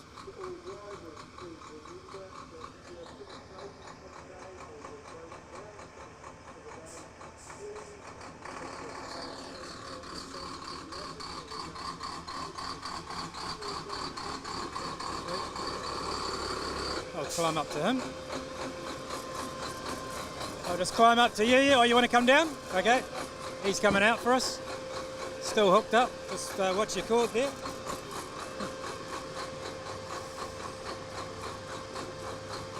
Well, you got away. You got to be happy with that. Yeah, very happy. Was just traffic just playing to your favour and hold the other guys back a little, or what do you reckon? I guess we're a little bit lucky with our grid, and we managed to get through some of those faster trucks that were on the inside. Look at good racing, good racing. Awesome. We've brought everyone to the winners' podium. We even got the dog here. So, I mean, obviously once you get a little bit of gap, those other guys are getting caught a little bit, right? So you just got away. Oh, yeah, they're probably worrying about who's behind them. If you get out there by yourself, it's a lot easier. Awesome. Well done. One more to go. Yeah, one more to go, yep. Enjoy. Thanks, man. Who have you got with you there? This is wee Arlo, Mackenzie's wee dog. Awesome. So good race. You got a little bit caught in the traffic there. No, but that's good. That's racing, and that's where the fun happens at motorsport. Doesn't really matter how the trucks are going or anything at that point. Just go and race and have a bit of fun and maybe a bit of defensive driving, but the things we do. So how do you find, we've got quite a narrow track to try and get 2 trucks wide to do a bit of overtaking through the slower ones.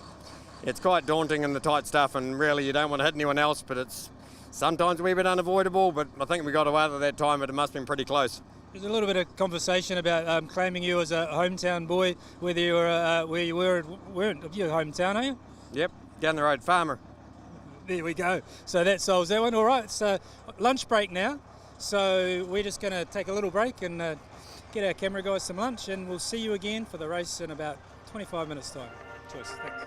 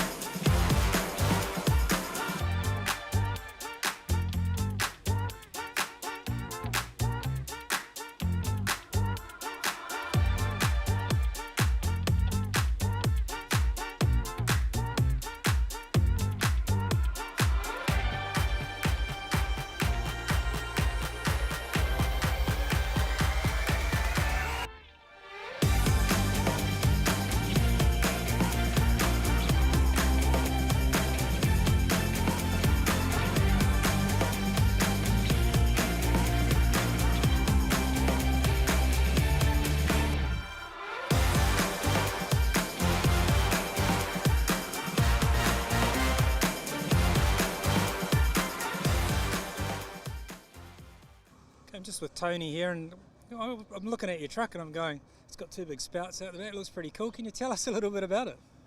So the truck is just KM Bedford, and it runs a 6V92 twin turbo supercharged intercooled engine. It's running at about 800 horsepower and a bit different from a standard truck. Pulls about just under 3,000 RPM, and yeah, to make the horsepower and run all disc brakes right round, and just good suspension in the back, but in the front we still run the old Leafs that it had as a Bedford and the same steering box and all that sort of carry on. So sorry? So being an older truck, I mean obviously there's quite an array of trucks on the grid, so for people that don't know, just explain how it all works. I mean, you having an older truck and the front runners and faster machinery. So we're all fairly well the same weight, where there's a classic class now. It didn't used to be. We had A and B class last year, so everyone had to be, I could be 5 tonne, as light as 5, and they all had to be 5.5, and now all the big trucks, horsepower trucks, are 5.3 minimum, and we can go down to 5 tonne, but we've sort of kept it at about 5.2. We'll find out shortly when we go with those scales, but we think about 5.250. So it's sort of no restriction on horsepower. There's for the guys, but we just keep the truck how it is basically, and you get a reverse grid races. Next race there'll be a time in there, and that's normally the race we're here for. But we're probably not going to get much for a break because it's still fairly close to the other guys. So we'll see how we go. So what got you into truck racing? So Brent Jones, he's got the black Bedford. Don't know if you saw that out there, but my brother worked for him, and he bought the black Bedford, but he had this and he wanted to sell it. My brother invited me down there for Christmas one year, and he says, you won't be able to resist buying this truck. I've never done motor racing, and go down there and I was, that'd be cool in my shed at home. But Brent, he made me shake hands with him and say I'd race it for 1 season, and with me driving it, as he wouldn't sell it. So I said, all righto. And then 13, 14 years later. So you're in, and that was it? Yeah, we love it. It's just something different, and they're a good group of people, and it's just, we have a lot of fun. So are you in trucking, or I've got a background in driving these kind of things? No, I'm not. I'm a logging contractor in North Canterbury, but we've got a couple of other businesses, a workshop and a dealership. But I've driven trucks, but not like this. Before I come here, I hadn't, but hey, it's obviously pretty easy if I can do it. Good learning curve, shall we say? Yeah. Awesome. Well, enjoy the last race, and we love watching these trucks out here. I just especially love the look of your one with the big pipes out the back. Was that was a choice to? It came like that off Brent when we bought it, but when we put a different engine in, and it was about 600 odd horse when we got it, and we basically kept it the same. And there's such a following for this truck here. Like posters, we go through a lot of posters. There's a lot of signing, even though we're not the front runners, but people just like the old truck. And a lot of people, we've got my vintage people who have driven them as young fellas. And awesome. Well, if you want to go down, if you're here in the track, if you want to go down to the end of the pit, so you've got an area where you can get posters and signing. Yeah, we're right at the end. We decide. Me or Craig, my son-in-law, he drives the truck in the last race, and we're normally down there sitting around in our chairs, and we're more than happy if kids come in and talk to us, and So get down there, take a look at these trucks. You can get a signature from the drivers. They might even let you sit in the seat and have a look at it. Yep, no, they're fine hopping in. There we go. Yeah. So awesome, man. We're going to go out there for the first race after lunch now.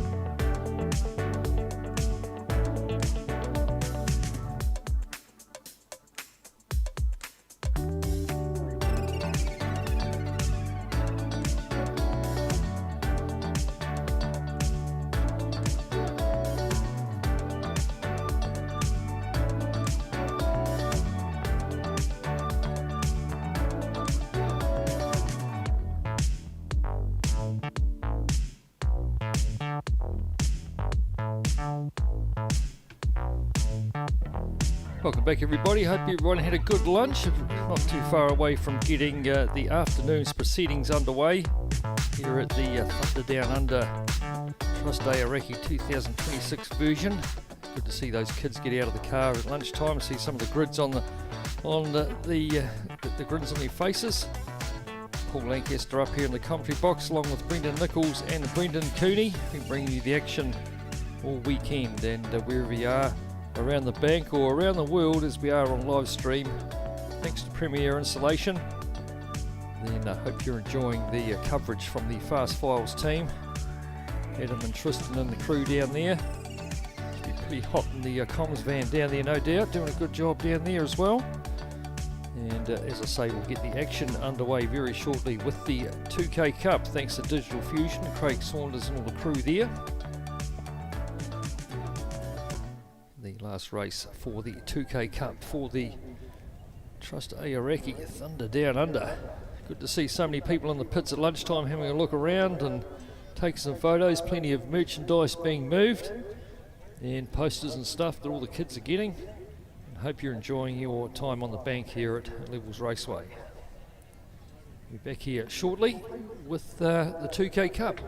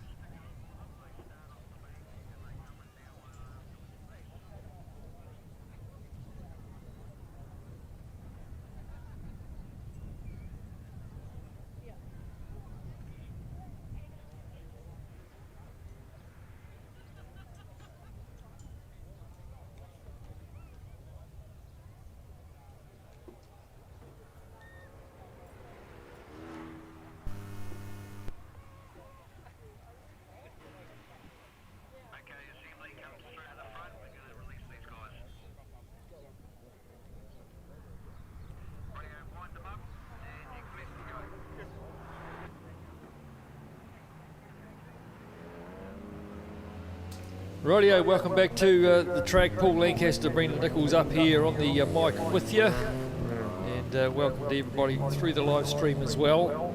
Getting the afternoon's action underway, the last race of the weekend for the 2K Cup, thanks to Digital Fusion.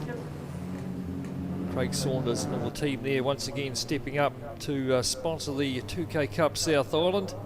And a good group of cars coming out as we see the starting grid there is going to be, it's a reverse grid from the last race, a reverse marble draw. And so Cody Harford, Carl Storm going to start off the front row. Mark Van Asperen, Peter Thompson will be second row. Johnny Prince, he's drawn P5.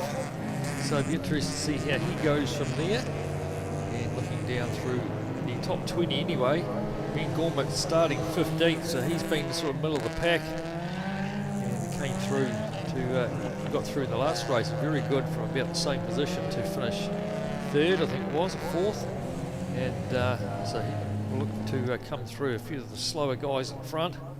Anthony Kay in there in the 47 car. He will start off grid 6, XNZ 6 racer, Anthony Kay. A couple of new BMWs out there on the track too, car 142.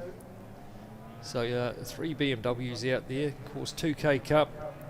If you go back to the original rules, you had to buy the car for under $2,000. It must be available on the street for $2,000 or less. Obviously you can't find a DC2 Integra for under around 8 now. So I blame Graham Reynolds for that. Yes, well, blame on quite a few of them. Rex Edgar would be another one. He's written a few of them off, but he's still got a few of them down there tucked away in the shed. But very hard to get a DC2 Bug-Eye Integra with the B18C motor in them, or race motor. And Alex Sprague will start from way down the back, so he's got a bit of work to do.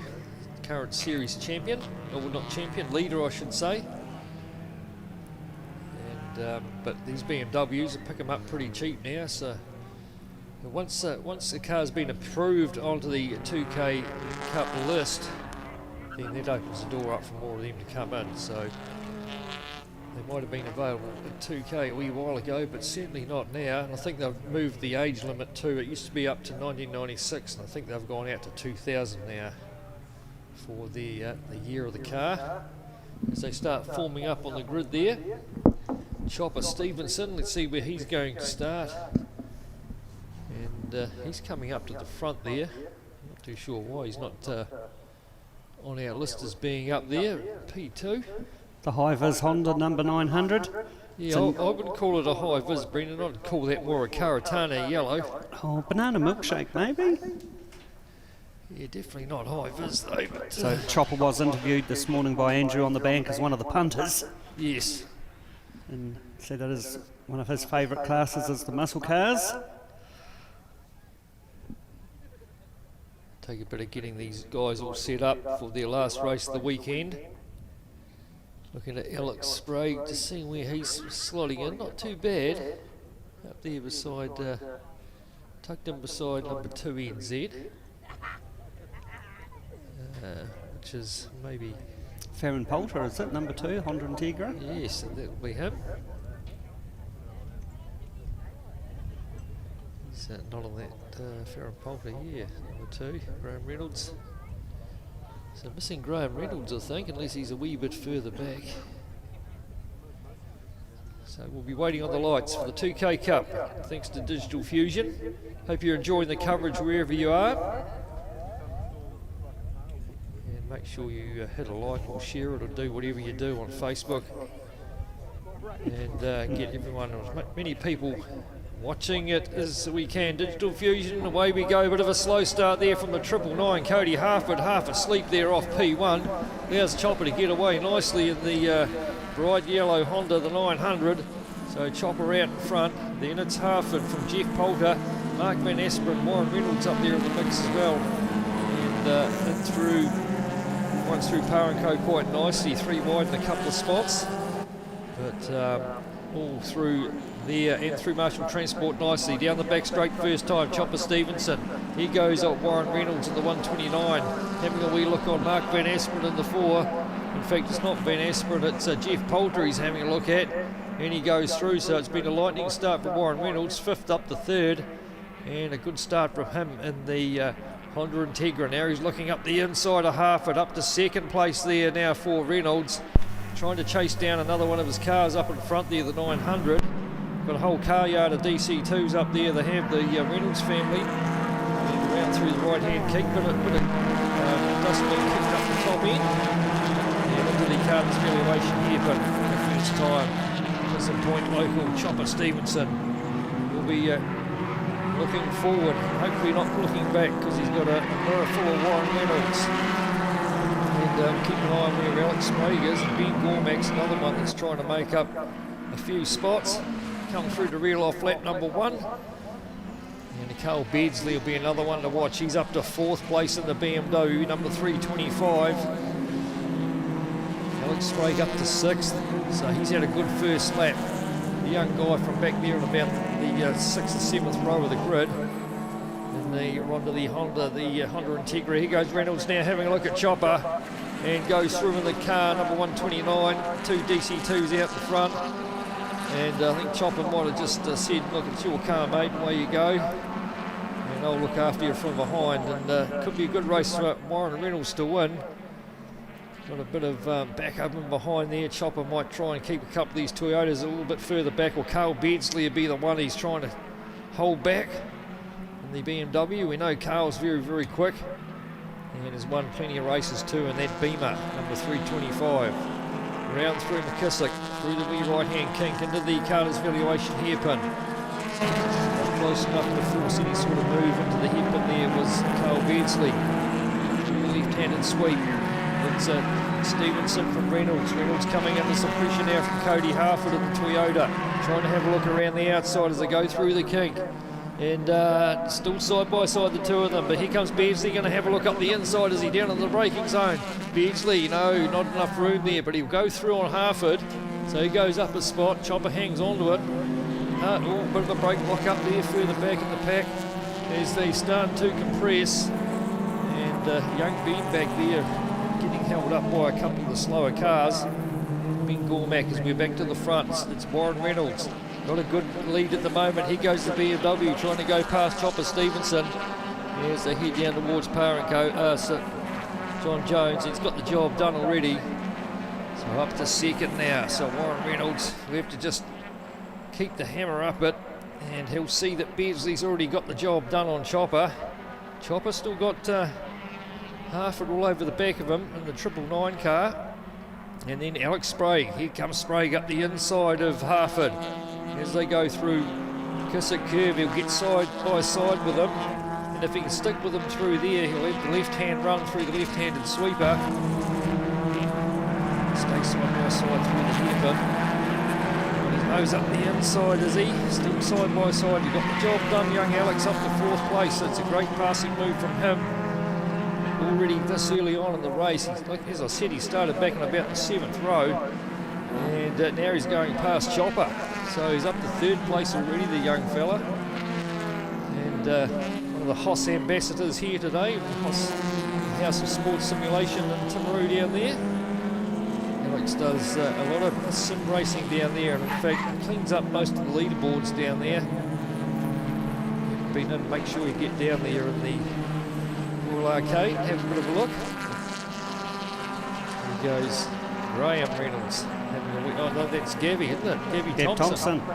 Yeah, running the number 3. Trying to go up the inside of Chopper as well. It looks like he's got the job done. That's another Reynolds car. So there's 4 Reynolds cars out there. Father and son, Warren and Graham, and then obviously Chopper and the car of Graham Reynolds, number 3. So Chopper getting eaten up a little bit back here. Now Pogler goes through on him as well. Starting to fall down the list. There's the Chopper. Get about the race leader just for a couple of laps. A wee bit of time up his sleeve has Warren Reynolds down through the king. Come down to reel off another one. A couple of seconds back to Carl Beardsley in the 325 car. 1.2 seconds in fact the gap. No one's broken out at the moment. Fastest lap of the race at 19.2 from Alex Sprague. So everybody's watching their times. with the heat on the circuit this afternoon, Paul, might not be in the right operating window for the faster lap times. That's correct. Of course, they're running a new tyre now too. They did run the Dunlop Derezas for a long time. And they're running a different tyre now, which I don't know if it's any quicker or not. Obviously it's not, otherwise the times would be quicker all the time. Just trying to see whereabouts Ben Gormack is. He's down there in 18th place. Johnny Prince 17th, Graham Reynolds 16th. Battles within battles all the way down the pack. There's Ben Gormack trying to have a look at Johnny Prince. These two. Prince has been around the 2K Cup scene for quite a while in the Caliber Design Toyota. And just about won a race this morning, didn't he? But lucked out in the last lap or two. They still had a good second place. But Ben Gormack all over the back of him. Another young Plus racer. Takes part in a lot of the leaderboards down there in the competitions. Have some good racing coming from their live stream as well, Brendan. Of course, we do the commentary for the sim racing. Get to commentate the circuits all over the world, Paul. Oh, it's pretty good, isn't it? But no, it's good stuff. So Alex Sprague, car 50, he is into the 118s, a 118.5. All the other drivers are low to mid 119s. So he's front of the pack. He's on a charge. Current championship leader. And banked a shed load of points this morning. So looking pretty good to still be the round leader or the championship leader after this round. So Warren Reynolds still hanging on to that lead. Doesn't look like Beardsley's getting much closer, as he's going to have a mirror full of Ron with the Honda very shortly in the forms of Alex Sprague. So that'll take the pressure off Warren Reynolds. Last time across the stripe, coming down the Premier front straight, Warren's lead with just over a second. Back to Carl Beardsley. Yes, it's been pretty much there, although Beardsley looks a wee bit closer this time.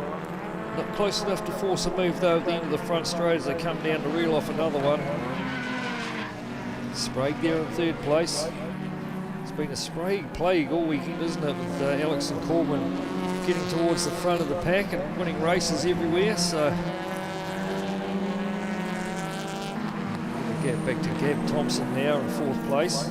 Just starting to fall back into the clutches of Cody Harford again. Battles going on down through the pack as well.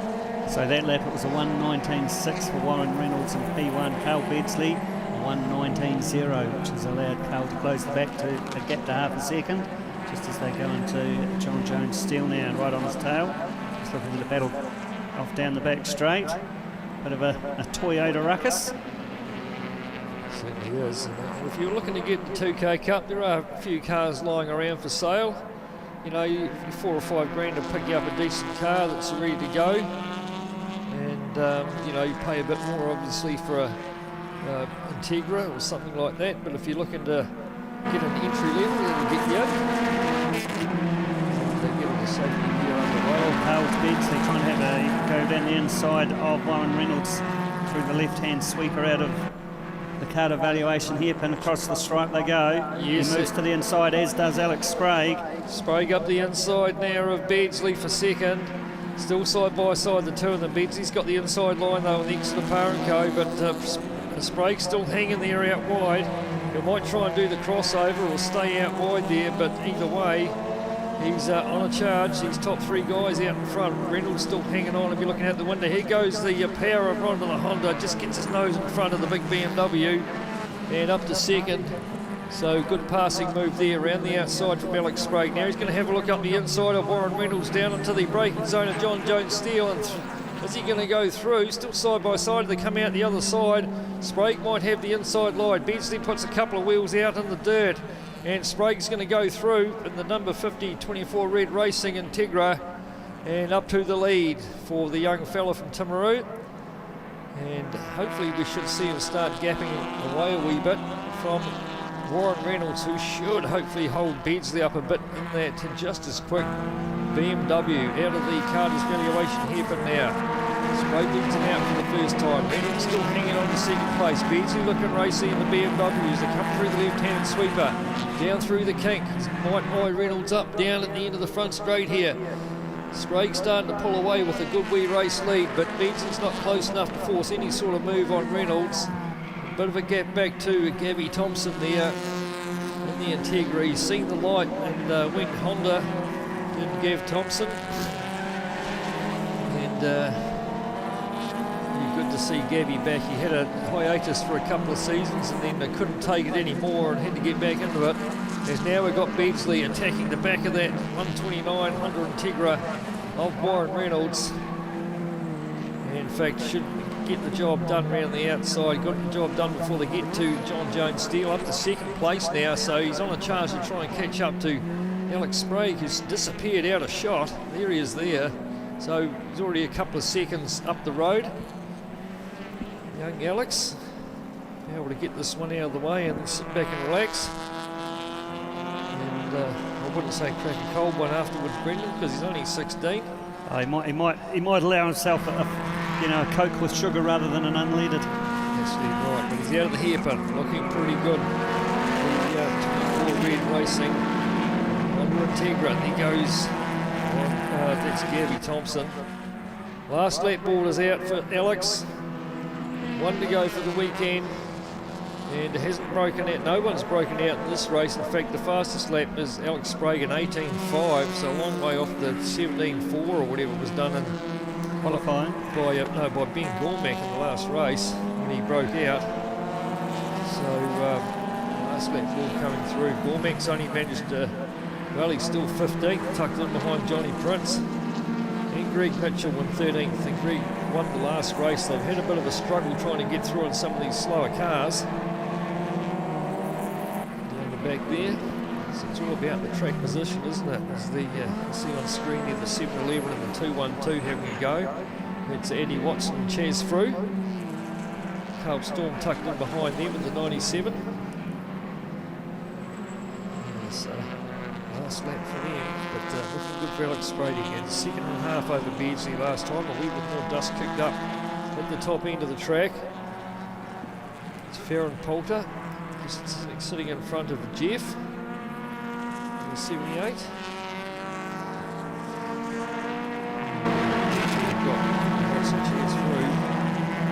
Chicken flag is out though. Here comes Alex Sprague. He's going to take the race win for 24 Red Racing, and it's a perfect weekend for Alex. Good points. Beardsley will be second. Reynolds in the third comes, at the end comes through in third. Gabby Thompson fourth. Bit of a gap back to Harford, who in the end finishes fifth after starting off that front row. Farron Poulter, Jeff Poulter, Andy Watson, Chaz Frew, and Carl Storm. Some good stuff from those guys. Good coming through from the back of the pack there for Alex. Take the race win. So the high-vis Honda number 900 comes through 17th. Chopper Stevenson started on the front row. Yes, so long way down the end, wasn't he, Chopper? Best lap time of 1:22. Just getting back into it. Yeah, just out there competing. Chicken flag out, 777 just going through. It's Georgia Hill on the Toyota Celica from Christchurch. So they'll be able to park up. Some will probably head home. But great stuff from the 2K Cup. And no Michael Gunstone for the last couple of races today, so didn't have to Michael overnight, but he was parked up with the Honda Tornio, so bad luck for him. So there's the top 10: Alex Sprague, Carl Beardsley, Warren Reynolds, Gav Thompson, Cody Harford, Farron Poulter, Jeff Poulter, Andy Watson, Chaz Frew and Carl Storm. Then we have Jeremy Todd, Scotty James, Greg Mitchell, Jonathan Prince, Ben Gormack, Graham Reynolds, Chopper Stevenson, Greg Barclay, Mark Van Asperen and Anthony Kay. Steve Hill, Quentin Stanger, Peter Thompson, Phil Joyce, Sam Joyce and Georgia Hill in the 777 machine. Yeah, so 55 seconds from first place to last place, not too bad.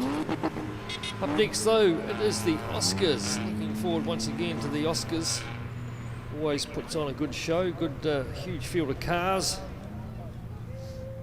And it's been a pretty good weekend.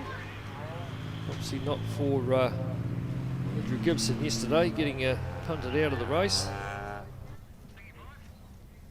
But big thanks once again to Kumho Tyres for bringing us on. We go down to Adam down there. He's got young Alex Sprague with him. Well, Alex, things went pretty well in that race for you. You made it through the pack okay and sort of gave them a clean set of heels at the end. Yeah, it was a really good race, starting about mid-pack and about 14th. Managed to get a good start, a good first few laps, and then I was just on a mission trying to push as hard as I could to pass as many cars as I could. And staying within the allocated time as well, which is always a trick. Yes, the breakout time has been pretty hard to go about this weekend, but yeah, really happy with a drive like that. Awesome, well done. Another P1, so we'll come over here to the Beamer. P2 and the best of European. Yeah, I was doing my best out there, but Sprague again, he's got some pace. We had a lot of fun though, it was a good race, nice clean race, so can't complain with that. And you're fighting quite hard to get past the Honda there at the end. Yeah, when that VT kicks in, mate, they're pretty quick in a straight line and a bit lighter than the big old Beamer as well, you know. So do you have weight restrictions for the different... No, we don't have a weight restriction, but it's got to run pretty much factory engine, so it's all pretty even Stevens, but the car's got different strengths, so it makes it a lot of fun. Racing's good and hard, and yeah, that's what it's all about. Good to see a good Beamer out there. Yeah, thanks, mate. All right, P3.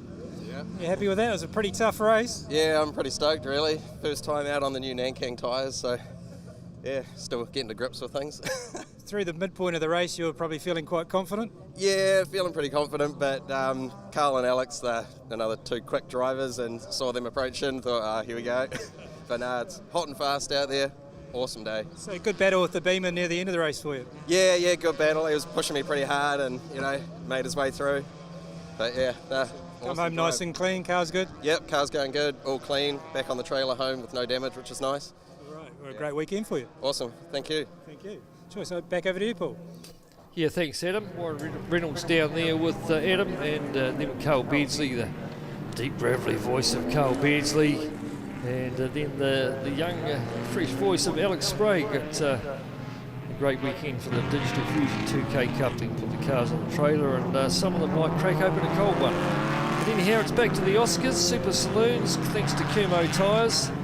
And what have we got here? Brendan, looking forward to an 8-lap race, reverse grid handicap. So good win this morning for the Gumboot Racing team. Tim Dossett in the Lancer had a good launch off the line, hooked it away. You'll have it all to do though with the reverse grid. Good to see Jeff Gray back out there in the Temuka Motorcycles number 97. He just trundled around in the race this morning. He sort of struck troubles halfway through. Welcome back in Brendan Cooney to commentary. His Quartz Reef car, car number 122. It's Mark Neville. He got the time penalty this morning for jumping the start, so he'll be hoping he's got it under control this time. And we'll just have a look and see who's going to be on the front row. Should be Dean Cook and the number 81 Toyota 86 come up to the front row with the Marcus Mulcahy and the RX-8 number 451. Second row should be John Ling and Michael Diver. Why was Michael Diver starting off P4? I thought he would have been down the back. Surely he's one of the fast guys. Warren Walker as well, starting from P5. Yeah, it does seem a bit odd. He's been up the point end of the field all weekend, really. That's right. As Michael Diver. Should be a reverse grid handicap. Josh Ward there in the 6th as well. Fourth row, Paul Brooks and Jared Hanson in that very rapid wee Datsun 1600. Yeah, nice to see that still going after its incident yesterday. A few running repairs overnight and this morning. Yeah, had a bit of a coming together with Jared Carnegie and the wee short wheelbase starlet there down at the Marshall Transport Sweeper, and actually got him on the left side and then got him on the right side on the way past when he was spinning round. So a wee bit of a panel damage there for JC and his... Yeah, and he's in an odd starting position there too, Paul. He's right down the back of the grid with the fast boys. Yeah, wouldn't it? Yeah, some of them are doing a lap less. So these front guys, the front group, they actually only need to do 7 laps as opposed to 8, so they get a lap in credit.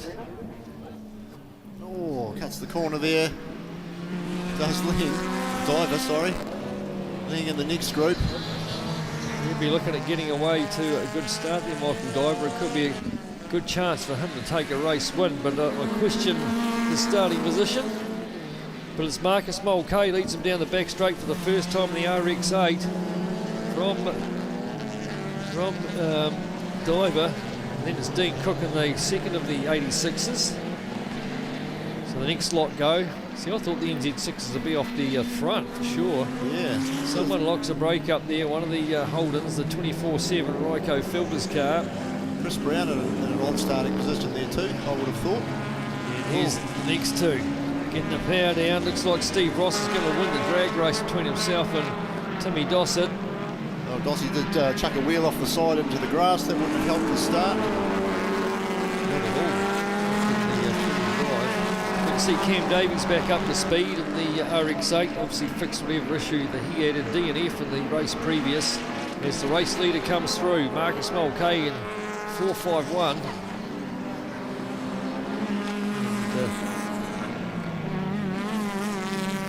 Of course, the unofficial race leader, now that they've done a lap, is car number 25. Because they were a lap in credit. So car number 25, we pick him up as unofficially the race leader. So that's the VK Commodore. It is. We can pick that up. Wherever he is. Here he comes now. So this is the official race leader. As Cam Davies tries to go around the outside. She's always dangerous there, trying to go around the outside through the kink down onto the front straight. Or someone's out in the grass there. Who is that? Not too sure who that was. Someone had a pretty close moment there. One of the wee Hondas.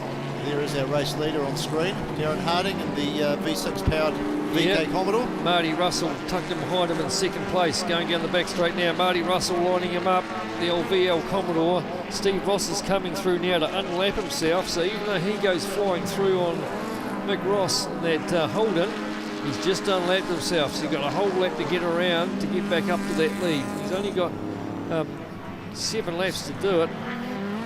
6 laps now, really. Yeah, so he's got to have 10, 15 seconds a lap on some of these other cars. But the race leader at the moment is car number 27, Marty Russell, and 25, Darren Harding's tucked in behind him. Just the way they work the handicap system there. You've got Dossett now trying to unlap himself. He goes through on Harding's. Get Marty Russell easy enough around the outside down on the front straight, so he's got a lot of work to do as well. And there's a big gap between him and Ross, so they were together off the start line, and Ross is just about ready to come back down onto the back straight, and Dossett only just got through on those leaders, so he's obviously been held up in traffic. Been held up somewhere or had a bit of an issue. So Marty Russell now unofficially your race leader, or officially your race leader in the 27 car. So here we have the hammer down 25, and you got the 24/7 car of Mike McCarthy in third place, and Jared Carnegie in the wee Starlet, the wee Freeman Roofing number 82 sitting fourth. That's Marcus Mulcahy, he's on shot in the RX8. He's your race leader. 25 there, the old VL Commodore, looks the early NZ V8s. Touring cars when they first come out, that's what one of these is. Not too sure whose ex-car it was or anything like that. There were quite a few of them running around years ago. Here's your race leader though, Marty Russell, big fella from Dunedin. Interesting that Marty Russell passed that 25 car down the back straight. Those VK Commodores, I think they're the lightest Commodore that they built. They're really light. So surprising that the big old VN up and past it. Same engine. So Tim Dossett, fastest lap of the race. But a long way to go to catch back around on these leaders. Marcus Mulcahy here with the big wing on the back of the RX8. Michael Diver tucked in behind him. They're down in 6th and 7th. Brown just going through, and Andrew Bartlett through down the front straight. So he's up another one, Chris Brown. Up to 13th. Oh, there's someone out in the dirt. I think that was Mike McCarthy in the 24/7. Ryko Filters holding. Wheels out in the grass. Marty Russell will be looking in the mirrors, wondering where these big fast cars are coming. You can see there Timmy Dossett's fastest man on track at the moment. He's absolutely flying. 102.8.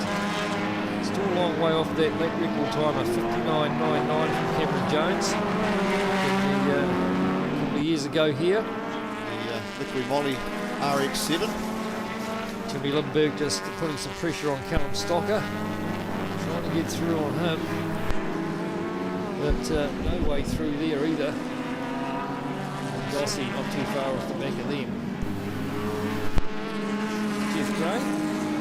You can see he's got his issue ironed out. He just circulated last race, didn't he? Trying to pick up a few points. Yeah, well, Jeff, that car was out of action for a number of years, and then he, when they had Pukekohe had their last ever race meeting, he ever raced at Puke, and it was going to be his only chance, so he got the car going again, went all the way up to Puke, and partook in the last ever Pukekohe meeting, and of course he had dramas up there too, did a gearbox, but managed to track one down up there through social media, I think, and wanged her in on the Sunday night. They finished the race on the Sunday, so that. So motorcycles out there, take the side by side out there from here, so down again, looks after us with the lowest gear. Heavily involved with who's that having a spin? That's Dean Cook. That's Cook, yep. Well, Cookie having a spin up there in the middle of the McKissick curve. Over 86, hopefully get that thing going again. But Steve Ross trying to fight his way through. He's down there in 20th place, so he's got a fastest to make before he gets back up to the lead. It's still Marty Russell by 2.6 seconds. He's down the back straight now. And here comes Marcus Mulcahy up to second, goes through on Darren Hardings. So it shouldn't be too long before we see him up the front. Chris Brown too's not far away. But only a couple of laps left to go. In fact, they should get the last lap board through next time. McCarthy out in the dirt again. Russell, I beg your pardon. Right, it's our race leader, Mulcahy tucked in behind him. Should see a change for the lead here. Mulcahy round the outside. And he'll have the inside line coming into the Carter's valuation here, but that's a change for the lead. Mulcahy up to P1. Set back in third place there. Is it Martin Diver? It is. 77 cars going to go in the outside of Marty Russell. Will come down. Last lap board is out for Mulcahy. Looking for a race win in the RX8. Diver up to second. So it's Russell down to third. Jeff Gray up to fourth. Chris Brown fifth. So they're starting to catch up a couple of these slower ones. Steve Ross just goes through now. He made up 8 places in that last lap, Steve Ross, up to 12th now. But I don't think he's going to have enough time to get up there. Well, Chris Brown might be... Yeah, he could be a dark horse. Could be a dark horse here in the top part of the circuit. He's just gone through up to third now for Chris Brown. And the big red whale, they call the car. It's had lots of development over the year. They sort of had to cut back on the development of it just to keep the reliability up. Who's that with more trouble there? Jeff Gray again, slowing down. Up through McKissick. So perhaps the thing's getting a wee bit hot towards the end of the race.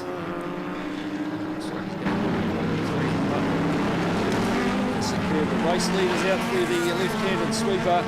Coming down through the kink. Looks like Diver's not close enough to force any sort of move. Here comes Chris Brown, but Mulcahy's going to take the race win. Diver will take second, Chris Brown third, and back to fourth place. Who's going to get it? Now it's going to be the 57 of Paul Brock. Steve Ross ends up fifth. Terry Phillips sixth. Marty Russell in the end seventh. Cam Davies eighth. Gary Duncan. Timmy Dossett comes home in 10th in the end. So some good fight backs through the field there. Steve Ross in 2 laps made up 15 places. So another lap was all he'd need. He'd be at the front. The handicappers did a pretty good job there. Did a pretty good job there, that's for sure. Marcus Mulcahy takes the race win. Fastest lap of the race, Timmy Dossett, 102.8. We'll run through the finishing positions shortly. Dean Cook having a spin. It's up down there in 23rd. Congratulations. Marcus Mulcahy takes the race win.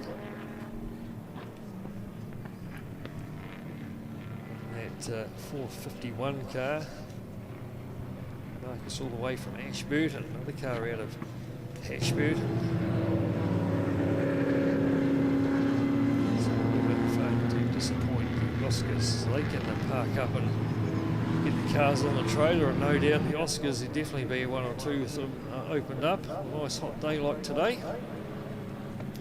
Good handicapping from the handicappers. Marcus Mulcahy taking out the race in the end by just under a second from Michael Diver. Chris Brown takes third. Paul Brooks fourth. Steve Ross fifth. Terry Phillips, Marty Russell, Cam Davies eighth. Gary Duncan, another good run in his new car, ninth. Timmy Dossett 10th.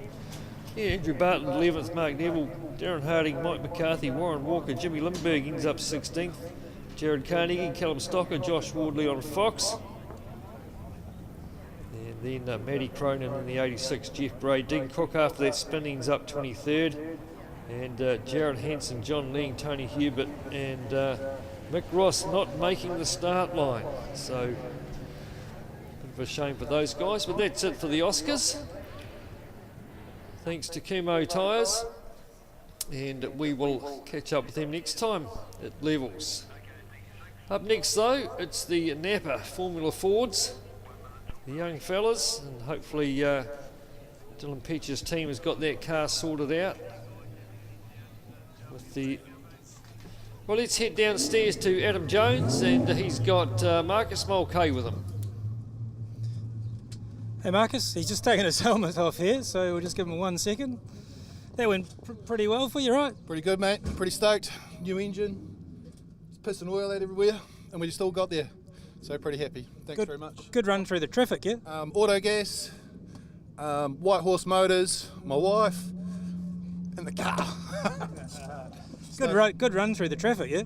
Tried pretty hard. Pushed a little bit hard. I got clipped at the start. I don't know, door wouldn't open. So, but yeah, pretty happy. So tell everyone what's new engine. What's in this beast? It's LS3 sequential box, Nissan diff. Welded up the axles last night and just gave it arseholes today. Oh, sorry. But yeah, pretty good. Awesome, well done, P1. Thank you. All right. How you doing? Good, thank you. Got a good run through the traffic there in the handicap. The handicapper did a good job. Yeah, it did. Yeah, it was right on the money, eh? So yeah, having good fun with my old mate Marcus. So it was good. He's just showing off his new LS3 by revving it up next to us. Yeah. He's only a little bit quicker than a wee Honda. So. So talk us through the race. I was pretty lucky. It was just ended up being the two of us really, just to go through, catch up the slow markers and stay in front of the quick boys that were coming pretty quick. Looking in your mirrors? Yeah, I saw them down the back straight, how far they were closing in on us, so yeah. Awesome, well done. And for the season for you, how are things going? Yeah, I got a first today in the SS and this second on this one, so pretty happy so far, so yeah. Awesome, well, great day out in the sun here at Levels Raceway. Beautiful day, thank you very much. Back over to you, Paul. Yeah, thanks Adam. So Michael Diver there, and Marcus Mulcahy, the race winner, obviously pretty ecstatic about that. Yeah, so he's dead right. Great crowd here, beautiful day. We've had a share of rain the last week, but it's about time we've seen a bit of the big yellow, and it's definitely out this afternoon. Nice wee gentle breeze out there. Where else would you rather be? Would be my philosophy of the day. Yeah. Where else would you rather be? Had that conversation with a few people in the lunch break, and they all agreed that here was it. Right, so we've got the NAPA New Zealand Formula Ford Championship, and also the South Island Championship being run at the same time. So Marco Manson is the young guy to beat. Car number 69, a wee Spectrum, being looked after by the Penrose crew this weekend, James and James's father, and I see Marco's mum's here as well, keeping an eye on proceedings. We understand Seb Manson, his older brother, will start 10th in the New Zealand Grand Prix down there at that other race circuit this afternoon. So beside Marco on the front row, we've got car number 21, Toby Musico, one of the Australian drivers out here. I think he's the young guy that they've sent out here to learn how to drive on tarmac, because he wants to be a rally driver in Europe, so they're going to send him over there. And of course a lot of the rallying over there is done on tarmac, so he's getting a bit of tarmac experience out here in the form of Formula Ford under the guise of Nigel Barclay and the Racing Projects crew. Second on the grid, Seb. Third on the grid, Seb Iskandari. Keep an eye on him beside Maxim Kerwin. Away we go. Bit of a slow start there from the 21, Toby Musico, but in the end, Marco gets his nose in front. And we've got contact. We've got contact there between someone. Not too sure who that was. No cars flying through the air of bits and pieces, but maybe a bit of toe out in one of the wheels though. Let's pick a number up on that. Is that Jake Bryant, number 77? Yep. So Jake Bryant's probably got something knocked out of place. It doesn't take much to upset the telemetry of the suspension in these things, but in saying that, it looks like he's back up to speed, albeit down the end of the field, which is a bit of a shame. He's been up around that 4th, 5th place, Jake Bryant, as leaders come up into the McKissick curve. The big long left-hander that goes around and gets tighter and tighter the further you get into it. Then you pop out the other side, a wee right-handed kink, and into the Carter's valuation hairpin. And down to first gear for these wee nimble Formula Fords. Marco Manson taking over from where he's been most of the weekend, which is out in front. Matthew Basso down there in 6th place in the red Formula Ford 16. He had a good run in the race previous, finishing 3rd. He's tucked in behind Jacob Begg, who's had a good start. Jacob is sitting in 5th there at the moment. Dylan Peach down in 9th. He's gone up a spot or 2. So Dylan's got a wee bit of work to do from back there, but we've seen him come back from 8th yesterday to have a 4th place finish. So if he's done it once, he could do it again. As Kerwin now having a look on the car of Toby Musico, the 21, as they head down towards John Jones Steel. He'll try and go through up the inside, does he? And he might get the job done. Looks like he has. So a good move there from Maxim Kerwin. Also setting the fastest lap in the last, fastest race lap in the last race.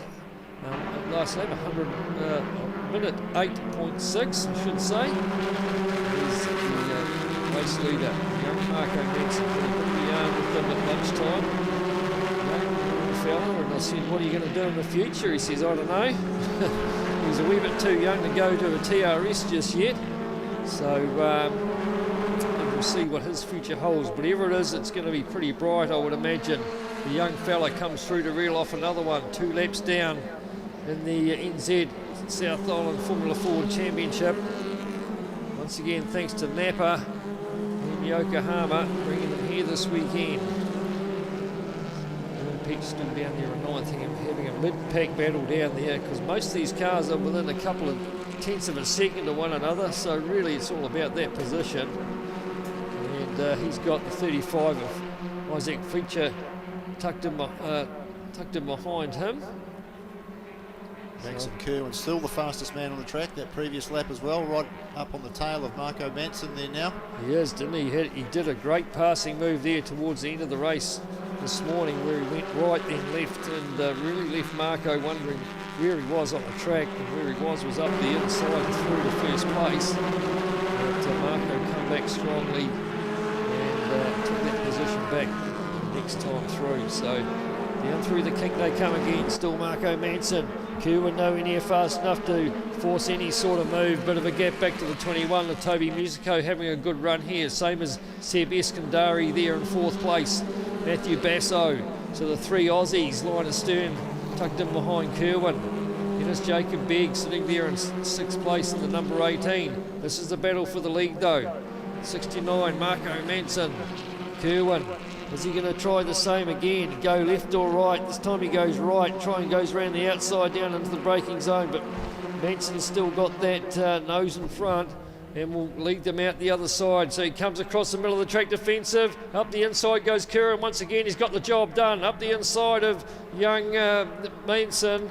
And also tucked in behind too, the 2 Aussies. They want a piece of the cake as well. It's Musico and Iskandari are on the gearbox as well. She's a 4-way battle out in front as they come into the Carter's valuation here, but still Maxim Kerwin getting the job done. Now he's got to keep Manson behind, which is going to be the hardest job.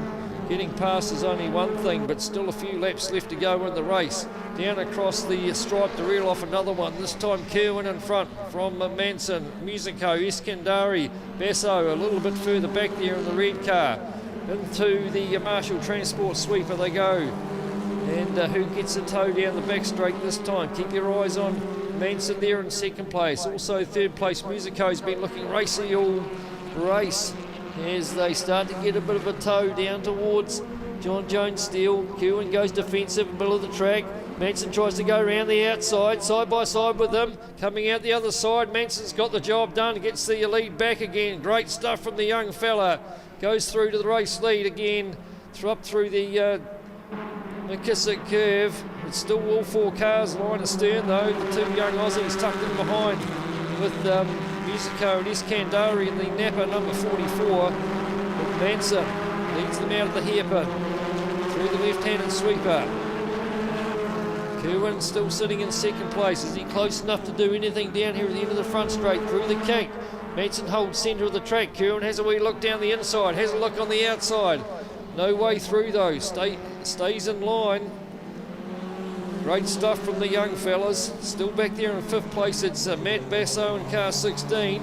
He's trying to catch on to the back of this, but he's not having much luck there. In the lonely 5th position. Then it's Peach back in 6th, who's made up 3 spots. A good comeback from him in this race so far, but now Manson coming under pressure from Kerwin again. Kerwin trying to go around the outside to repeat the pass a couple of laps previous. I don't think he's deep enough this time. Manson should still hold the lead. He does. Comes up the straight in the middle of the track, being very defensive as Kerwin's still on the back of his gearbox and no way through. So it's still Manson from Kerwin. Then Musico, Iskandari through the right-handed kink and into the Carter's valuation here, but hard on the brakes. Don't want to make a mistake or miss a gear there or you're in trouble. But all 4 of them through there quite nicely. And once again, down through the kink. And Basso there from 5th place, slowly catching on to the back of these 4 guys as they come through with 3 laps left to go. Great stuff from the, 12, it's a 12-lap race, so we've got 6 laps left to go, only halfway through. So he's got a fair bit of defending to go on there. Marco Manson is. Kerwin still over the gearbox as they head down the draft line back straight once again. Looking very racy out. Pulls out nice and early to try and get that run down. Pulls back in behind him. Now we've got Musico trying to go around the outside of the 2 of them down to the braking zone. Musico trying to go around the outside of Kerwin. It's still a Manson.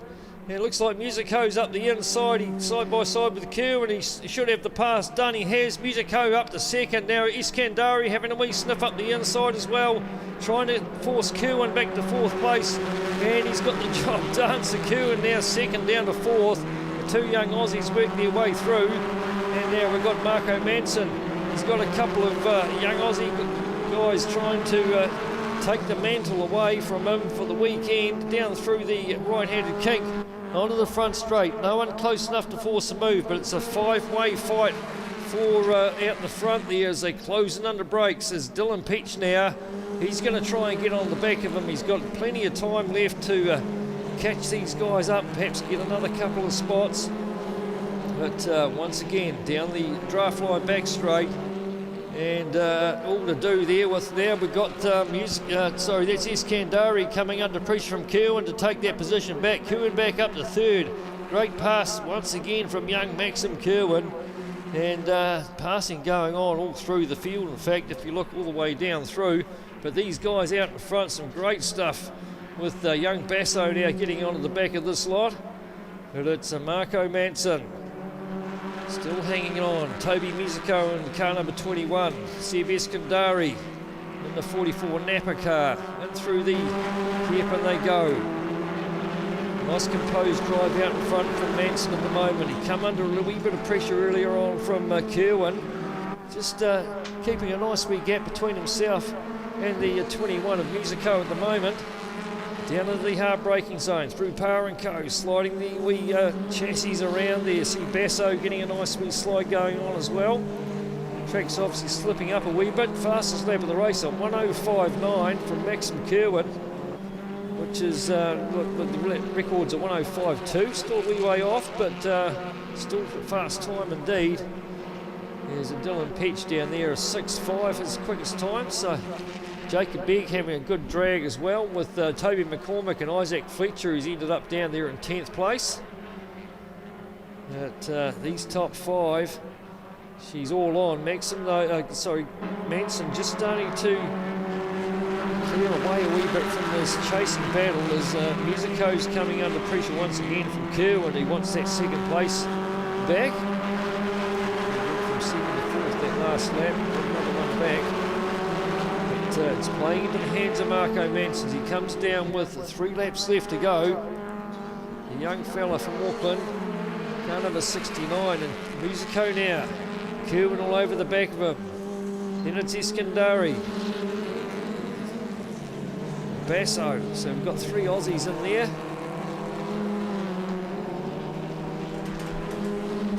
So great stuff from the Napa Formula Fords. Look at that gap Manson's got now. Out over a second. Back to Musico. And here's Kerwin having a look at Musico down towards John Jones Steele, trying to go around the outside. Looks like he's got the job done before he gets to turn, and he does.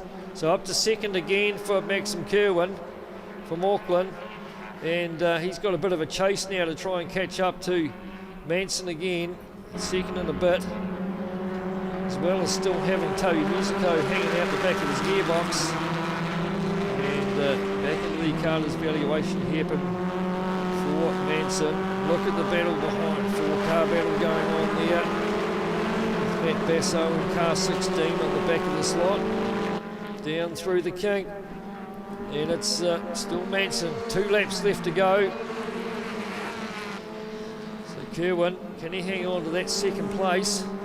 Keep the Aussies tucked in behind. Of course, all these 3 guys have been sent out here to get some mileage. Been looked after from Nigel Barclay. And at the moment, these guys have come on towards the end of the weekend. I don't think that Musico's close enough to force any sort of move at the back of Kerwin as disappear off around up the wee straight towards the McKissick curve. All getting a wee bit out of shape there was Musico, a couple of wheels out in the dirt.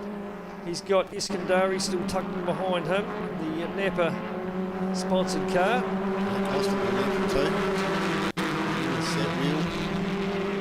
Well, it certainly unsettles you somewhere or another, whether you're taking the foot off the accelerator a little bit or leave it out of shape. But, as I say, just lost a wee bit of momentum there. Musico comes down for the last lap board for young Marco Manson. Kerwin still hanging on to the second, so the battle's for 3rd and 4th at the moment.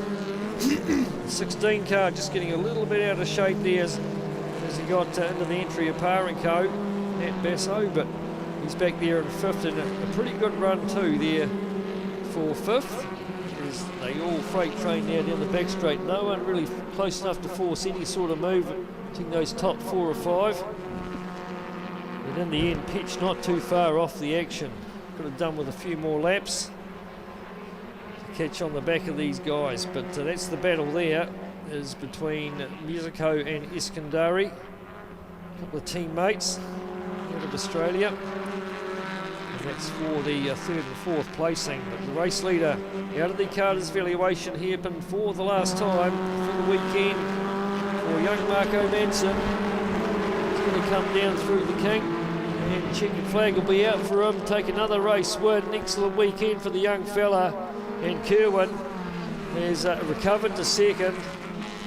Musico will take 3rd. Iskandari 4th. Then it's Basso, Dylan Petch. Got a DNF from car number 26 just coming in, Dyson Freeman. A couple of laps down. Jacob Begg in the end finishes 9th. Isaac featured 10th. Jake Bryan, after having that first corner way excursion, finishes 11th from Cameron Freeman. And then William Beck.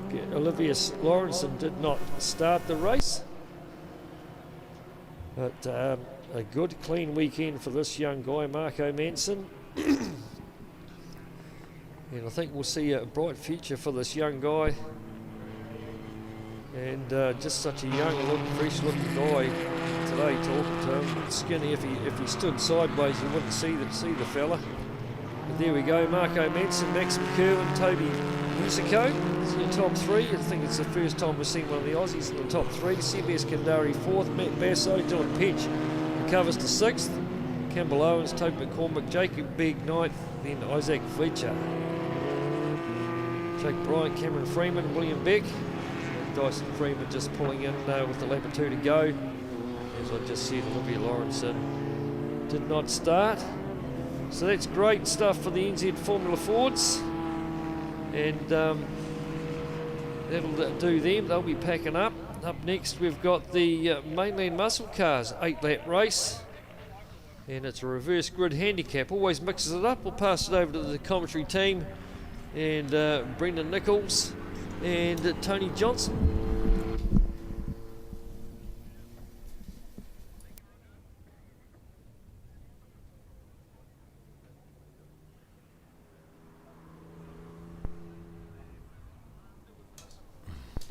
All right, we'll hand off down to Andrew there, which is with our first 3 place getters for the Napa Formula Fords. Over to you, Andrew. Just here with Toby Musco. How did that go? I mean, it was a pretty tough race. There was a lot going on in front of you and behind you. Yeah, it was a great race. I just didn't have the pace to hold on to second place, but I'm happy with third. But yeah, it was a really tough race. Good racing. How did you find in the 12 laps, just sort of the pace came and went, or you had pretty consistent? Yeah. Well, I mean, yeah, it was pretty good. Yeah, it was nice, clean racing, and I think 12 laps. Yeah, it's a long race for this track, and it's a very physically intense track. So yeah, keeping consistent is pretty hard. But, yeah. Thank you. We'll just try and get.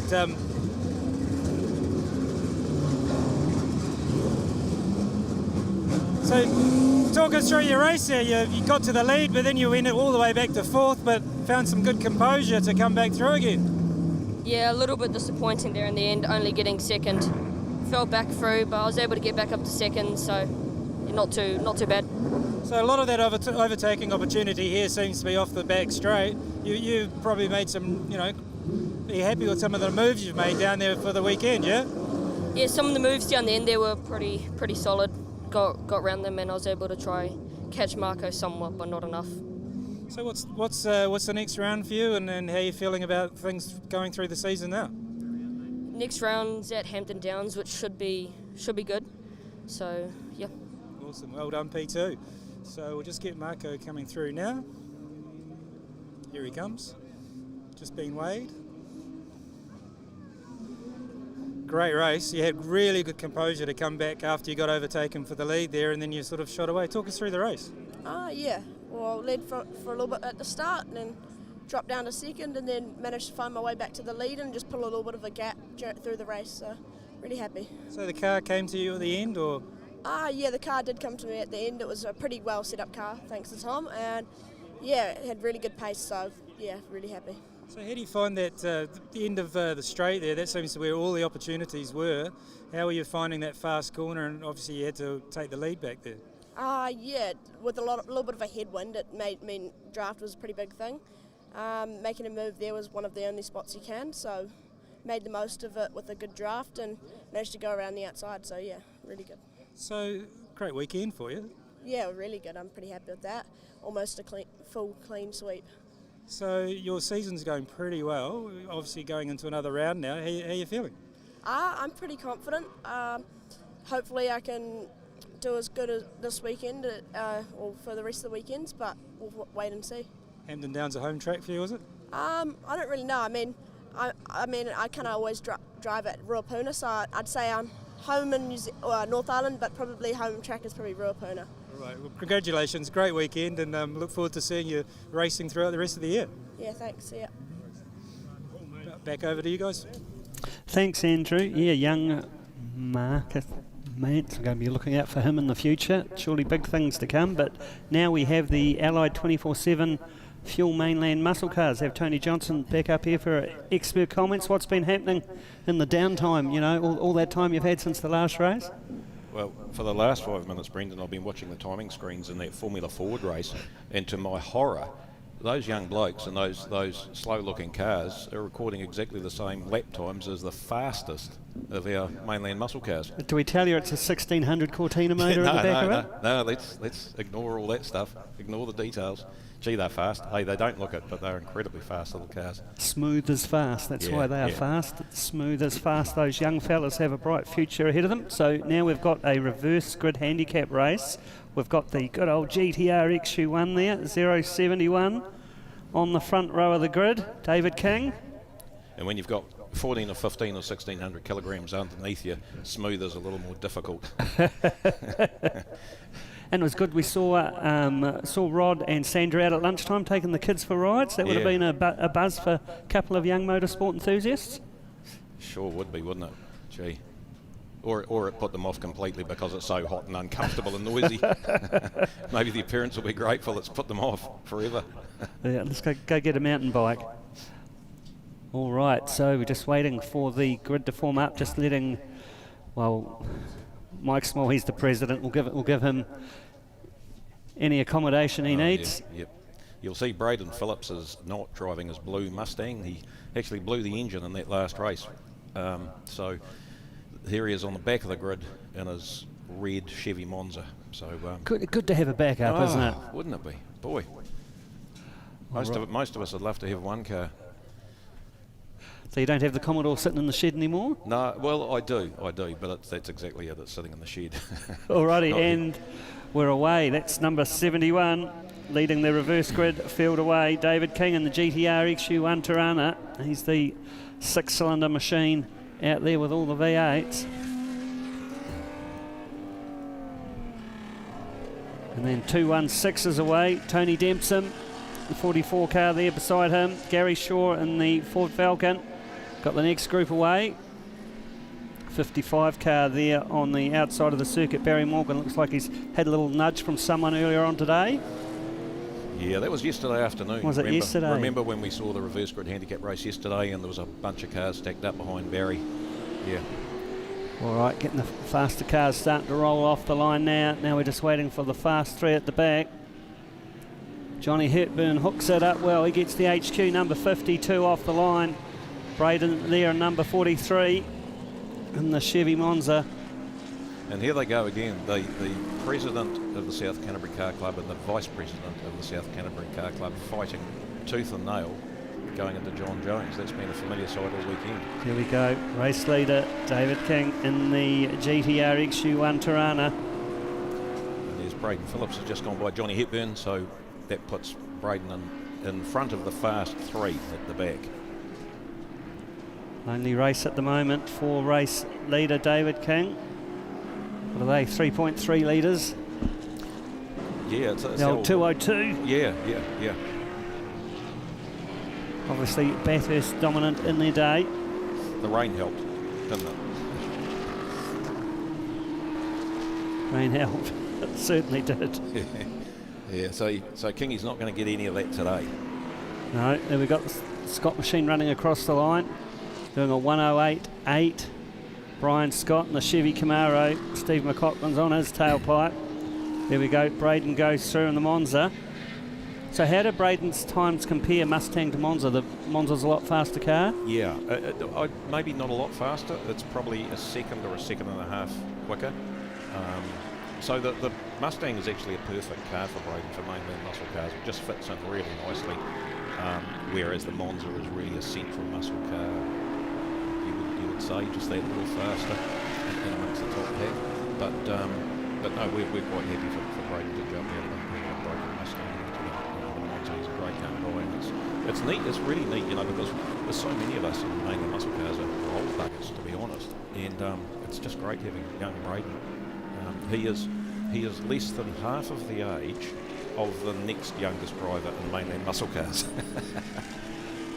I'm in a car club a bit like that.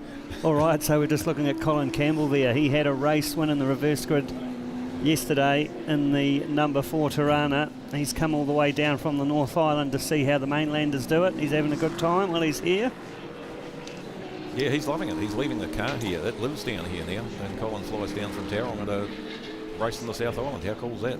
So Barry Morgan, Mike Small having a good drag down the back straight. Mike Small's got the inside line going into John Jones Steel. He's going to take the position. Just up in front of him is Gary Shaw in the Ford Falcon. Sandra Eden's lovely fastback Tirana.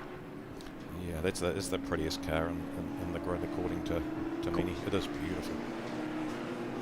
Then got the 216, they've got the sedan up the road, Tony Dempson.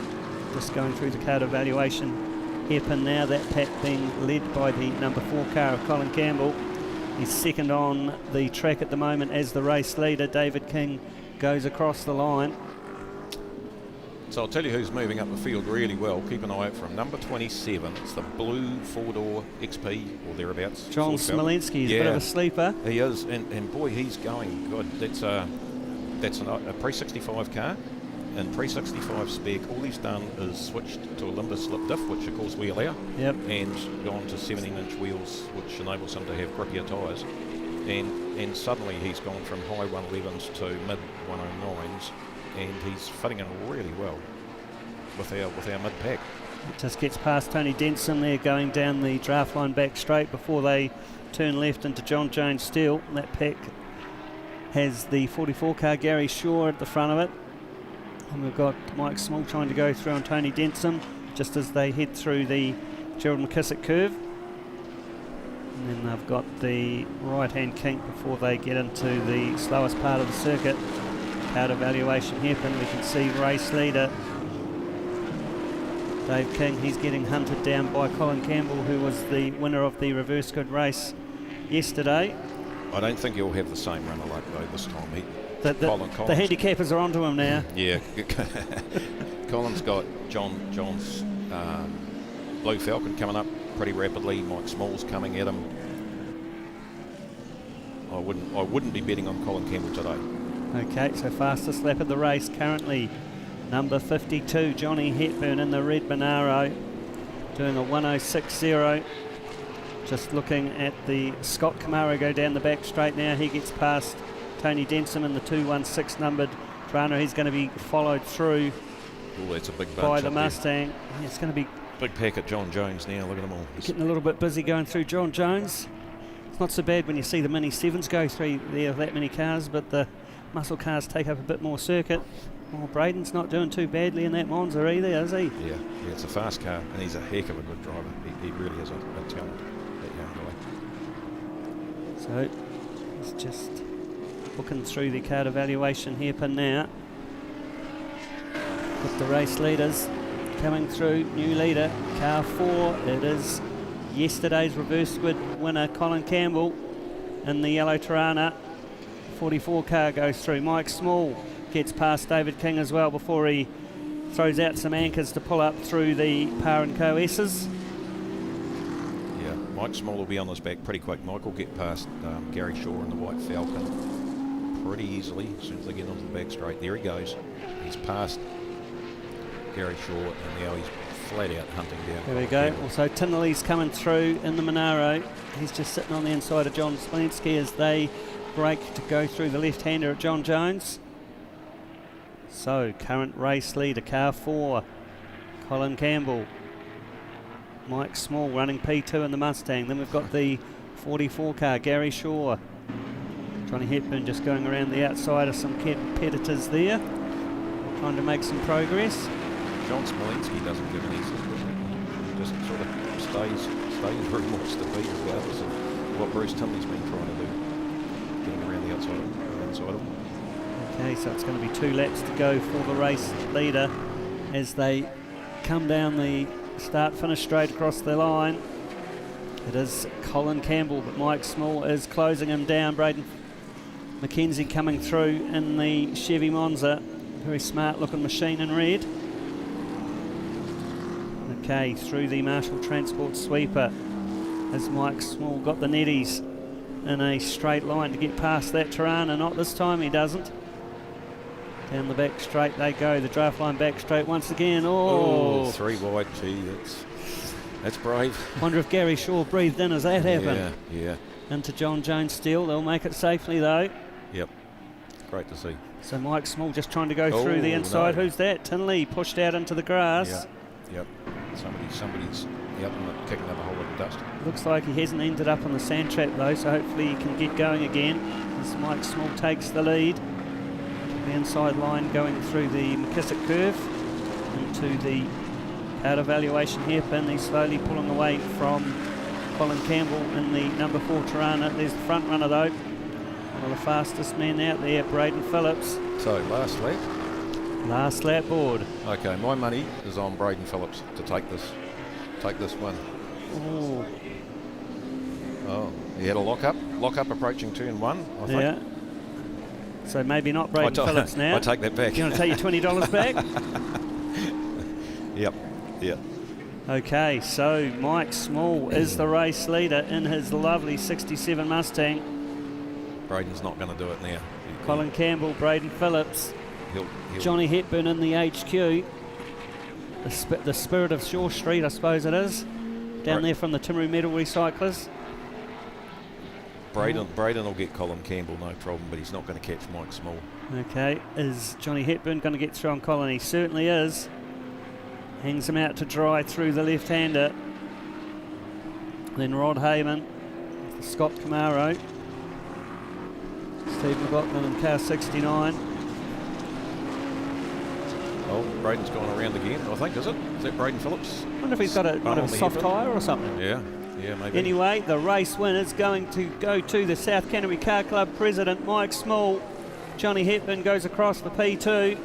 Colin Campbell's having a good weekend hunting in the Mainland. P3 for him. Rod Heyman goes through 4th. Brian Scott. They're the top 5. We'll just wait for the official results to come up on screen. That's a Timaru 1-2, right? Timaru 1-2, we'll take that. Well, we are the centre of the Mainland, Tony. Yeah. To be expected to a certain degree. So there's the Tinley car, it recovers. That's good. Goes through P16. Oh gosh, that was a little bit of excitement, wasn't it? Yeah. No, another great race. That was really neat, and always fantastic when you see all the cars finish without any damage. It's just awesome. So a couple of spins there from Braden Phillips. Interesting to see if he's got a puncher or just a little bit enthusiastic on the loud pedal. Yep, he would have been. But look at that. Mike Small's going to wave his arm off out the window there. He's celebrating his win. Mike Small, P1, Johnny Hepburn, Colin Campbell, Rod Heyman, Brian Scott, Steve McLaughlin.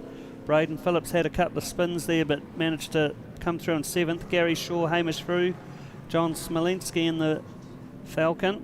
Then Barry Morgan, Dwayne Ingley, David King, Sandra Eden, Tony Denson, Bruce Tinley.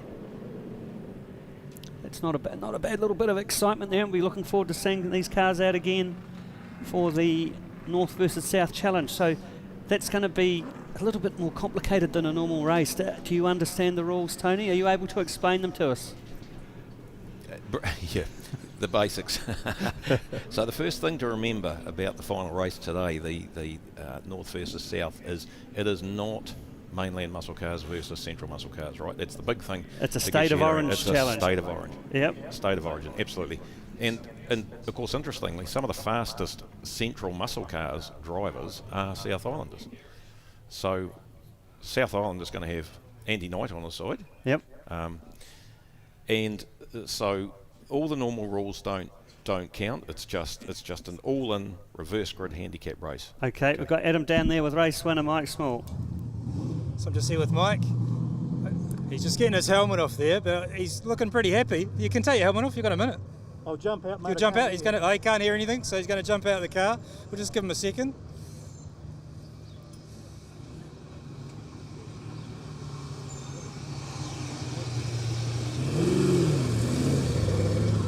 There we go.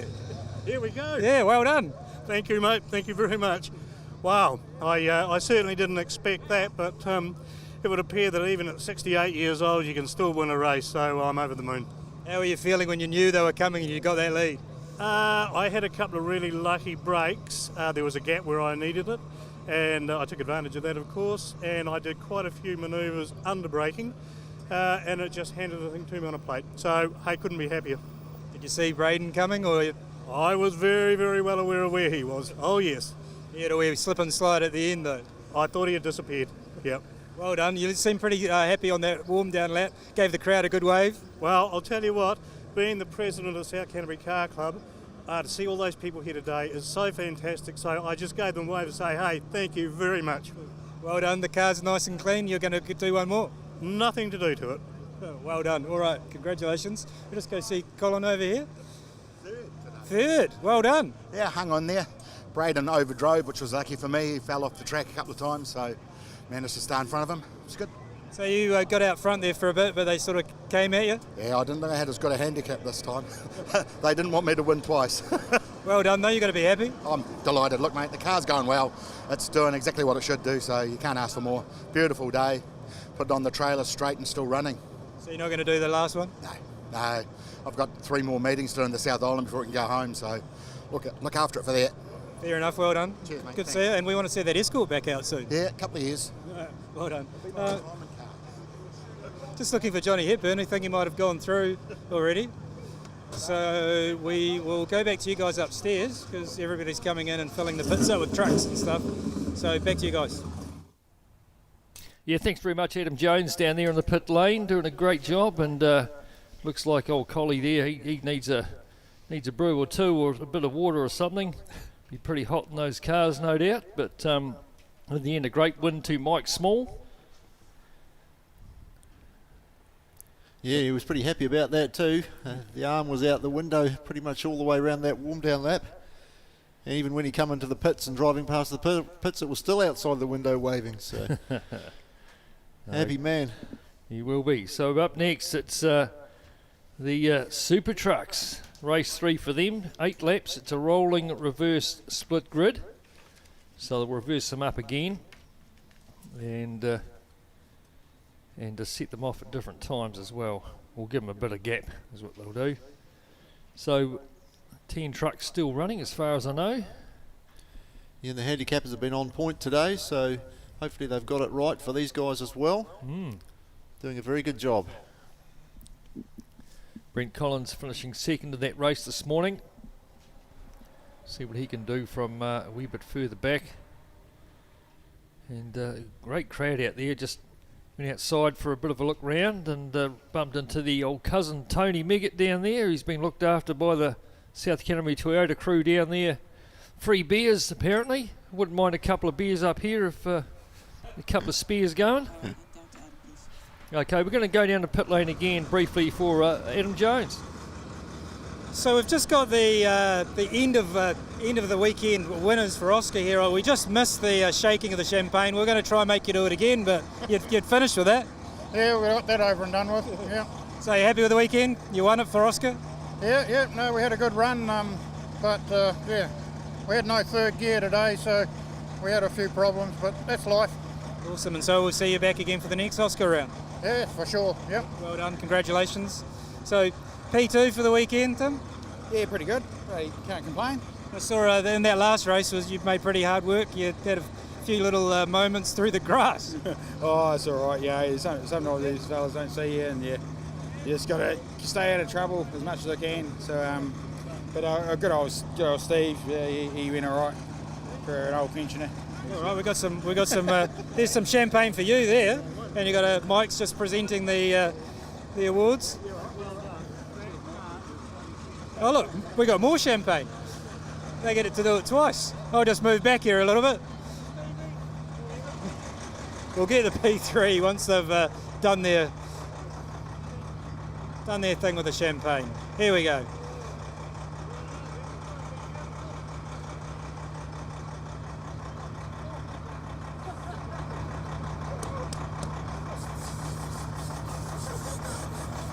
And just note there, Tim's still got his gumboots on, so he'll be okay. He'll have nice dry feet. And we'll just get our P3 interview for the weekend. This one, don't run off. We just wanted to stay in the dry, so we'd save the interview for it. So good weekend on P3 there. Yep, lovely weekend, good crowd, good clean racing, and good weather. So really enjoyed it. Thank you. Awesome. And so what's next?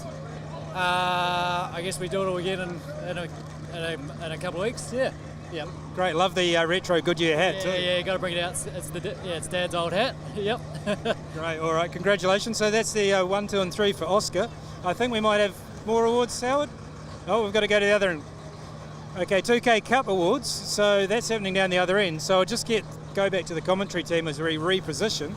And we've got the end of round awards for 2K Cup. So I'll throw back to you guys upstairs and we'll run off after Howard. Yeah, thanks, Adam. Yeah, good luck trying to keep up the hill. We know he's an athlete, and he'll be sprinting his way down to the 2K Cup. Parker Ferme, no doubt. Well, he did walk the wrong way across the screen there before he was heading down to 2K Cup. So we'll bring the trucks out onto the track in the meantime, so that to hurry up and get up there if they want to get an awards ceremony in. So Steve Ross taking the round win for the Oscars. Second place, Timmy Gumboots Dossett, and then third, Cam Davies. Well driven there, nice consistent weekend there for Cam and the White Horse Motors RX-8. We bring out the NAPA Super Trucks for race 3. And of course, the race at the end of the day will be the Development Series trucks. Same trucks, different drivers for the Jim Thickett Memorial Flying Farewell. Yeah, always a popular race, that one, and as we do mention each year, Jim Thickett, great supporter of the car club and a real character to boot. Yeah, I come across a couple of jobs with Jimmy, with lifting some septic tanks and stuff in for us on the odd occasion, and he's always a good operator and spent many hours out here donating his time. So just standing by with Adam there, they're just trying to sort out the 2K Cup presentations. Pretty hot down there for... Okay, so we're not going to cut down Adam. We'll hear from him a little bit later on as the Super Trucks get underway and will get underway behind the John Jones Steel safety truck. Will be Troy Etting and Mark King on the front row of the grid. George Jones and Tony Brand, Dave West, Ron Salter on the third row. Malcolm Little, Alex Little, Brent Collins and Troy Wheeler bringing up the rear. Yeah, so the two Bedford side by side. It's one apiece so far for bragging rights for George Jones and Tony Brand. So we'll see how we go in race 3, starting beside one another. Good to see Mark King back behind the wheel. He must have been out of the country or somewhere yesterday, but he wasn't here driving the truck, so he had to start off the back of the grid this morning. And he's off the front row of the grid for this one, beside Troy Etting in the Easy Moves number 7. Just the one truck here this year for the Easy Moves team. We've seen a couple of them, Troy and Connor Etting, but no Connor Etting here this year. Go back to the third row, Dave West. Pretty quiet weekend by his standards here at Levels. We'll start beside Ron Salter in that big Scania. And then we go back to the Team Little. Team Little, basically, with Troy Wheeler at the back there as well. Starting beside Bones Collins in the 44 truck. So away we go in the John Jones safety truck. John Jones Steel, a long time sponsor of the corner down the end of the back straight. So just look at all that, the black smoke as they wind the turbos up, get off the mark. And then we'll have a bit of a gap back to the next couple of trucks. So there's a reverse grid split. Now they have to try and maintain that gap. Have a set speed they've got to sit at. You see Malcolm Riddle's truck now, that's a lot shorter than the other two trucks in his team there, with Alex Little in truck 1.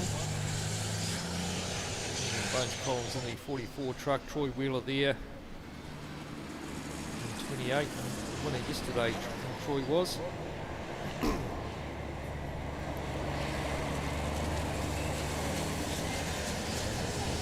Track that gap, but it's a fair bit to try and catch up, especially when these things are governed to 100 miles an hour. You're going to make up all your pace through the corners or in the late braking. So once again, a big thanks to NAPA and Trust Aoraki for bringing the trucks here this weekend. Trust Aoraki getting behind the car club for the umpteenth year. I'm not too sure how many years they've brought us the trucks here to Levels Raceway. They are still on board. Premier Installation bringing you the live stream from wherever you are around the town, country or around the world. I know we had 6,000 or 7,000 hits on the live stream yesterday. Getting out there, the safety truck pulls off now, and it's going to be Mark King and Troy Etting set for the start, waiting on the green lights. They're still red and are off. Troy Etting's got the jump. He's going to lead them down into Par and Co S's from Mark King. Then it'll be Tony Brand leads the 2 Bedfords. George Jones back there in the 4th position. Bit of a gap back to the next 2 trucks. It seems to have closed up awfully rapidly, that gap. Big gap back to the fast boys at the back. Yeah, don't know what's happened to Bones. He's dropped back a wee bit from Troy Wheeler, who he was starting side by side with. Getting all out of shape, Brent Collins at the back. So Ron Salter almost up on the back of the 2 Bedfords. Hasn't taken him long to get there. It'd be a good race for him or the likes of Dave West to come through. But it's all about the passing, isn't it? And these big beasts around this tight wee track at Levels. I mean, a lot of these Formula 4 guys think this is a wee go-kart track, let alone driving a big super truck around here. And you can see Troy taking a wide line. Classic curve, he's going to lead them into the Nutters valuation here, but in the easy moves, number 7. Got a bit of a wing on the back of it, which really isn't doing a hell of a lot of work. Touching behind the cab there, but it's a wee bit racing. Down through the kink, Troy Etting. Reel off lap number 1. Then it's Mark King, Tony Brand, George Jones and Ron Salter. Ron Salter in the background there, just looking at making a move on George Jones. Ron Salter was the fastest up until just a minute ago, when Alex Little was now the fastest man on track. Trying to push the wee Bedford out wide to get the nose up in front, Ron Salter. Back to the areas there. Should go through on the wee Bedford. They both get to 100 miles an hour, and that's where it stays. If you go 1 kilometre, I think you're allowed to hit 1 kilometre for a split second, but you've got to pull back. If you stay there for over a couple of seconds, then that's when you get penalised. I know Bones got caught last year with that. I think his truck, he worked out that if he plucked an extra gear, it took him over speed. So he just left it in 1 gear lower. That was at the end of the back straight. Pretty busy back Ron Salter there. George Jones, Dave West, line astern, come round into the rear front. He's the race leader. Troy Etting still out in front by 7.5. It was last time back to Mark King, the 24 truck. Tony Brand still doing a good job on the wee Bedford as they come down through the kink onto the front straight. Looking pretty good at the moment for Troy Etting. He goes through at a 1:22. Here's George Jones trying to have a sneak up the inside of Ron Salter, down into still side by side with them. The 2 of them, 2 wide. They're coming out of Par and Co on the way up to the Marshall Transport sweeper. Salter just held his line right in the middle of the track. He did, but Jones looking pretty racy though in the wee Bedford as they get the power down side by side, the 2 of them down the back straight, but the Salter truck just got a wee bit more oomph from getting up to that 100 miles an hour. And Dave West is also getting in there, wants a wee bit of the action in the Freightliner Argosy. Race leader though, 2.5 seconds was the gap first to second. Looks like it's a wee bit bigger there now for Troy Etting, as these guys are starting to get held up a wee bit by Tony Brand there, doing a good job in 3rd place in truck number 8. Trying to keep Salter in behind. Then George Jones. Look at the freight train now as they go through the Kissick curve. We've got Alex Little getting on the back of Westy now as well. So line up the trucks coming out of that gear front.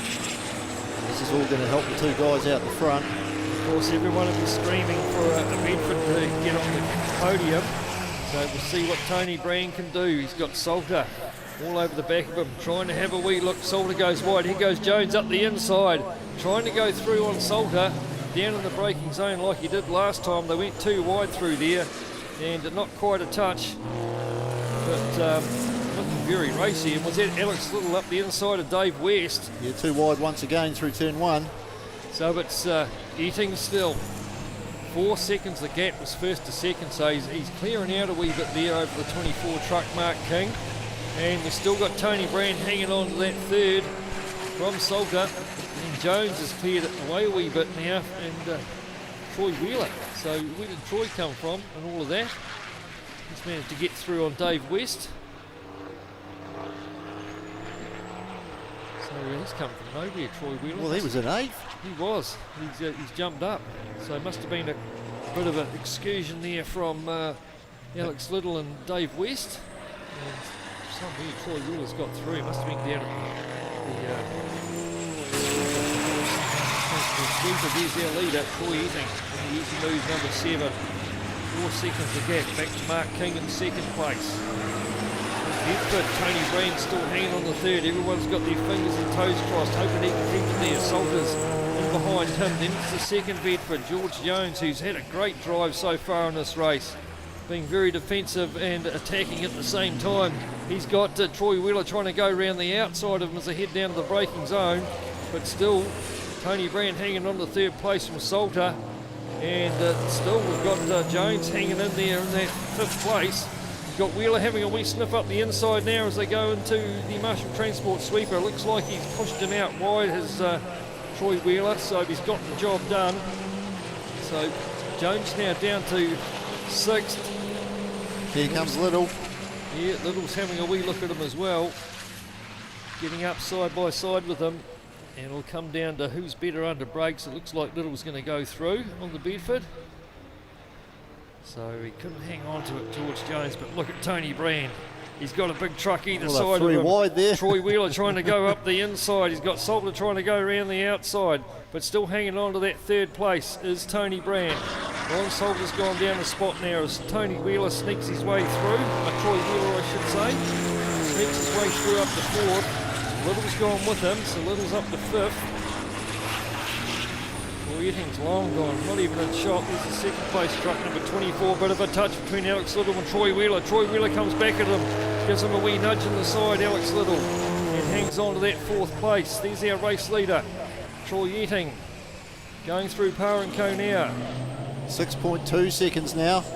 Yes, the gap back to Mark King. It's Tony Brand coming under all sorts of pressure now. A bit of a touch between himself and Troy Wheeler. Troy Wheeler puts a couple of wheels out in the grass, pushes the Bedford out in the grass. Now he's up the inside, Troy Wheeler. Into Marshall Transport sweeper. He's pushed the Bedford out wide, and Alex Little's going to go through as well. So Tony Brand, he held on to that 3rd place for as long as he could. He's shot down to 5th now as he gets punted out of the way. And Ron Salter's the next one that's going to try and get through on him. But our race leader's still Troy Eating. Looks like he's slowed up a bit, is he? Is he slowed up? I just don't think there's anyone in the background to gauge against. I don't think so. Yeah, I thought it looks like he'd slowed up. Ron Salter now having a wee dive at Tony Brand at the entrance of McKissick Curve. Jones wants to get that spot back as well. He's tucked in behind him in the big Scania. So she's all on further back. Malcolm Little on the back of Jones. Dave West tucked in the back of him, back to the Carter's Transport, Carter's Valuation hairpin. There's the second place man, was in the number 24. We go back to Tony Brett, or Troy Wheeler it is now. Oh, bit of a touch there between the Ron Salter truck and George Jones, and just momentarily flipped the Bedford into the air, and down he comes. There's a touch of the wheels there for the wee Bedford. Well, I stand corrected, Paul. 3 seconds now the lead between Troy Eating and Mark King, so you're right. Took 3 seconds out of that lap. Yeah, I thought he had a wee problem up the top end of the track. Looks like he's back up to speed though. With the number 7 truck. And now who's this having a wee dive? Malcolm Little up the inside of Salter. Troy Wheeler's just gone through and Mark King as well. So a few passing moves start to happen. Dave West up the side, Salter now too. Brent Collins tucked in there. He wants his way through too in the B-class truck. But Troy Eating is going to come back down and should just about get the last lap ball this time through for him. He's having a pretty solid race out there as these quick guys struggled to get through earlier on in the race. Oh, Westy getting a wheel out in that gravel trap. They're picking up a lot of dust. So at the moment, the race leader Troy Eating, he's out of the hairpin. He's already heading down the kink. He's going to come down. He's slowing up. He is slowing up. We thought he had a problem. Plenty of smoke coming out. I'd say he's lost drive or lost a gear. Oh, he's away again. He's away again. Looks like he was coughing a bit. She was sending out a lot of smoke. So Troy Yetting going from 6-second lead down to, what is it, 3rd place now already, as the rest of the trucks are starting to gather him up as well. There's Malcolm Little getting the wheel slide on. He's got Tony Brand tucked in behind him. Dave West. Alex Little. Got Brent Collins up to 3rd now. Trying to put a move on Eating. Goes through up to 2nd. So he's got a lap and a half to try and catch on to the back of Troy Eating's Bones. Well, he's got half a lap, I think. So the last lap board's out. Oh, it is too. So half a lap. Half a lap, yeah. So Troy Eating still continuing but slumming in that number 7. Holding that inside line, trying to get as many points as he can. At the moment, showing 2nd on the timing screen, but I think he's down to 3rd because Collins just went past him. Pretty busy stuff further down though. Tony Brand still holding on over Alex Little. So Reader out of the hairpin. Down he comes. It's going to take the checkered flag. Eating's just pulling off, so he's not even going to finish the race. Troy Wheeler takes the race win. 2nd place will go to Brent Collins. Another 2nd placing, good points haul for him. Malcolm Little's going to come through for 3rd. And then it's going to be Alex Little for 4th. Tony Brand ends up 5th in the wee Bedford. Dave West. And then George Jones, Mark King. And what happened to Ron Salter? Well, he's just coming around now. He's obviously had a issue. He was right in it, wasn't he? Yeah, he's only running slow as well. So most of it. So it's bad luck for Ron. It looks like Troy's got his truck going. Ron's got a flat tyre on Ron's truck. He did have a wee nudge with the Bedford, so that would have flattened that outside right rear tyre. So Battle of the Bedfords won by Tony Brand. Yes. That lot there.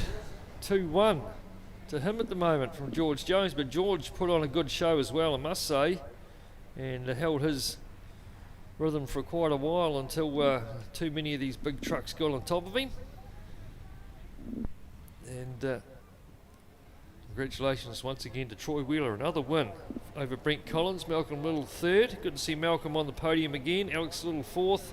Tony Brand, Dave West, George Jones, Mark King, Ron Salter, just having that flat tyre towards the end, and Troy Eating, who led for most of the race, but has struck some sort of problem there. Sort of started to appear halfway through the race. And bad luck for him. So 10 trucks, we'll see them a little bit later on. The last race of the day, race number 36, so we're getting through the races. Up next though, it's the race 31, the SS Cup. I'll hand over to Brendan Nichols and Brendan Cooney. See you again soon.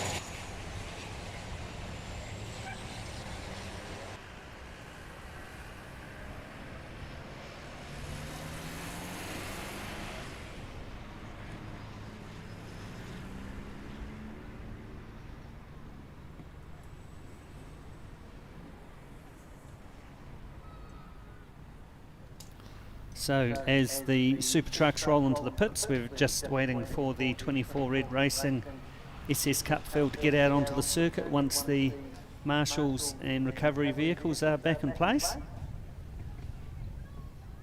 So good win there to Troy Wheeler in the Super Trucks, with local lad Brent Collins coming home second, Malcolm Little third.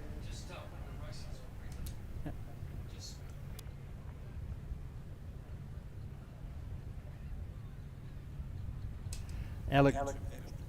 Okay, down to Adam in the pits for the place getters for the Super Trucks.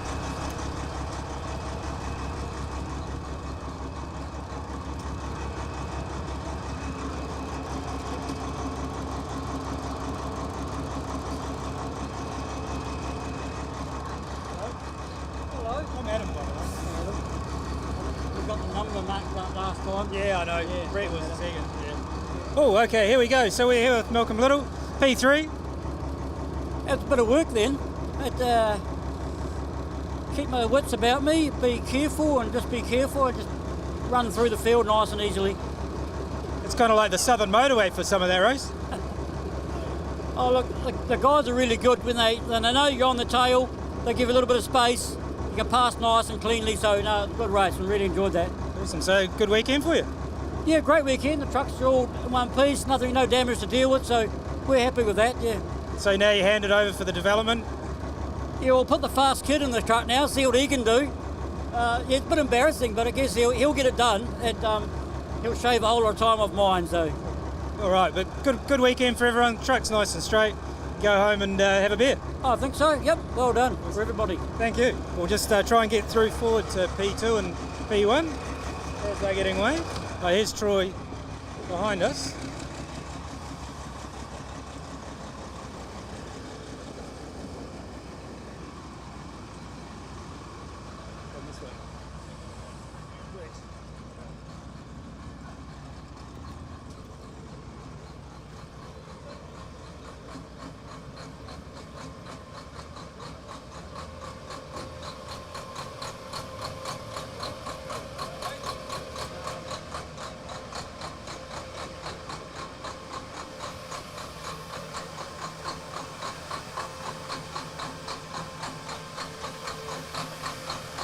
Troy's over here out of the truck so we can get him to just come down, so cut away from Tristan and I'll get the winner.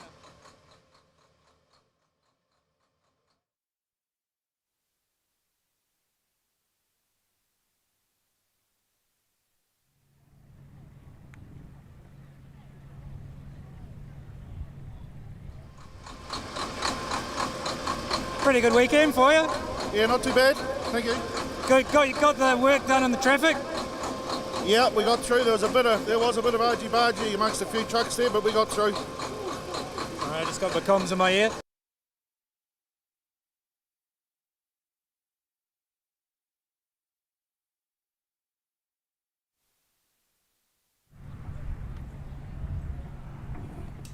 All right, looks like we've lost the feed from the pits, so we're just waiting for the 24 Red Racing SS Cup field to head back out onto the circuit for this afternoon's race. Reverse grid handicap by class once again. Another nightmare for the commentators to try and keep up with. But we do end up with all sorts of carnage, and it's great for the spectators. Lots of needle threading going on and whatnot. You can see the arms being waved down there on the dummy grid. So Carmen Lindbergh in the MX-5 leading the field out this afternoon. Of course we had the red flag this morning, a wall line coming off the 82 car. That was the WRX Subaru, the Pro Sport car of Josh Mitchell. Left a lot of oil on the top of the circuit. He had an engine bay fire. It's very unfortunate for Josh. Running well yesterday, had a podium finish. So it's coming in just getting a bit of temperature into the tyres. The 350 car heading on down the back straight. Jason Kelly heading out of the track. The car, I assume it's got a driver in it. Knows its way around the track incredibly well, as we've talked about before. Yeah, 902 car, Lyndon Preble just heading on down the back straight. Hopefully he's got the hatch on and shut properly this time.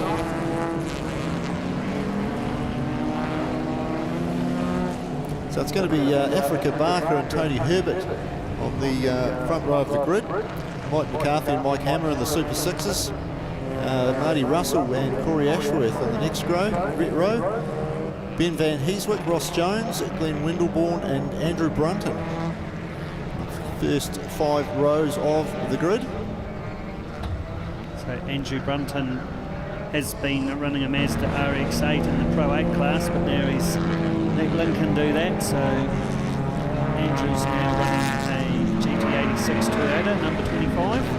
He was one of the drivers, those very lucky kids. A few laps of wheels during our lunch break today.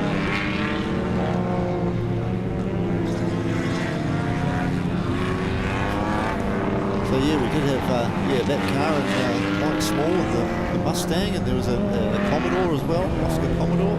So those kids would have been grinning ear to ear, I would imagine.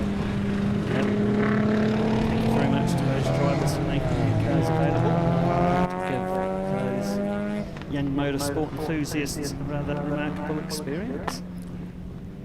So we've got the 42 car just pulling up onto the grid. It's Ben Van Heeswick starting out of P7 and one of the Super 6s. Car number 66, Trevor Parmenter, just pulling up into his grid position there. You can see the Celica coming through there, number 151. That is Corey Ashworth out of Ashburton. Former 2K Cupper, stepped up into the SS Cup. So Tim Leonard, number 24, the 24 Red Racing Nissan. Yeah, Tim got that car last year, didn't he? It was a purchase for him. I think that was an was it Rex Edgar or someone that car come from? Ryan Austin, that's where that car came from. So Tim doing very well in that car. Ryan Austin, a Formula Oscar champion, and a RX-7 with an SR20 Nissan turbo engine in it. Won the championship a number of years ago. You can see Africa Barker in the Pulsar, just pulling up to his position on the grid, car number 55. Out of Africa? Yeah, new to the class once again. Done a round or two, but sounds like he's having a great time. The 24/7 Ryko car, that really, as I said, that really needs a set of mud flaps, set of spotlights and a whip aerial. It's been doing a little bit of rallycross this weekend. They'll be pulling into P2, the 241 car of Tony Herbert. Right, lights are on, just waiting for them to go out. Little creep in the box there from Herbert, but I don't think he broke out. Side by side as they head down to turn 1, who's going to take it? It's going to be Tony Herbert leading the Africa Barker. Class 1 field away. So now we're waiting for the lights to come on for Class 2. So lights are on. We are go for Class 2. Great start from number 38, that's Belinda Hargraves. Just see Carmen Lindbergh got her MX-5 off the line very well. She's cutting her way through the field as they hook through the Parenco S's. They'll head off to the Marshall Transport Sweeper and off down the draft line back straight. And while that's been happening, we've got the Class A field heading away. They're going to be led by Lincoln Brunton. 98, Peter Sutherland. He's off the back of the grid there. He's struck a bit of trouble, I think, heading into turn 1. So A group now heading off down the draft line back straight. Lincoln Brunton just tucked in behind the other RX-8. That's Richard Simpson getting up past Lincoln there, taking the lead into the John Jones corner. Okay, now the A group comes through, still being led by the 241 car, Tony Herbert. Mike Hammer goes through Marty Russell, just focusing on the Group 2 at the top part of the circuit. They're going through the Gerald McKissick curve. Fastest lap 1:20 for Marty Russell, but we'll be waiting for Group 2 to come through and the times will start to tumble. Just got coming over the straight now, led by the number 29, that Datsun 280Z, the Jason Kelly machine. Graham Malou, Trent Parmenter, Chris McLeod roll through. That's still Richard Simpson. As we head down the front straight, corner's opened up quite a handy lead there. You have 7 or 8 car lengths over the chasing pack. Just going through the Parenco S's now. There's Linda Hargraves. Oh, we had a little bit of a moment up the top. That's the Matt Ryan. Was it? No, down through Marshall Transport, Matt Ryan. Off out in the grass, and that was the RX8, the Cunliffe car. My gosh, he's making hay while the sun shines, isn't he? Leading the group into John Jones Steele. And we've got Group 1 coming across the start-finish line once again. Still Tony Herbert, Mike Hammer, Marty Russell and Mike McCarthy. You know, these Super 6 guys could work together. They could. They take up an awful lot of track, those Falcons and Holdens. Oh, it could be like teams and stock cars. You would hope not. Not let the little Japanese cars come through.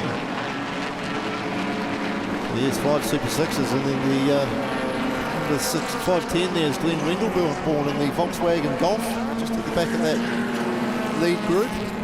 So Mike Hammer trying to go around the outside of Tony Herbert as they go through John Jones Steele.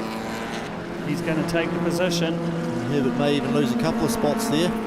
Got the 27 car car Marty rolling Russell around the outside as well, but Herbert's just holding the inside line, not giving it up easily. Looks like he's going to keep the position. Russell will just tuck in behind him, wasn't up far enough to be able to take the inside line at the card evaluations hairpin. Back through the field. It's the 515 car. That's James Swaney. Honda. And back at that old Graham Lewis Volkswagen. Yes, the second Volkswagen in the group. Trying to hear what's going on. Jason Kelly rolls through past car 55, which started on the front row. Africa Barker. Car number 25 has just gone off there at turn 1 as well. Andrew Brunton. GT86. Race leader, car 17, Mike Hammer, into John Jones Steele. He's just opened up a bit of a gap. There has Mike Hammer. Yeah, the old NZ6 is doing all right.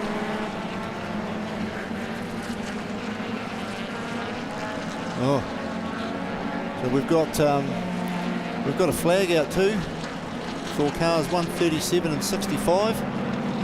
So that is Jacob Cunliffe in the RX8 and Matt Ryan. We did see them off in the grass. Unfortunately, it's right in front of the control tower here, so the motorsport stewards will find it very hard to miss. Must have taken a dim view on something there. All right, so coming through the kink down the front straight. Now supported by ProWear once again. Mike Hammer, Marty Russell, still Tony Herbert, Ben Van Heswick. Car and co-s as they go into the Marshall Transport sweeper. Oh my gosh, that number 29, Jason Kelly's doing some hunting, isn't he? Isn't he? 4 laps to go. You'd have to think that he might do quite well. Well with a shot. He's got half the back straight to try and catch up as he goes through. Gets past Andrew Brunton, amongst others. He's going to back up another 3 spots. Darren Willis, Ross Jones are ahead of Andrew. So that's Ray there from Temuka there in the 200SX on the screen. Brad Ray, number 16, very well presented car, a little bit confusing. Nissan sponsored by Honda. Out of John Jones Steele he comes. And that smart red looking Nissan Silvia, although I do want to stop telling people how smart their cars look. Put 2 of them into the bank yesterday.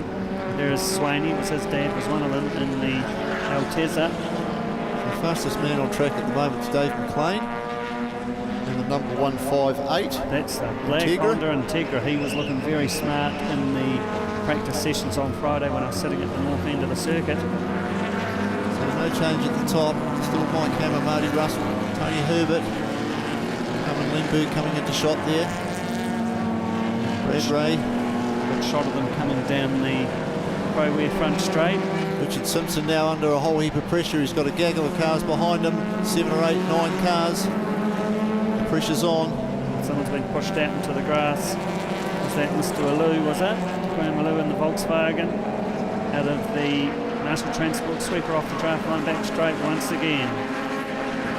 Lincoln Brunton. Following the other OXA through as they head down the draft line back straight up to John Jones Steel. So a big group of cars there just heading into John Jones, very busy. Get around there safely. Someone out in the dirt. So race leader still Mike Campbell, number 17 Holden. Look what's sitting there in 4th place, Brendan.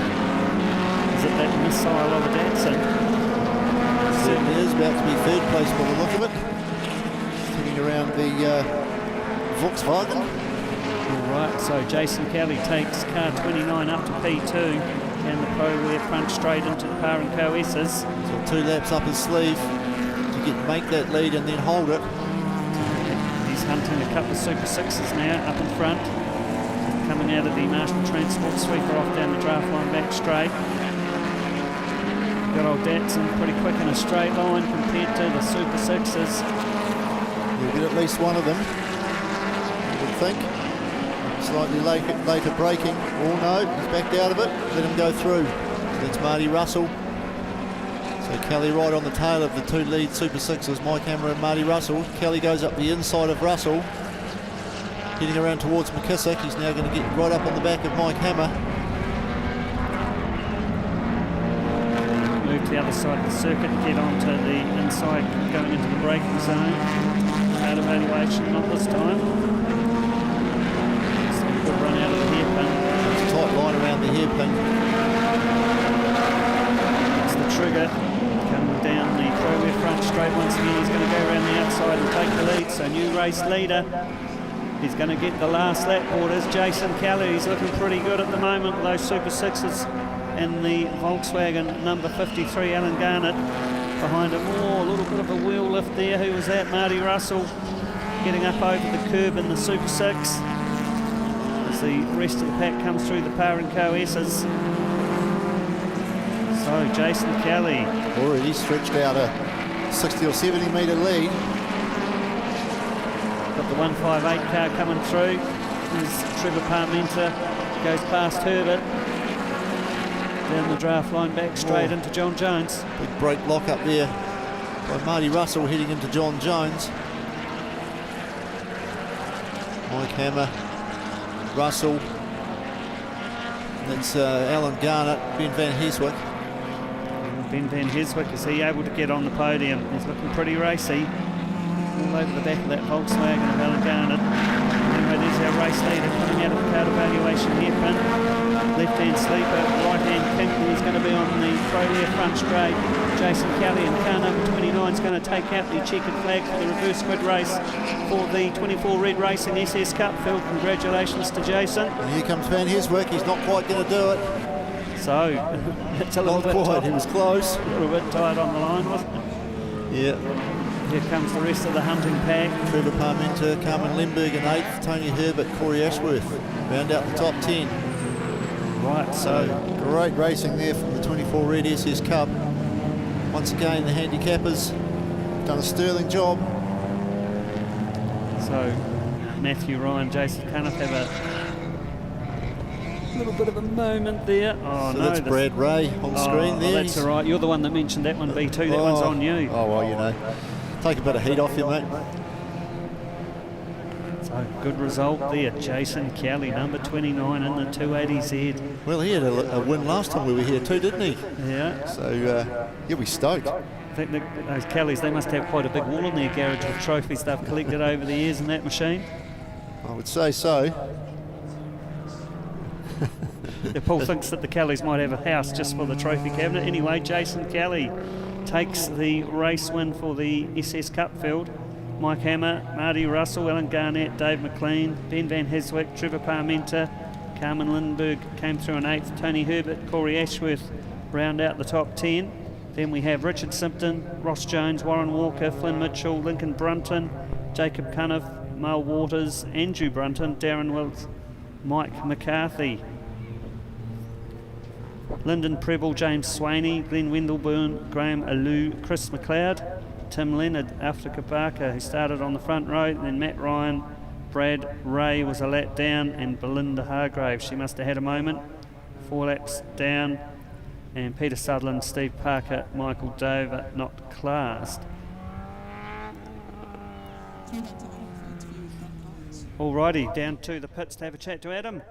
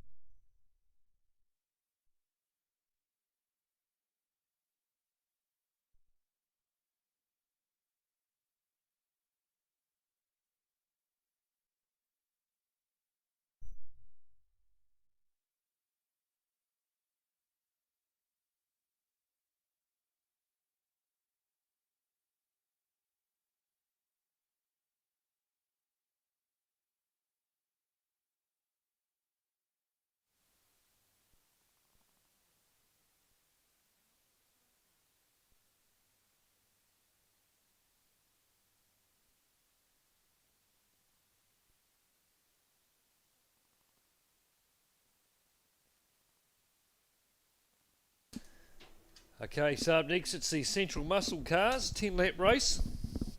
Reverse grid handicap, so it'll be another beauty. And of course they'll have another race as well, and they'll have a couple of races to get their breath back, and then they'll be back for the North-South Challenge. So we've still got a few races left on the cards. Central Muscle Cars, then the Mini 7s, looking forward to that. Adam Box crowned the new NZ champion from that race previous. Congratulations to Adam Box. Okay. And the Pro 8s. Then the Muscle Cars, North and South, and then we'll finish it off for the race 36 the weekend, the Development Series Trucks for the Jim Thickett Memorial. Flying farewell. So you can hear the rumble of the cars down there. Thank you very much.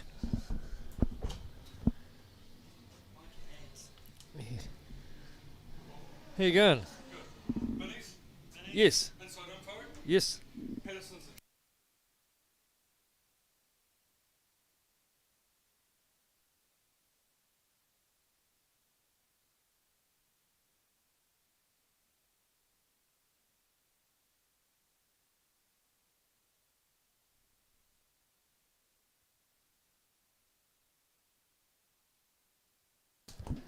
Okay, so the car's coming out onto the track. Angus Fogg, the race winner last time, but only just. He didn't see Andy Knight coming at him. Andy Knight was the leader of the race for most of it. Okay, we're going to cross to Adam again. They're having a few technical difficulties down there. Hopefully we got him this time.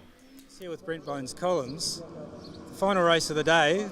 Eventful, tell us what happened. Oh, that was a hell of a good race. There's a lot of action happening in front of me, and it's just what you got to wait for in these sort of races, because as you catch up with the slower trucks, they go really good, but they're a wee bit slower, and it just bunches everyone together, and that's exactly what happened. And there's been a bit of kerfuffle with Troy and Alex.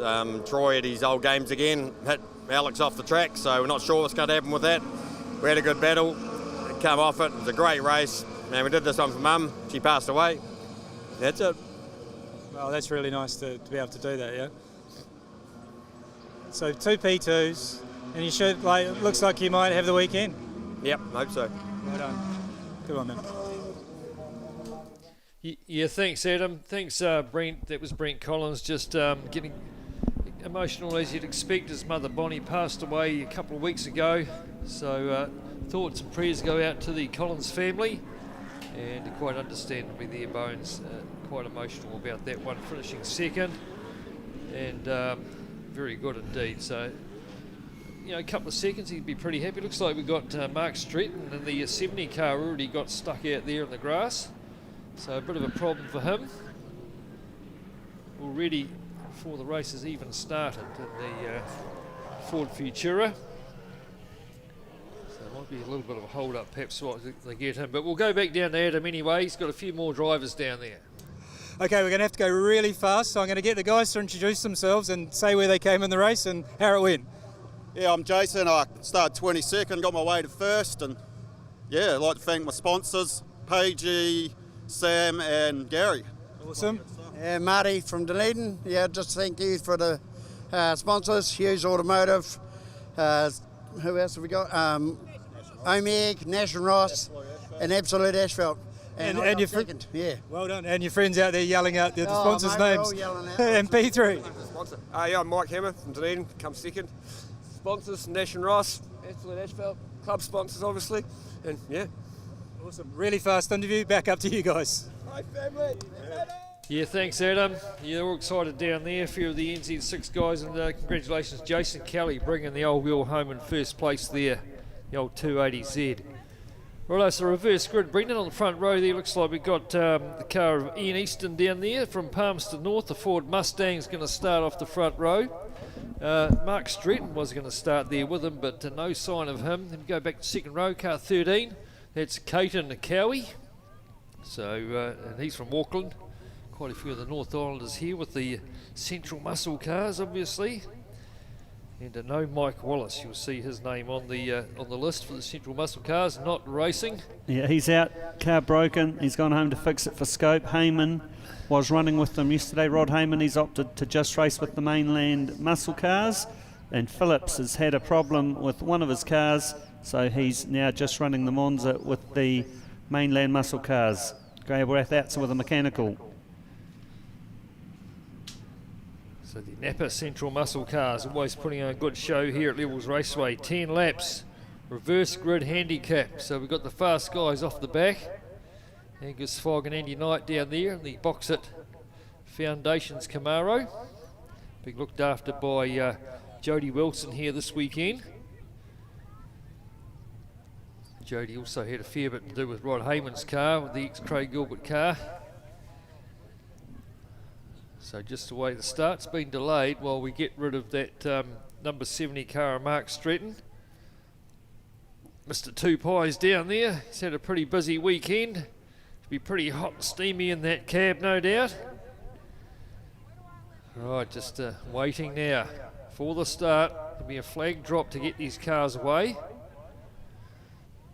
So Big Gav there's got the national flag up. And he's dropped it. Mark Ian Easton, he's a bit slow off the mark there. Busy looking at what's on the bank. Do we want to say anything about Mustang drivers? Is that not a reflection on them in general? Now Brendan, that's enough of that. Alrighty. So they're giving him a good start. He's around the Marshall Transport sweep already, and still we've got Cowie sitting there, and he's more awake to what's happening around him. Well, he's in an HQ, isn't he? He's got good taste, that young man. Second lot underway, it's Hopkins and the 167, is it, of Stephen Neuer. Next group away, Hamish Frew, Stephen Scholes in the 33, then the 22. That's a beautiful car, that one is. And he's underway, Grant Crosby in the Chef Camaro. The next two underway, Boot and Nick Ross. And then finally, drag race down to the first corner there between Andy Knight and Angus Fogg. And he just managed to hang on to it, Andy Knight. He was getting a wee bit out of shape there on the entry of Parr & Co. But through Marshall Transport sweeper they go. Down the back straight, these two. Angus Fogg taking the race win today, only just by 0.04 of a second. So there's Easton, 111 car. He's currently the leader. And it's a long way back to the second car now. Should be Caton Cowie in the HQ. The Holden HQ. Here he is now, car number 13. Pretty game to put the number 13 on the side of a race car. It's not often you see a 13 on the side of a race car. Clark Hopkins goes through the third. Neuer. There's the two fast guys coming from the back. Angus Fogg and the J.A. Russell Mustang. Those lights on down through the kink down the front straight, hitting about 210 kilometres an hour, then hitting the brakes. So Andy Knight 37 seconds behind race leader Ian Easton in the 111 Mustang. Got 9 laps to hunt him down. 105.1 standing second lap for Andy Knight. Yeah, we're just looking at Caden Coffey's car coming through the Gerald McKissick curve. Got the awesome looking Tirana hatchback behind him. Clark Hopkins here in the number 8. So Easton going down. He's just struggling to find third gear there as he's on the brakes as well, the 111 car. And a long way back. I think last time it was about 13 seconds. First to second, here comes Coe. He's starting to come under some pressure now from Hopkins. It's a 14-second lead for Ian Easton as the faster guys come down the front straight, trying to catch up. That's what's good about these reverse grids. Nick Ross now getting passed up the inside by Andy Knight. There goes Hopkins having a go at Coe down towards the end of the back straight. And now Fogg trying to get through on Nick Ross, but it's pretty quick in a straight line, that big Dodge.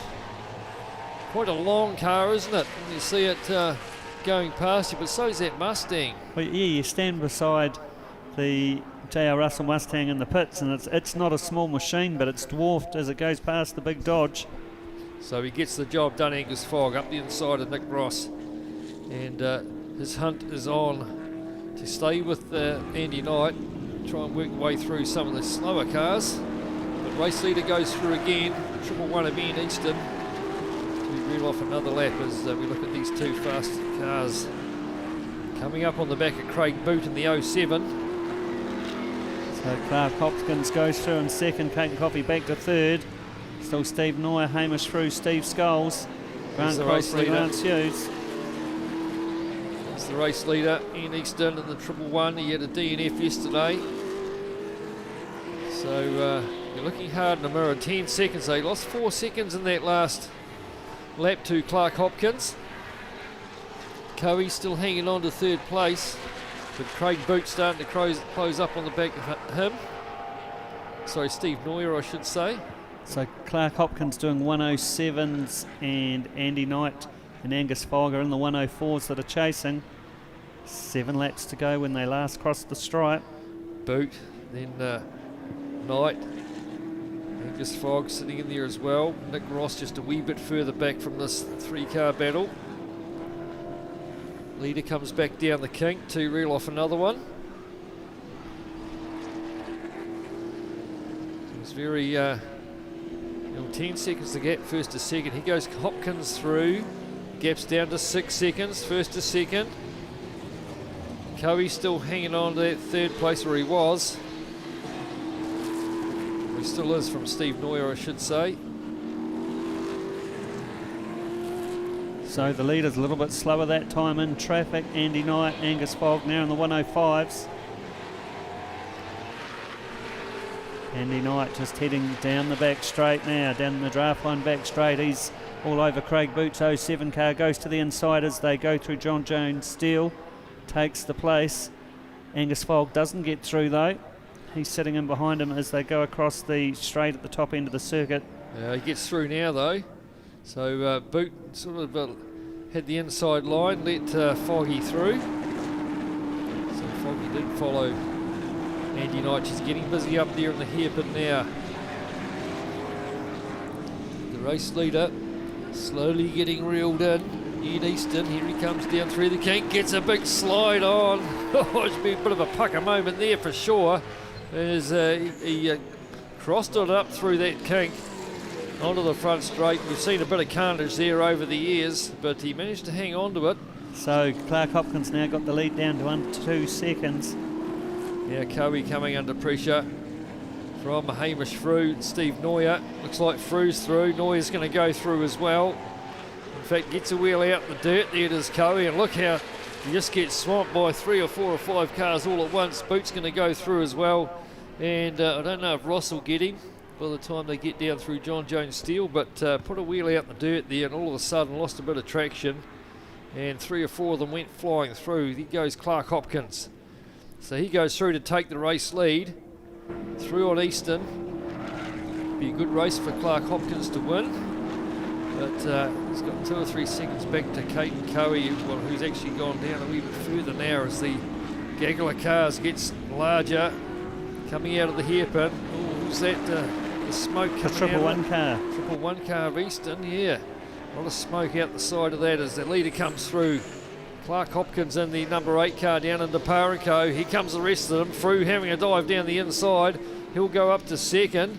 So a good passing move from him. There's the 111 car, Ian Easton, just holding a few of these other guys up a wee bit now.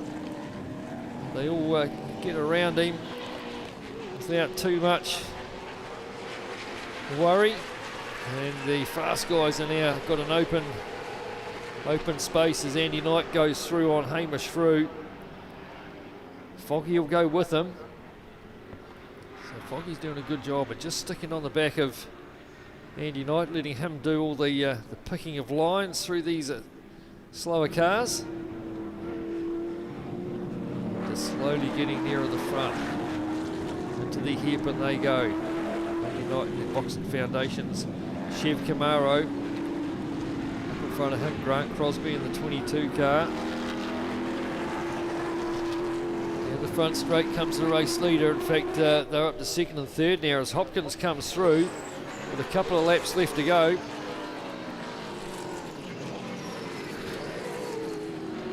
So 3 laps to go it should be. 10 laps for the Central Muscle cars. And it won't be long now before we see Andy Knight and Angus Fogg get through on Clark Hopkins. Flying down the back straight, 230 odd kilometres an hour. These guys are getting up to, perhaps 240. Don't quite get the job done on this tourney down the back straight, but holds centre of the track. Clark Hopkins goes very defensive. Foggy around the outside of Andy Knight. Takes it. There's a touch. Foggy into the side of Clark Hopkins. Gets a wee bit airborne and has to pull back in. So perhaps a problem for Foggy. He just caught the right rear of Clark Hopkins' car. Hopkins still in the lead, and Knight trying to find a way through, but Fogg was up the inside and actually had the pass done on Knight, and then hit the back of Clark Hopkins and upset the car a wee bit. And Andy Knight managed to get back through. Knight now trying to have a dive up the inside down to Parenco. Still no way through. Hopkins still hanging on to the lead. Now it's Foggy coming back. He might have a look up the inside into Marshall Transport. No way through, but Andy Knight does. He pushes Hopkins wide and should go up through the inside. Takes a race lead. Foggy will go through at the same time up to second. So Hopkins now down to third. Bit of a touch between those two last time, and I thought there might have maybe a puncher coming or a bent rim or something, but they are still all up to speed. And Andy Knight comes out of it in the lead with a lap and a bit left to go. With the Boxit Foundations Camaro looking pretty sharp indeed. And talking to Foggy at lunchtime, he said he hasn't really got an answer at the moment to this Boxit Foundations Camaro. It's pretty well hooked up, been well built after by Jody Wilson. As they come down, they should get the still a lap and a bit left to go. So on the last lap board this time, see what Foggy can do. We know he's a good race driver, good racecraft, but you've also got to be able to get past the car in front. And Andy Knight's no slouch. Into the Marshall Transport sweeper for the last time. And down the back straight. Foggy not really close enough to force any sort of move, although you have a wee dive up the inside as they head down into John Jones Steel. He might get the job done, he has, Angus Fogg, but Knight might come back into the crossover. Foggy stays middle of the track, being very defensive, keeps Knight in behind him, so Foggy still in front at the moment. But this is where we've seen Knight have a shot up the inside, round through McKissick, but he had a bit of a slide going on there, lost a bit of momentum. We'll have to leave it till the drag down the back straight, out of the hairpin, through the left-handed sweeper. Angus Fogg in front at the moment from Andy Knight. He's not going to get him from there, Andy Knight. Down through the kink. Foggy's going to come through and take another race win in the J.A. Russell Mustang. Good stuff from him and Andy Knight. Fighting their way through from the back of the pack. Third place is going to go to Clark Hopkins. He's going to take it from Frew. And then the 22 car of Grant Crosby.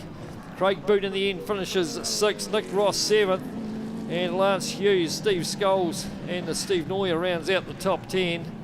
And we had a couple of did not starts in the mix, but 12 cars in the end. Kate and Coe will come across the line in 11th, and Ian Easton, who started on pole, finishes in 12th.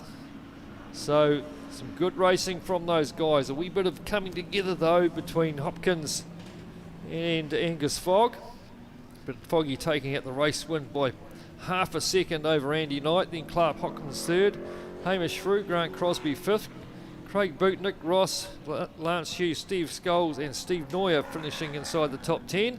Then it's Kate and Coe, Ian Easton rounding out the 12 cars. Mark Street, of course, stopped out on track, and Tony Galbraith. Braden Phillips did not start the race. So my gosh, what a passing manoeuvre that was. Certainly was. It was good stuff from the Central Muscle cars, and we'll have the North-South Challenge coming up in a couple of races' time. So we'll look forward to that one. See, we've got Adam down there waiting on some of the drivers to come in. We'll see Andy Knight in the Boxit Foundations. Will be probably the first one he'll talk to. Andy Knight, he's a young fella. Spent a lot of laps around here in a Formula Ford, the TRS, and then NZ V8s as well. So he's done plenty of laps around here, Andy Knight. And we've got Adam Jones on standby down there, Foggy as well. So just give him a chance to get his hat off, and then we'll cross over to Adam Jones down there in the pit lane. So we just got Andy Knight taking his helmet off in P2 there. Andy, a lot of work through the traffic there just for the end not to quite be on your side. Wasn't quite on my side. I should probably didn't get a great run and sort of left it open. Didn't think he was going to go there, but it's a sort of great battle through. Hard work, but it's actually real fun, and we both got to the front, so it shows the handicapping was pretty good. Yeah, I mean, you had to pick a lot of different lines to get through that traffic, and I'm sure you're looking in the mirrors at the same time. Yeah, some of them didn't make it easy, and Angus was right there to try and get me at all those times. So it was tough, and got through it all, and then lost it at the end. So not quite good enough. We'll try again this Arvo. How are you feeling for one more race of the weekend? I'm fine. A little bit hot, but have a bottle of water, and I'll be sweet for another one. It's only 8 laps. All right, very good. I'll just get over to Angus here. Angus. Yes. Hello. Got it right at the end. That was a spastic move, but it worked. All right, here we go. Come on here, Angus. Talk us through that race. You were following him hard through the traffic, looking for a moment, and got one at the end. Yeah, I mean, there were lots of moments, sort of. Lots and lots of moments, as you can see. Clark did a real good job of defending there. He had a good run, and yeah, Andy was, as he usually is, very tough to beat, but good, really good to race. Like I said, you can race them real hard and rub, but no big bangs. So that was cool. And then just that last race, I got the last lap, I got a real good run off the turn on going onto the straight. And I thought, well, it's now or never. So I did the big crazy dive and kind of hung it all together. A little bit out of control, but we managed to get round there all right. And Clark was doing a great job of defending. So yeah, we got around, and cars, a bit of a banged rim, but we're pretty much one piece and happy to head to Ruapuna. So a little bit of the steering wheel's feeling a little bit wiggly at the end. Yeah, a little bit. It's just when you've had a wee rub like that, you're not quite sure how your wheels fared, but that one's due for replacement. But it's still holding air, so that's good. Well done. All right, thank you, mate. 2 wins. Clark. Hey, mate. Got a little bit of a bang there, but come home P3. Oh, a bit of a love tap for Angus. He can't help but touch me. Hey, yeah, look, hard race. So I got to the front then. I sort of didn't look behind, and then I saw Angus and Andy coming, and I thought, oh, well, I'll just defend my line. I'd only defended it once, and him and Andy were fighting behind me, and yeah, managed to let them through, but not through, without a little bit of damage on the rim there. But hey, you get that. So not too bad. No, not too bad at all, mate. Just happy to have a good finish for the weekend and take the car nice and straight to Scope. Beautiful looking car. Tell us a quick bit about it. Well, I've been racing with Central now for about 15 odd years. Car's been around for a while. It was built by Rodney Heads in Tauranga. Did a wonderful job of it. Needs a bit of a birthday now, but it still goes good, and pretty happy with it. Just love racing with the people, and good to be here. And earlier in the handicap race, you had a good run through the traffic to get to the front there. Yeah, I did sort of. I don't know. It's just with these handicap races, you don't know how fast the other guys are coming from behind you, and obviously these guys are, and Angus and Andy are pros at the end of the day. I'm just a weekend warrior. But hey, I'll give it all it's got and head down, ass up, as they say. All right, on that, we'll head back up to the commentary team for the next race, which is the Minis. Yes, thank you very much, Adam. And Clark Hopkins down there, Angus Fogg and Andy Knight on the podium for the Central Muscle cars. Up next, it's the Mini 7s. Looking forward to this one. Had an absolute doozer of a race this morning. 3 cars, 0.006 of a second. The gap between first, second and third. Had real good battle going on there towards the end. But Adam Box taking out the New Zealand Championship. Congratulations to young Adam. New Zealand Championship just over the 2 rounds. One was held up in the North Island, and obviously this one here today. And he's been trying dreaming of it for 30 years, he said. So he's finally got it in the bag, Adam Box. Yes, I thought the voice was going to get up over the old threshold of pain there earlier on, Paul. The excitement in the commentary box. Well, you can't beat a Mini 7 call, Brendan. We'll see how this one goes. It was certainly exciting to watch. Once again, one of those classic finishes, as you said. We've had a few of them over the past few years, but that rated right up there. That was up the there with that one, wasn't it? There a couple of seasons ago. Yes, it was. And no doubt, hopefully we'll see something like that again in this one. See them waiting patiently down there in the pit lane. I think we're just waiting to get a car off the track. Right, so we're going to go to Adam for the 2K Cup podium. Adam, over to you.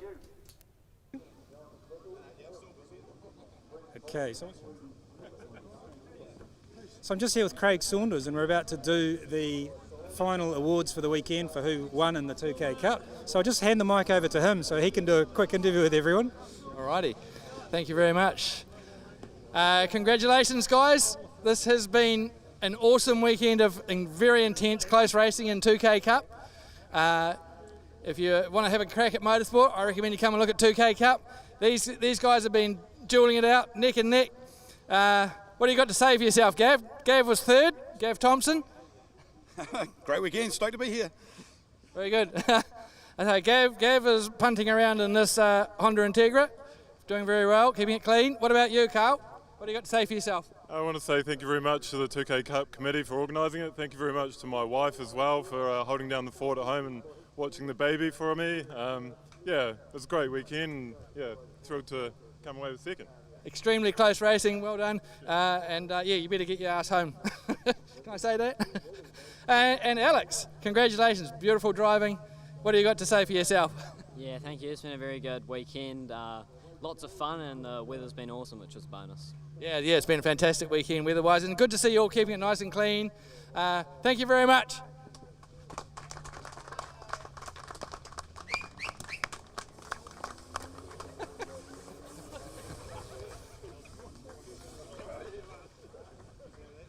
Yeah, thank you very much. There, the 2K Cup presentation. Looks like that young Alex Sprague needs a wee bit of coaching on how to shake a wine bottle.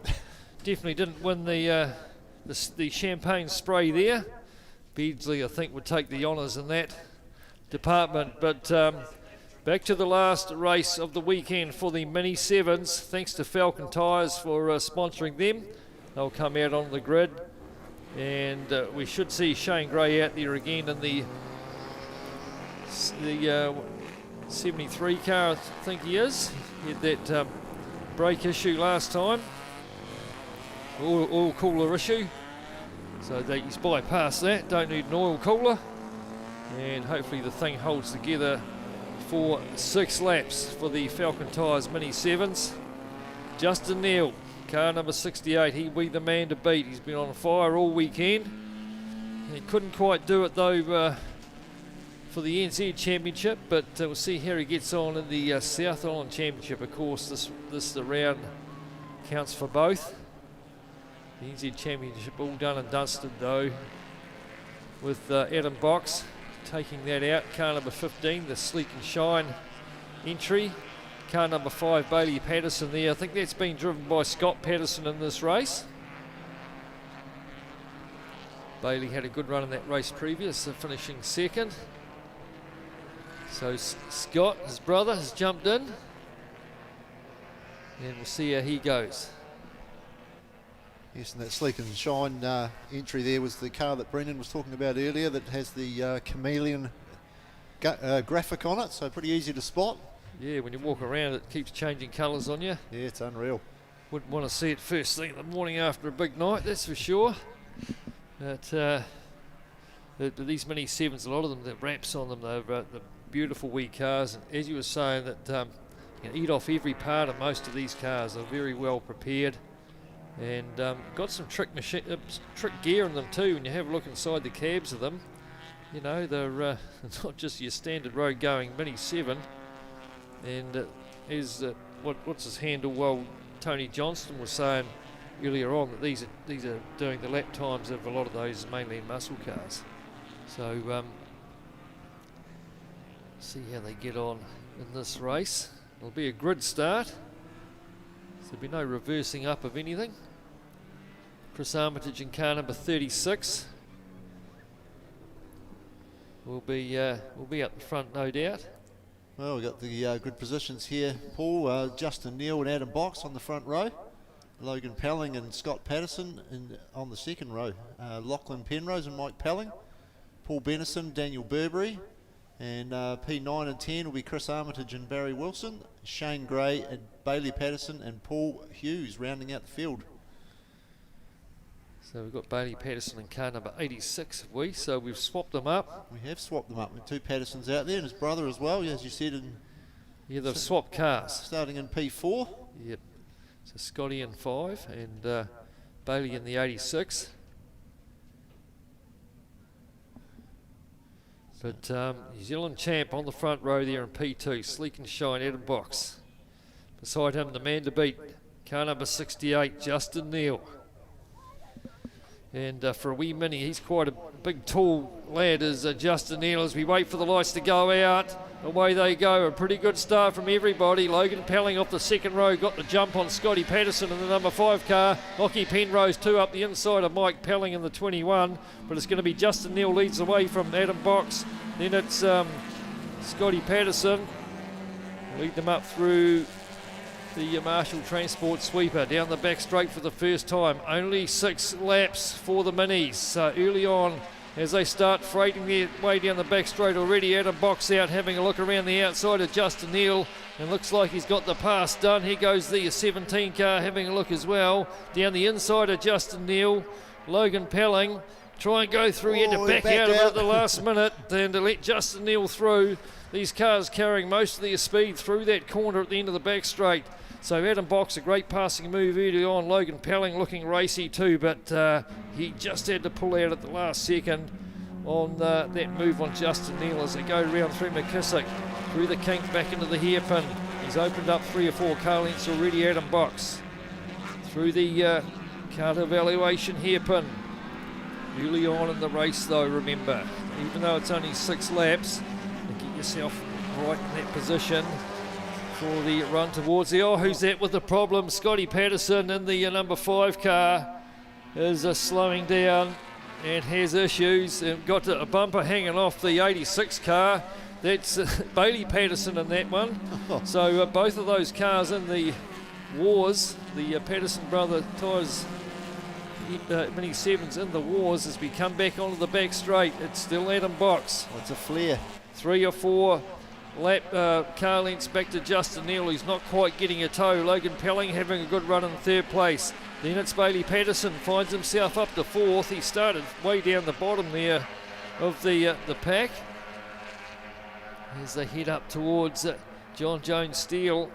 So the front 2 guys, Justin Neal noticeably fast, quick, closer now to Adam Box as they go into the McKissick curve. Just a car length between them, so he's gained quite a few car lengths down the back straight that time. Justin Neal got himself in a good little position, looking for another race win here this weekend. Justin Neal, Adam Box being pretty defensive, going into the hairpin, and not too far back Logan Pelling in the 17 car. Bit of a gap back to Scott Patterson.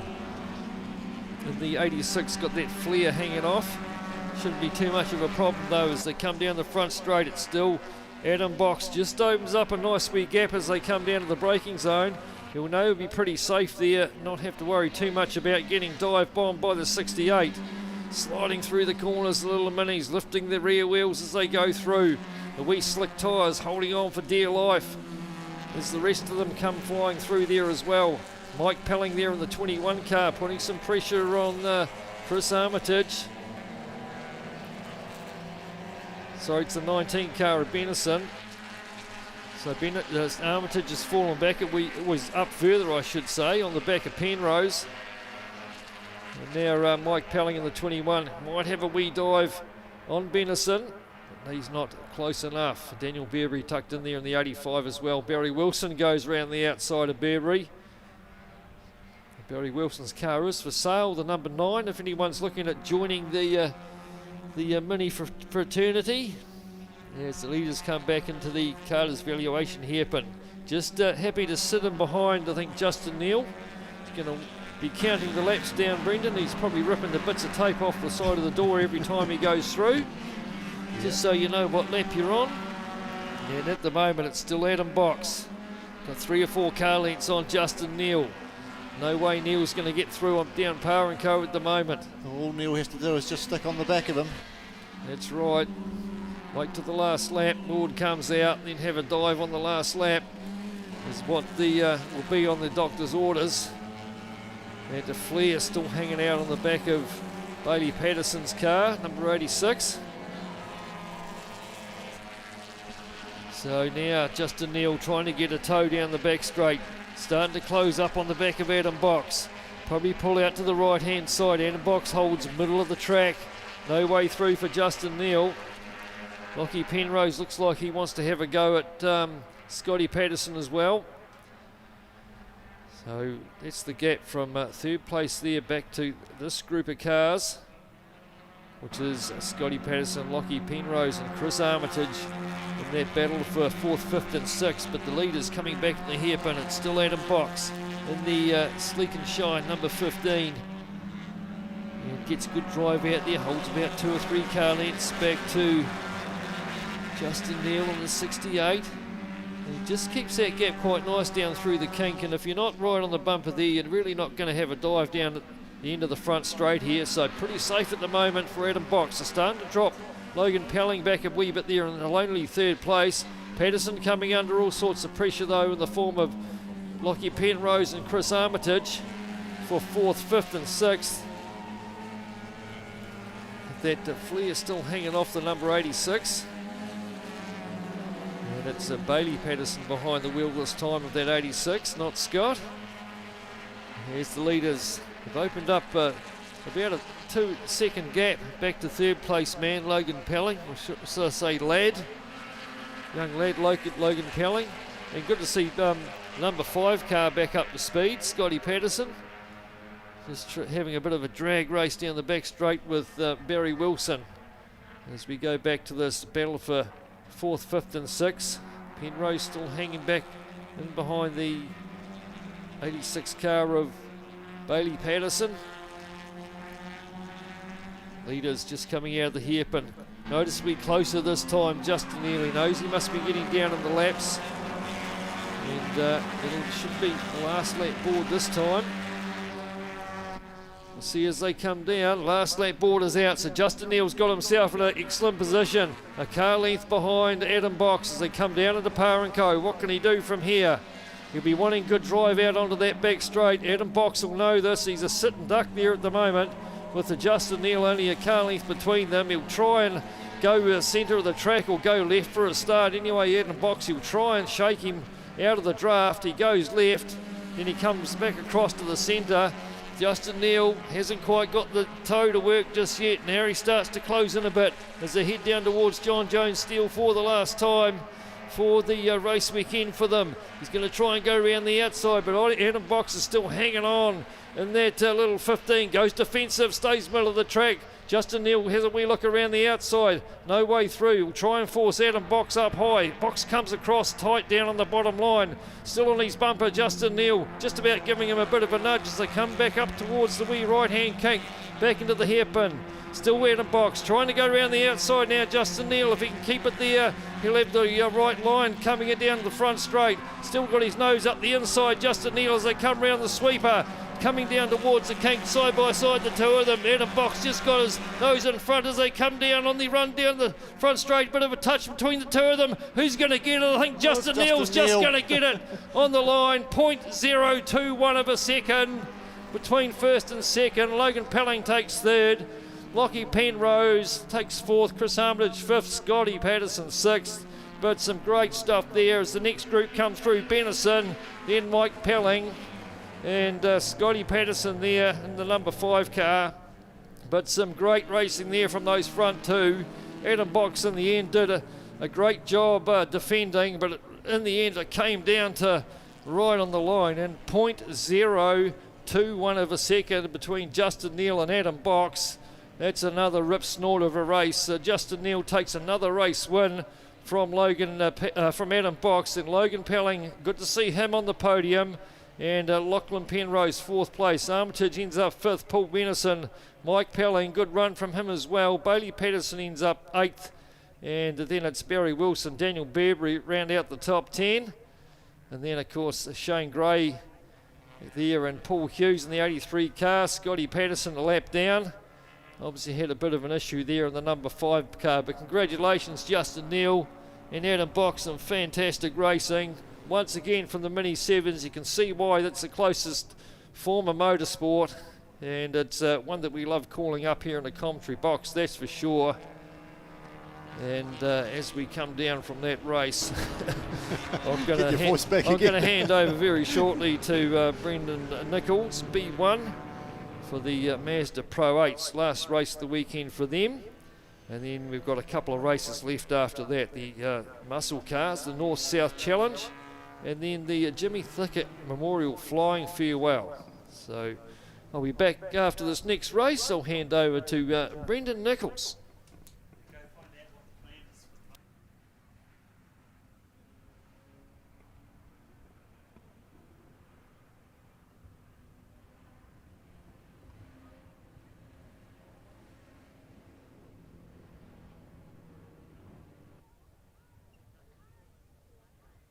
Well, once again, Paul Lancaster's going to have to go out and just let his blood pressure drop a little bit.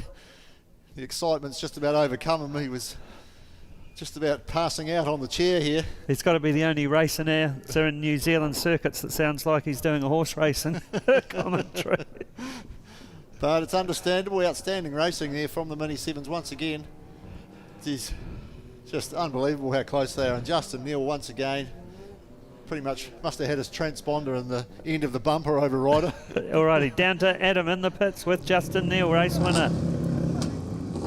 So that was another photo finish. Do you know who won? I don't know. Well, I'm happy to tell you it was you. Oh, it must have been tight. It was like 0.02 of a second. Man, it was grouse. You must have the transponder right up in the headlight or something. I got it on a remote. No, grouse. You're going to be happy for the weekend? Yep, brilliant. Thank you. One all full? Yeah, I was told to. So anyone you'd like to thank? I got to thank my dad, my wife, Mike, Manda, George, Larry, Swift Automotive, Chris Charles, my kids at home, and my wife again, because she puts up with a lot. Well done, Justin. Cool, we'll go over to Adam. All right, Adam. Just got pipped on the line, but, it was a good race. Oh, you couldn't get much closer than that. I thought I had him, but no. Justin Neal's pretty good at that. He's hard to beat. Does the class coordinator tell you to do these photo finishes or something? Yeah, well, we knew the cameras were out, so we thought, might as well put on a show, eh? Well done. Well, you still take the title, so you've got to be a happy day. I'm not going to complain. It's been fantastic. Awesome. Well done. We'll go and get our P3. I see you hanging around. Cool. P3, and for the New Zealand title, what does that mean? Where are you? Third. Yeah, finished third for the New Zealand title, so it's good. Didn't have a very good weekend, but it was good to get a podium for the last race. So tell us what's been going wrong. everything pretty much. Just having no brakes and then just car handling bad and just pretty much everything. So how much is there in setup with these cars? Oh, you could do a wee bit, but I don't really know much about it yet, so I just play with the shocks and that's pretty much it. So how long have you been racing for? This is my 3rd year in it so far, so it's going pretty good. So enjoying the end of the weekend at least? Yeah, at least we had one good race. It was a bit lonely out there, but it was alright. So. Right, well, okay, we've got the RX-8s coming up, so I'll throw back to you guys up on the commentary team. Thanks, Adam. Thanks, Adam. So it's going to be very hard for the other classes to compete with photo finishes like the Mini 7 team. They've been very entertaining this weekend. Thank you very much to the North Islanders for coming across the ditch, coming on down to the mainland for the 2026 Trust Aoraki Thunderdown Underround. So lining up on the grid now, we have the Kumho Tyres Mazda Pro 8. And it is a points grid start. So on the front row we have car 84, Corbin Sprague, the 25 car Hamish Evans beside Corbin. Then we've got Sam Knight, Ryan Gallagher, the teenager from Ashburton that's having a sterling weekend, starting out of P4. Ben McConaughey, Jared Pike will be on the 3rd row. Then Caleb Pateman, Lincoln Brunton, Oakley West, Michael Court, Luke Casey, Mel Waters and Dean Van Buren. Away they go. Good hook up off the line from the 25 car Hamish Evans. He's going to lead the field through the Par and Co S as Corbin Sprague's just going to have to follow in behind for the time being. Then we've got the 444 car Sam Knight, Ryan Gallagher. They head off into the Marshall Transport sweeper down the back straight for the first time for their last race this afternoon. Hamish Evans going to leave the field. Corbin Sprague's just got a little bit of a toe on him, going to close in the gap, moves to the left early does Corbin Sprague, makes his intentions known.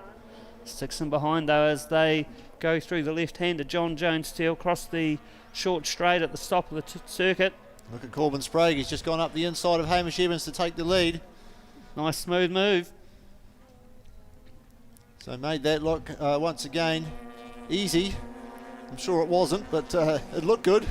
That's the Sprague plague, isn't it? Into the card evaluation. Hairpin they go. Corbin Sprague, Hamish Evans, Sam Knight in the 444 car. Come out of the left-hand sweeper, right-hand kink coming down the Pro-Wear straight. Corbin Sprague's going to lead the field across the line. He's got a 7/10 lead over Hamish Evans. Then Sam Knight, Ryan Gallagher, Jared Pike, Ben McConaughey rolls through, as does Caleb Pateman. Par and Co S is then off into the Marshall Transport sweeper they go. Through the left-hander, then off down the draft line back straight. Thank you very much to our new naming rights sponsors coming on board this weekend. Corbin Sprague heading to the end of the draft line straight wheel, turn left through the John Jones Steel corner and across the little short straight at the top of the circuit once again. The first 4 spread out, similar sort of gap between all of them, and then it's back to Jared Pike, Ben McConaughey and Caleb Pateman.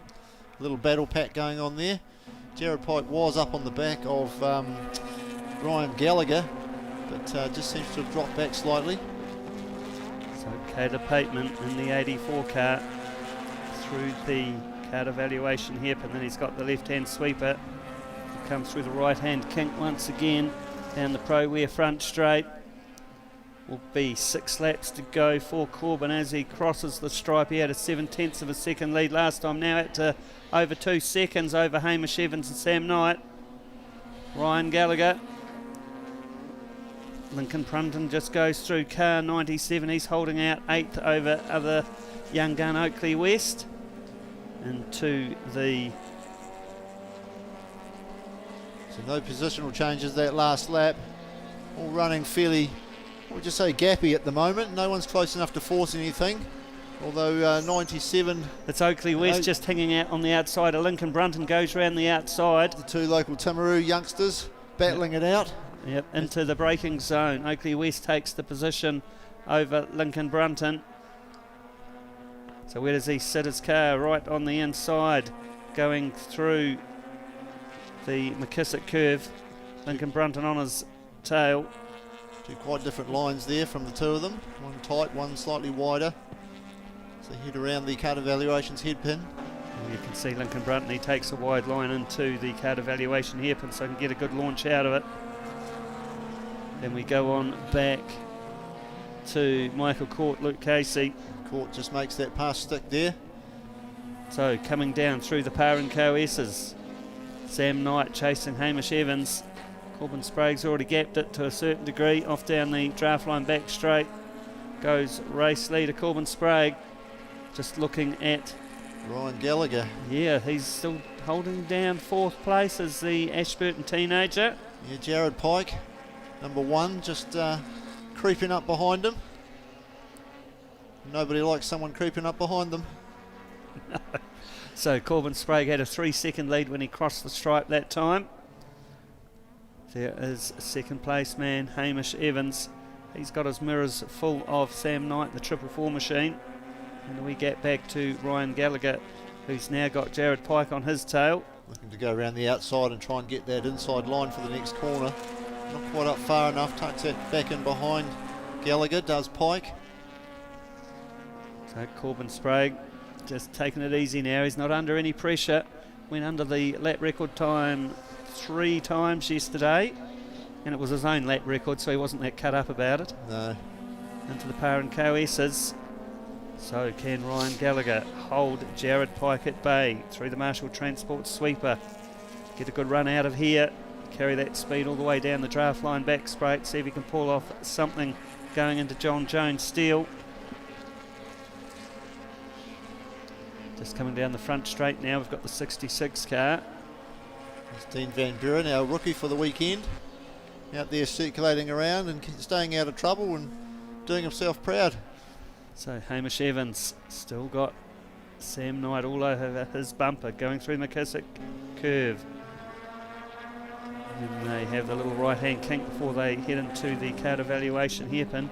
Can be a passing opportunity if you can get your nose inside the car in front, or if you can hang around the outside fast enough, you'll be inside for the left-hander through the sweeper. No change of a position though for those 4 cars. Corbin Sprague goes across the line once again, does a 1:08.8. So 3 laps to go for the Kumho Tyres Mazda Pro 8. So Corbin now got his lead out to 5 seconds over Hamish Evans, who's got Sam Knight trying to get his nose down the inside coming out of the Marshall Transport sweeper. He just can't seem to quite get close enough. And Hamish just got a good run out of the sweeper that time. Yeah, it's only kind of a car length or 2 in it. If you could just, Sam Knight, just get a car length out of it, he'll be right in the mix, be able to get a bit of a toe down that back straight, but it's just not quite happening for him. So race leader Corbin Sprague just goes out of shot, but here's where the battle is at the moment. 2nd, 3rd, 4th, 5th. Jared Pike just taking a wider line, hoping to give himself the inside run into card evaluation hairpin. It's Corbin Sprague once again, just heading down onto the front straight as we go back to that battle pack, and it looks like there might have been a move in there, was there, Brendan, just off the side of screen? Right. No, not quite. Not quite. It's the 2 silver cars, bit of an illusion. So another fastest lap goes to race leader Corbin Sprague, 1:08.3. Into the braking zone they go, no change of position into the Par and Co S's as they come off the Pro Wedge straight. Just Sam Knight gets a little bit wide and then cuts in, trying to get a good run. Well, he's closer this time. Yeah, if you can get the drive out of the Marshall Transport sweeper, but then you look again, it's Evans has just got that little bit of extra drive out of the sweeper. Yeah, it just picks the right line. You can just see Sam Knight closing up a little as he gets into the draft into John Jones Steel.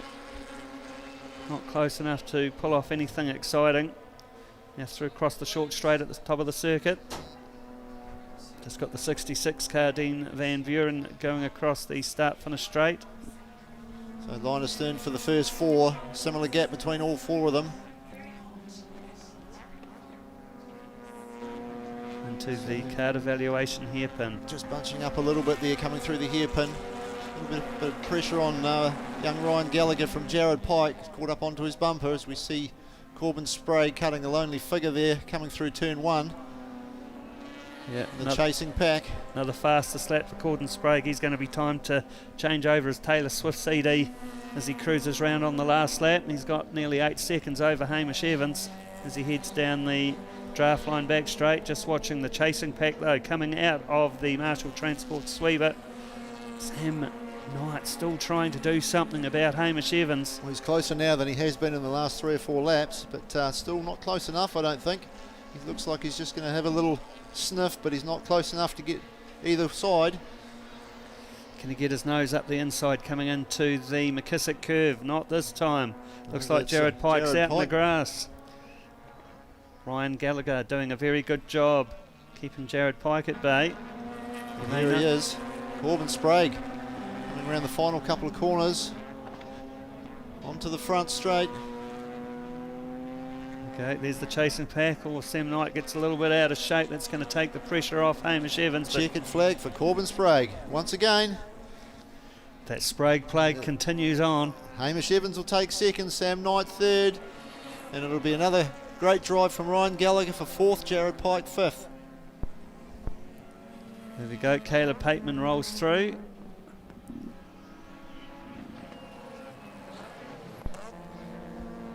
Ben McConaughey, Oakley West, Lincoln Brunton, Michael Court, Luke Casey, and it will be Dean Van Buren.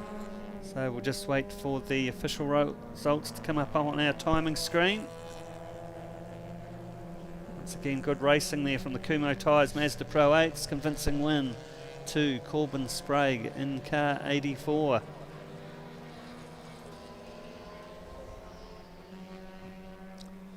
Good long shot of the circuit. We've got Gav on the flag. Here's Dean Van Buren crossing the line.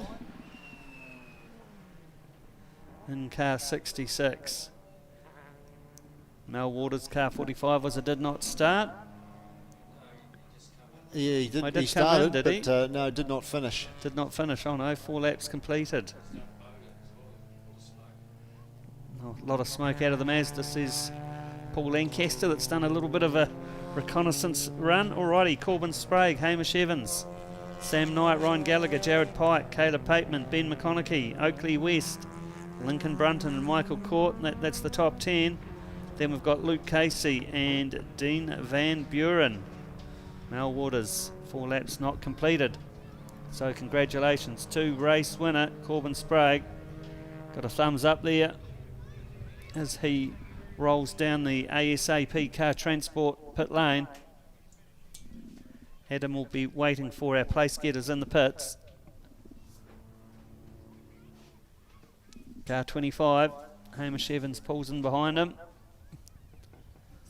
Good racing this weekend from the Kumho Tyres Mazda Pro 8 field.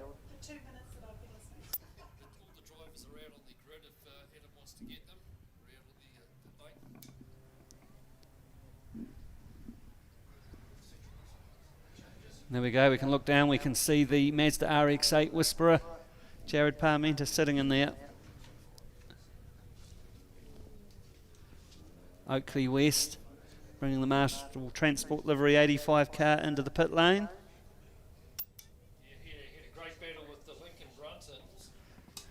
He had a great battle with Lincoln Brunton there, Oakley West. The two of them all raced, just watching down the bank there. And Hamish Evans in the end held on to second place. So Adam's on standby down there.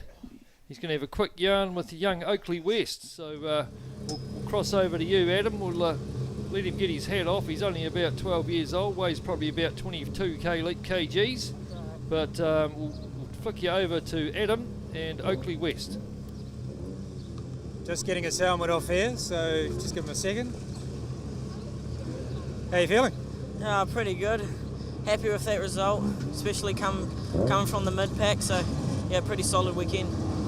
So, how long have you been racing in the RX-8s? This is my first season. I did a season in 2K Cup before, so yeah, pretty stoked with the car. It's a good car, handles good. So how are you finding the transition into the faster car? Yeah, it's much better. More to think about when you're driving, like the slicks and, you know, just rear-wheel drive and stuff. Yeah. And so for the season, how are things looking? Sitting about 7th or 8th overall, so pretty happy with that for my first time. We'll get going next year. Yeah. Well done, good racing. So we'll try and get through to some of the. We'll try and get through the winner of the race. Obviously, he's just being interviewed for some other stuff, but we'll just to jump across because the muscle car's going out, of course. Just standing by. Corbin, a nice win for you. You really sort of stretched it out at the end there. Yeah, I really enjoyed that race. The car was absolutely amazing. I can't thank Dad, Gareth Hayward, Jared Parmento enough for giving me an amazing car. Yeah, got a pretty average start. Hamish got me off the line, but I managed to put some pressure on him up the top and got him into turn 5. And from there on, just got into my groove and put down some consistent lap times. And yeah, really, really nice win. Really nice drive out there in the front, sort of on your own. Once you've got a bit of space, you sort of really have to keep concentration up, right? Yeah, 100%. It's nice to have clean air, but yeah, it doesn't take much for a little something to go wrong, so full concentration was very crucial. Well done, and for the weekend, that means you take the weekend, right? Yeah, round 1, which is super stoked, extend our championship lead, so yeah, I can't complain. Well done. Okay, we'll just quickly jump across here. All right, Sam. Hello. Well done. Yeah. Nice tight race between P2 and P6, right? Yeah, no, it was really close. Struggled a lot with power steering all weekend, didn't have it at all that race, but no, it was good fun out there, eh? Awesome. And so for the weekend, how are the results looking for you? Yeah, really good. Happy with these results, yeah. And for the season? Yeah, build coming back up. Had a bit of bad luck at Tiratonga a few months ago, so yeah, just coming back through. How do you catch Corbin? I don't know. He's pretty quick. He's pretty quick. Yeah. All right, we'll try and get to this last position on the grid. Just going to quickly jump in here as I get on the grid. So that was a really tight race for 2 and 3. Talk us through it. Oh yeah, got a really good start. Got to the lead. Corbin got me out the back, and then the rest of the race was just trying to manage the car. The thing was just handling like a dog, so it was just more of just case of just trying to hold position and try not to let Sam through. Yeah, I could see all these RX-8s in the mirrors, but I was just like, I've just got to stick to my own lines and just keep my head down and not make any mistakes, which I did and got rewarded with the result. Well done. We better get out to the track because they're all on the grid ready to go, so over to you guys in the commentary team. Thank you very much, Adam. Down there with Hamish Evans, Corbin Sprague and Sam Knight, the podium down there for the RX-8s. Thanks to Kumho Tyres for bringing them here once again. Also, I must take note, Oakley West and Lincoln Brunton, a great wee battle amongst those two young fellas a wee bit further down the pack. But we've got the Napa Central muscle cars and the Mainland muscle cars out there mixing it up with a North-South challenge. How we set this out, Tony? So it's not quite Mainland muscle versus Central muscle. It's not quite North versus South. It's state of origin. All right? Think state of origin. The guys who live in the North Island are racing for North, and you will see a little green sticker on their windscreen, green sticker that says N, and the guys racing for South will have a red sticker that says S on the windscreen. First 3 cars away there. Gary Shaw just got held up a wee bit there off the second row from the the wee Tirana, and manages to get, or not get past him in fact. As the next group go away, it's Cowie in the number 13 and 27 John Smolinski. Then it's Bruce Tinley and Mike Small, a couple of fierce competitors there. Then the 167 is Steve Neuer. Then we go back to Clark Hopkins, the 69 of Steve McLaughlin, and then Steve Scholes. Back to the next group. Johnny Hepburn for the South Island. Then it's the 84 and the 81.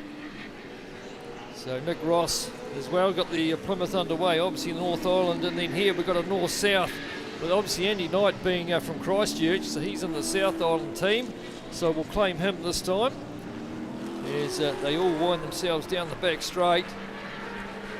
Now, one quick thing to understand in relation to this is the configuration of Levels Raceway is such that if you take into account the speed differential between the fastest and the slowest cars, we can't have a normal reverse grid handicap.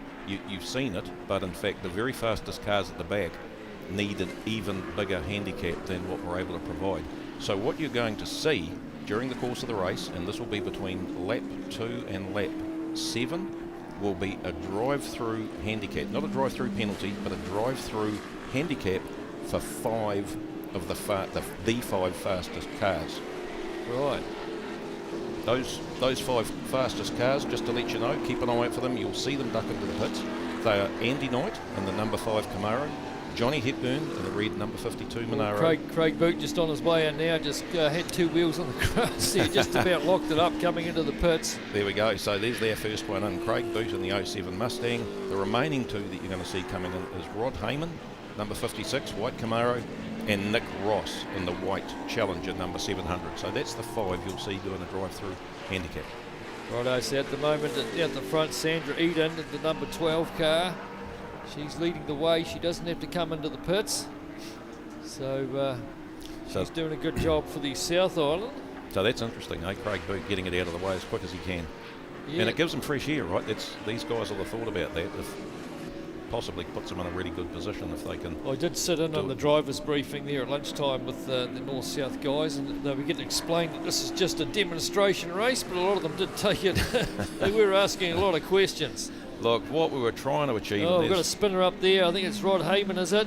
Uh-oh. A couple of them out, and it might be a Frew up there as well. Yeah, looks like it. Hamish Frew and Rod Heyman. Yeah. Yep.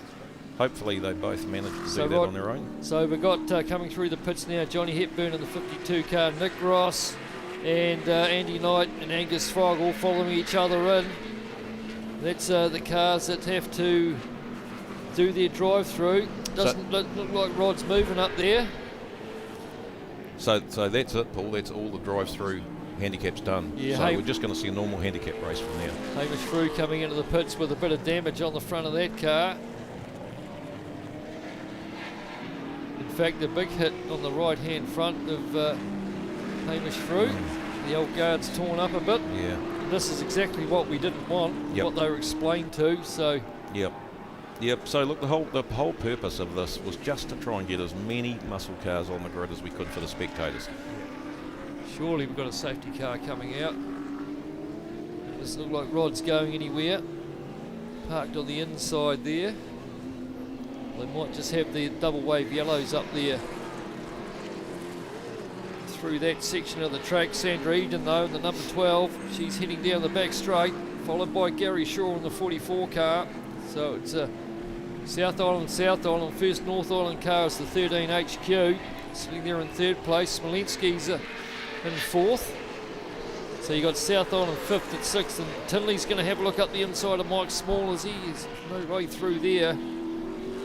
So Rod Heyman still sitting there on the grass just up by the hairpin. Now how it works is everybody gets a point per position. So first place gets 1 point, second place gets 2 points and so on. And it's the team that accumulate the least number of points becomes the winner. So what have we got up for grabs? Some sort of trophy? Quite a lot of beer. Quite a lot of beer. And this combined with Scope, because we're all racing together at Scope next weekend. If anybody's thinking about that, you're going to see combined Mainland muscle cars and Central muscle cars racing together at Scope. There is a North versus South trophy up for grabs for the winning team. So this is the first time. This is quite a big thing, Paul. It's the first time we've ever sort of really got together as two quite separate racing entities and joined forces to try and put on a good show for everyone. So Andy Knight's managed to drop Angus Fogg a fair bit. Drop back a wee bit there in the J.A. Russell Mustang. Get a wee bit of a slide going on through Power & Co. So sliding it as he gets the power down as well. And Sandra Eden leading the way by 2 seconds. Safety car is out. It's taken a while to pull it, but they've brought the safety car out. And that's the last thing you want in a reverse grid handicap race, right? Because it depends where you are on the track. It kind of stuffs a reverse grid handicap race. Well, it does, yeah. It's going to ruin it for Sandra, that's for sure. She's had a big lead out there in front. And the number 12 Tirana, and then Gary Shaw in the 44 car. Cowie there sitting in third still, the first of the North Islanders. These guys just seeing the flag now. So the fast guys at the back, that just the best thing they can see in a reverse grid handicap race is a safety car, because that just bunches everybody up, and all of that disadvantage that they had in terms of the gaps is gone. Yeah, well, I think that's probably just about going to be the race, because we see the Hilton haulage safety truck underway to head around there to pick Rod's car up, and Rod's had a clean weekend. Last thing he needed was a bit of damage to the car. He has. It's a real shame for Rod because he's had a fantastic weekend, a couple of wins, super clean racing, and really did a great job of racing, absolutely door handle to door handle with Johnny Hepburn up through, remember the last race 4, we saw them going side by side through John Jones. He's got some damage on the front of that car on the left-hand side, front guard, and if they are calling for a Hilton haulage truck, then obviously he's got some damage to the front of that car steering wise.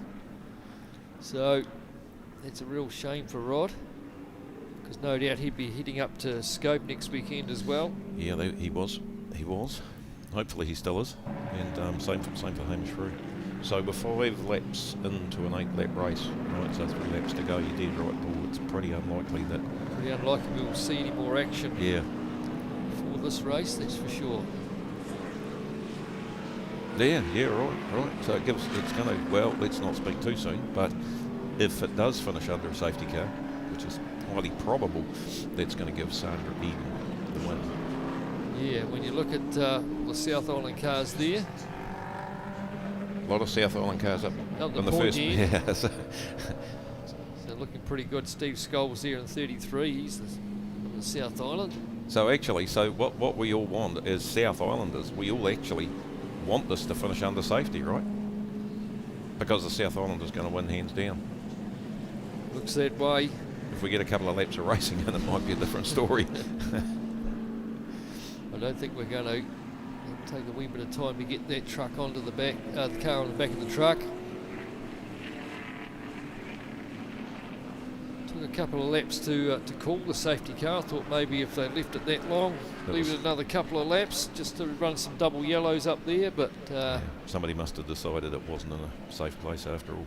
That's correct. So last thing you do want is to be sitting there in a race car and having another car come sliding at you across the grass. It's a really horrible feeling, even if you're out of the car and you're safe as the driver, knowing that your car's parked in a dodgy position and other cars are doing phenomenal speed. You're sort of well aware that if somebody else makes the same mistake you did, that could be the end of your car. Could be the end of it, yeah. So no, Rod, of course, just been campaigning this car be the second year. It's the ex-Craig Gilbert car. Spends a bit of time down at White Horse Motors there. I was down working at my Matty the other week and seen it in the garage at White Horse Motors.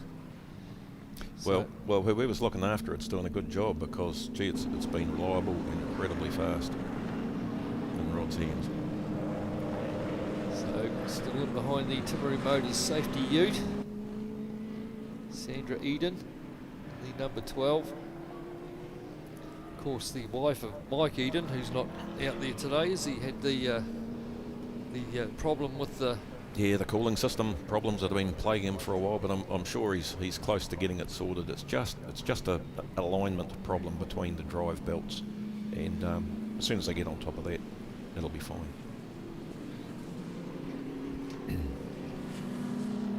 So Craig Boots had a pretty good weekend in the 07 car. Was one of the North Islanders. I've got to say that Angus and Andy Knight have put on a great show throughout the weekend, haven't they? Certainly have. Just astonishing, the speed of those two cars, and both phenomenal drivers. It's not often you see someone have the wood on Angus Fogg, is it? Yeah, that's right. That's right. So yeah, top marks. Hats off to both of those guys. They've really done an incredible job, and entertained all of us, including all the mainland muscle guys that have been standing on the bank watching. So we've got 7 laps.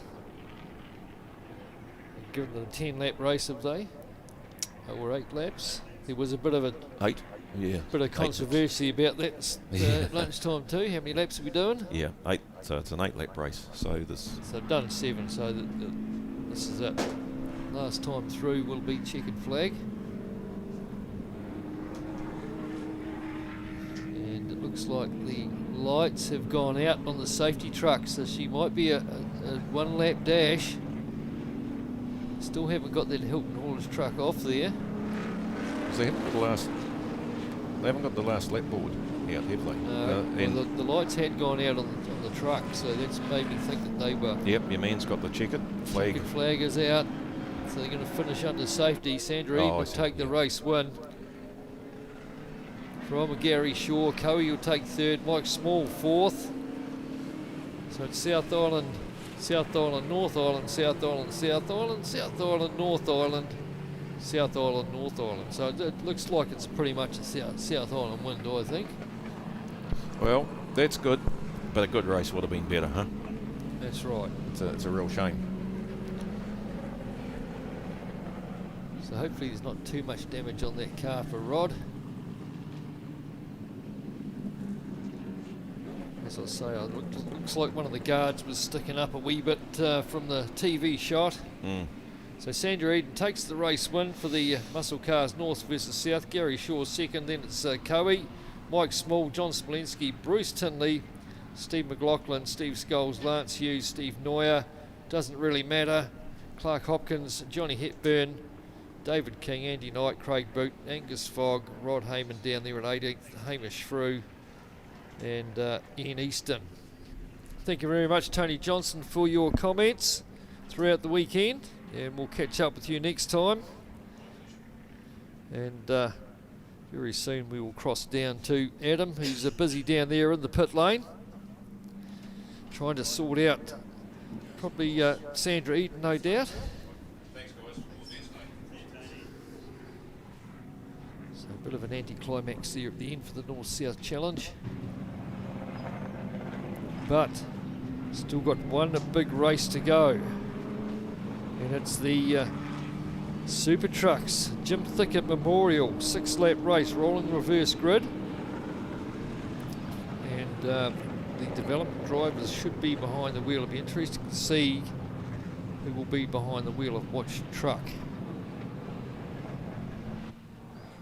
So we're getting all the safety guys, the flaggies and everyone off the track. They'll be heading for an early shower or an early beer, whichever way you look at it. Just see Mr. and Mrs. Gumboots giving us a wave there down on the bank. I just seen them down one, giving it a bit of a vortex on the way down. No doubt I'll have a couple more of those this evening, as the debrief will continue. Oh, no Bedfords. No Bedfords in the race, Paul. Oh no, what's going on? It was 2-1. It was 2-1. 2-1 to Tony Brand, I think it was, wasn't it? Mechanicals for both trucks. Oh, that's a bit of a bugger. Yeah, but they've done well to get through to the last race of the day. Normally the attrition rate, they start falling off from Friday. But nonetheless, still got 8 trucks ready to head out for the Jim Thickett Memorial. And we'll have a look at Rod Heyman's car as it comes in on the back of that truck. Adam's still on standby down there, trying to track down someone. Could interview the cameraman, Adam, see how his day's gone. But Rod Heyman, he'll be sitting in that truck, and she'll be a busy week on the farm down there, no doubt, pulling this thing to bits, trying to get it ready for next weekend at the Scope, and then no doubt back here at Levels in 2 weeks' time for the Southern Classic. Just let you know that Team Kiwi will have the original V8 supercar here in 2 weeks. And yeah, a bit of damage on the front there. Not too bad though, nothing that Rod and his crew can't fix. Probably one front guard and straighten the steering rack maybe. And perhaps the odd wishbone. But apart from that, I think they'll fix that easy enough. So some tractor parts will be required. This will go through the books as tractor parts. Yeah, we can't mention that, Brendan. The accountant doesn't like it. So anyhow, Adam Jones down there looking a wee bit... looking for a friend to talk to. Yes. Adam No Mates. Yeah, Adam No Mates. No, he's looking for Sandra Eden. She was the one that took out that race, even though it was under safety car. Yeah, Sandra Eden, Gary Shaw, Kate and Cowie. 1, 2, 3. So it's been a good weekend here once again at Levels. Big thanks to Trust Aoraki and obviously premier installation for bringing the live feed to everyone out there today. Hopefully you've enjoyed the feed here from Levels Raceway. And we'll cross down to Adam now. He's got the race winner, Sandra Eden. So we were running around trying to find we got 1 and 2 at least. So Sandra, well done, you got a win. Yeah, thank you. It was pretty awesome out there, yeah. How were you feeling before the yellow flag and you saw these cars coming? Well, I thought there was going to be a safety car, then they were all catching up to me. I thought, oh man, I'm really going to have to put my foot down and go for it, because Gary was coming up. I kept seeing him in my rear vision mirror. So yeah. Good to get a win. Yeah, it was great to get a win. Yeah. You're representing the south, of course? No, I'm a north. Oh wow, okay. Yeah. There we go. We don't know what the result is for that, but Gary, P2? Yeah, P2, pretty pleased with that. It's a shame it was yellow, but hey, it's good racing anyway. And it was going to get real busy really quickly, but it didn't quite happen. But hey, there's always next week up at Scope. Are you happy with the weekend? Very, very happy. I had the old Falken going good. She's going all right, and nothing to be done for next week apart from a bit of a bulk check and do it again. I saw you skipping up over the ripple strips. Oh yeah. Yeah, a bit of edges. I put a lock diff in it. Now the front wheel keeps popping up all over the place and all this sort of carries on. But it's a lot of fun. And we'll see you at Scope next weekend. Absolutely, definitely. And we'll be live for that. So any picks for who's going to take this north versus south? Oh no, it's up to anybody. It's just a bit of fun. So it's really good fun. Yeah. It will be the south, of course. No, it will not. Oh, there we go. One from the north, one from the south. So back over to you, Paul, for the final race of the day. Thank you very much, Adam. I think you'll find there are a lot of South cars in the top 10, so it's looking good for the South Island. So Adam Jones doing a great job down there for Fast Files, doing all the running around Brendan while we sit in a nice air-conditioned office up here. And one race left to go in the day. The voice is still hanging in, which is the main thing. And the John Jones Steel Super Truck there, or safety truck I should say. And no Bedfords. That's a bit of a bugger. So looking at the entry list, what have we got there? Rachel Little's going to be in truck number 1. Connor Etting is in truck number 7. Craig Mason in truck number 8. Cam Vernon's in the 24 truck, not Ash Hay. It's a bit of a shame for the fans that wanted to see the 24 truck going sideways.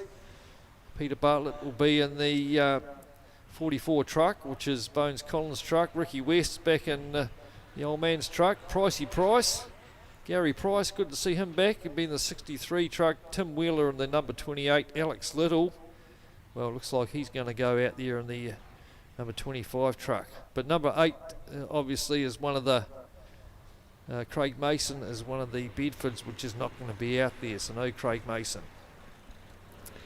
It's a bit of a shame. The old Beddies are putting on a good show in that last race. Obviously the attrition, the rubbing and racing in that last race obviously took its toll on one or two of them. Well, we did see Ron Salter's truck come in, which is in the picture there. It had a sore foot, but the Development Series drivers racing in the Flying Farewell this afternoon, and they're racing for the Jimmy Thickett Memorial Trophy. As we mentioned earlier on, Jimmy was one of the volunteers, a driver for Hilton Haulage, many hours helping out the motor racing enthusiasts at Timber International Motor Raceway. So we're just waiting for them to form up beside the John Jones Steel safety man. That's right. I'd hate to know how many hundreds of cars he's had on the back of his flat deck over the years. I think a few of them, they get the car on the back and they stop and take a picture before they drive off, and I think he ended up with quite a few hundred photos of all sorts of different machinery on the back of his Hilton Haulage truck. So coming up the front, Rachel Little. So that's Alex's sister, is it? Alex's sister, yeah. So we'll see what she's like as a bit of a peddler. She's got a brother and a father that... they're quite handy behind the wheel, aren't they? So yeah, be father in one ear and brother in the other, and mother probably trying to tell her not to do it. So be interesting to see how she goes, Rachel Little. Beside her is Connor Etting, of course, who would normally be in the other Easy Moves truck, which isn't here this year, but he's stepping in for the development drive. Okay, 6-lap race for the development drivers. Just looking down at the 24 truck, Brendan, it's dropping a heap of water out from underneath it, whether it's got a hole in the radiator or something, but there's a heap of water coming out from underneath that. And remember, few years ago, these trucks, they used to try and keep the brakes cool by water spray, spraying water on them, which I wouldn't have thought would be any good for the discs at all. But you don't see the steam coming off the front brakes like you used to down in the braking zones and things. You'd see steam flying out from those front wheels as they press the brake pedal. It would turn a pump on and would spray water on the discs just to try and keep them cool, because they were splitting discs left, right and centre. But I think as technology has sort of caught up, then a lot of these brake rotors can sort of handle a wee bit more now than what they used to quite a few years ago. But I'm guessing there's 10 or 15 litres of water sitting down under that number 24 truck, starting to get a wee bit hot. We do see it when they come into the pits and they're sitting on the scales idling away. Some of them have a little bit come out the overflow. Well, that one there will be a wee bit. It's a little bit more than a little bit, that one. It'll be a wee bit lighter on the scales, no doubt. And I'm hoping that's not coming from the radiator, although it looks like it's coming, it's dripping from underneath it. So you'll have to keep an eye on the temperature gauge, that's for sure. Cam Vernon, if his crew's down there listening, I'd give him a little bit of I'd ask him what the temperature's like in it, because she's still water flying out of it now. She'll probably stop soon. Is that the pistons will stop going up and down, Paul? Or? Yeah. Well, it will. It wouldn't take long to overheat one of these things with no water in it, that's for sure. But I don't know what the hold-up is. Start delayed boards up there in front of the John Jones Steel safety truck. Can't see any action going on out there in the track anywhere. Of course, everyone is off the track. But they might have to delay the start shortly to have a bit of a mop-up down there on the track. Certainly wouldn't want to come down across that. But don't see the teams down there being too concerned about it. But that number 24 truck, she's probably up to about 20 or 25 litres by now, I'd say, has come out the front of it. And she is still dripping lots of water. It's hoping it's water and not oil. Because they'd have a whole lot of that in the sump. Yeah, well, they probably can't see it from down there on the bank there, but from where we're positioned, we can see it. No doubt the stewards up on the top floor can see it. When I was flatting in Rangiora, my flatmate worked for the Cough and Hammer, and he said one of the apprentices was changing oil on one of the trucks, and obviously drained it out the bottom. Forgot to put the bung in before he started pouring the new stuff in the top. So it said it was flowing out so fast, and there was that much of it in this tractor unit that they had to get the the old bunding. Got it out, and they made a little dam to hold it all dam back. It all up. Get the old go for the old special auto, special auto bin that's got all the bunding in it. Get it out and around. Ron Solder, he's just backed up out of the way and behind. He was tucked in behind the 24. He's obviously thought, shit, I'm not going to drive through that. I'd sooner sit in behind the 44 truck. Well, the number 63, that's Pricey Price, old Gary Price in behind the wheel of that thing. Old Gezza. So the safety truck is pulling off the circuit. It's a warm-up, so they're going to give him a warm-up lap there. I don't think truck 24 needs a warm-up lap. It probably needs a cool-down lap. It's left a big puddle there on the track. And interesting to see if she'll last full distance. Malcolm Little there, or Malcolm Little's truck at the back there, number 25. It's got Alex Little driving it. A bit of a change driving the old man's truck. You'll see if the old man's been holding back a few horses on his. And so number 7, Connor Etting in behind the wheel of that. And the NZ1 truck, that's a Rachel Little. She's got a fair bit to live up to, isn't she? Trying to keep it up the pointy end of the field. What was it? Alex has got 4 championships. How many's Dad got? Oh, he's probably got 6. I don't know. There's quite a few amongst them. We'll just have a look in the old book of lies and see what it says. So there they go through John Jones Steele on their additional warm-up lap because they've been held on the line. Malcolm's got 3 championships, 2008, 2009, 2010, and Alex has got 4, 21, 22, 23 and 24, and leading this year, so looking for 5 in a row. Alex Little, go back a wee bit further down the list. Johnny Hepburn was the champion in 2013 and 2006. Andrew Porter had 3, Enki Tulloch had a couple back in 2001, 2002. Robin Porter had a couple. And Ron Salter, the truck man that's been here, he's had 5, so he's got the most at present. First one was back in Ron Salter, where are we? So he's got 4 of them, sorry. 1993, 1994, 1995 and 96. Ron Salter, so he's been around the truck racing for a long time. His truck out there at the moment being driven by Gazza Price. Old Gary, he's been racing the trucks for a long time, but he hasn't had a title yet. Steve Zammit from Australia, he was a champion in 2011, 2012. Kane Scott, we'll remember Kane Scott from the Trans Am days, NZV8 days. He was the 2007 champion. And Andrew Porter's had 4 as well. We had 3, 4 and 5, and then he got 2014. All right, so we've got the John Jones Steelman safety truck leading these Super Trucks round for the last race of the weekend. The Development Series drivers, Jim Thickett Memorial, flying farewell. Yeah, let's see how they go. That just spacing them out a wee bit. Give them a bit of a handicap. Just 6 laps for them. And all these guys except Alex Little haven't been out there much over the weekend. They might have had a bit of running through the week. There's Alex there. He'll have a big penalty, no doubt. A big handicap, I should say. And Dad's rocket a run with the Freightliner with the Aero styled cab. There's a lower roof line and the front windscreen's raked back a little, and they do have to run standard cabs on these trucks, so it's obviously a production model, yep, that they can buy. I was going to delve into that a wee bit, but then I thought I'd better keep my nose out of it. I know that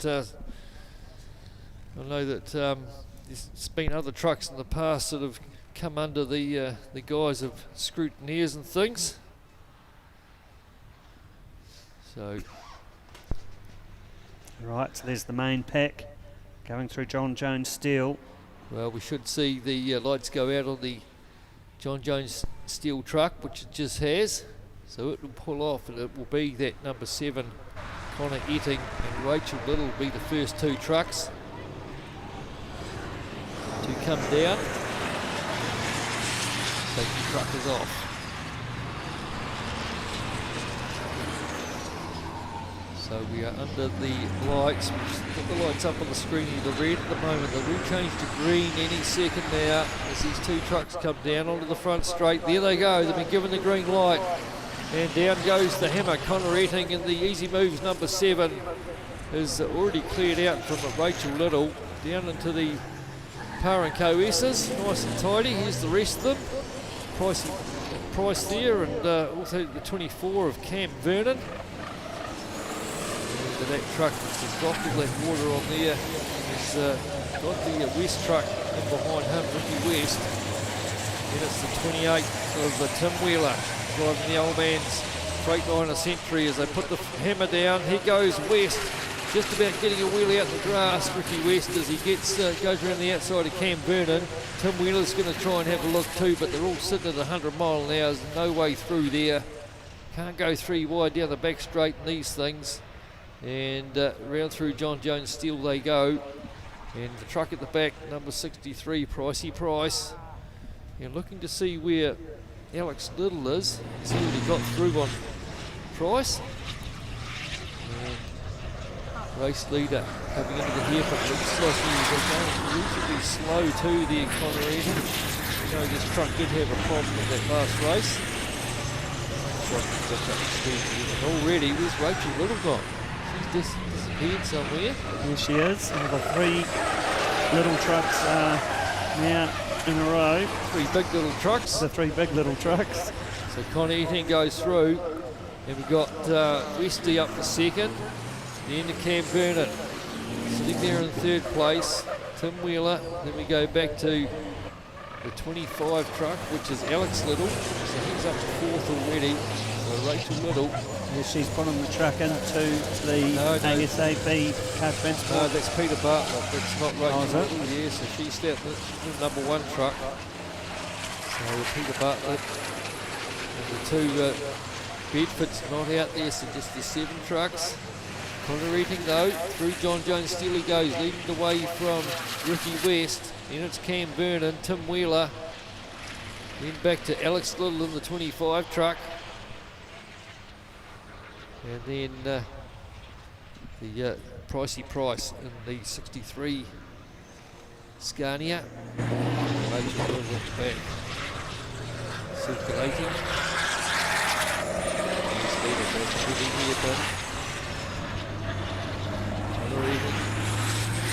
Tim Wheeler having a wee look up the inside of the 24 truck, just gives him a bit of a nudge, and he gets sideways, does Cam Vernon, manages to hang on to it.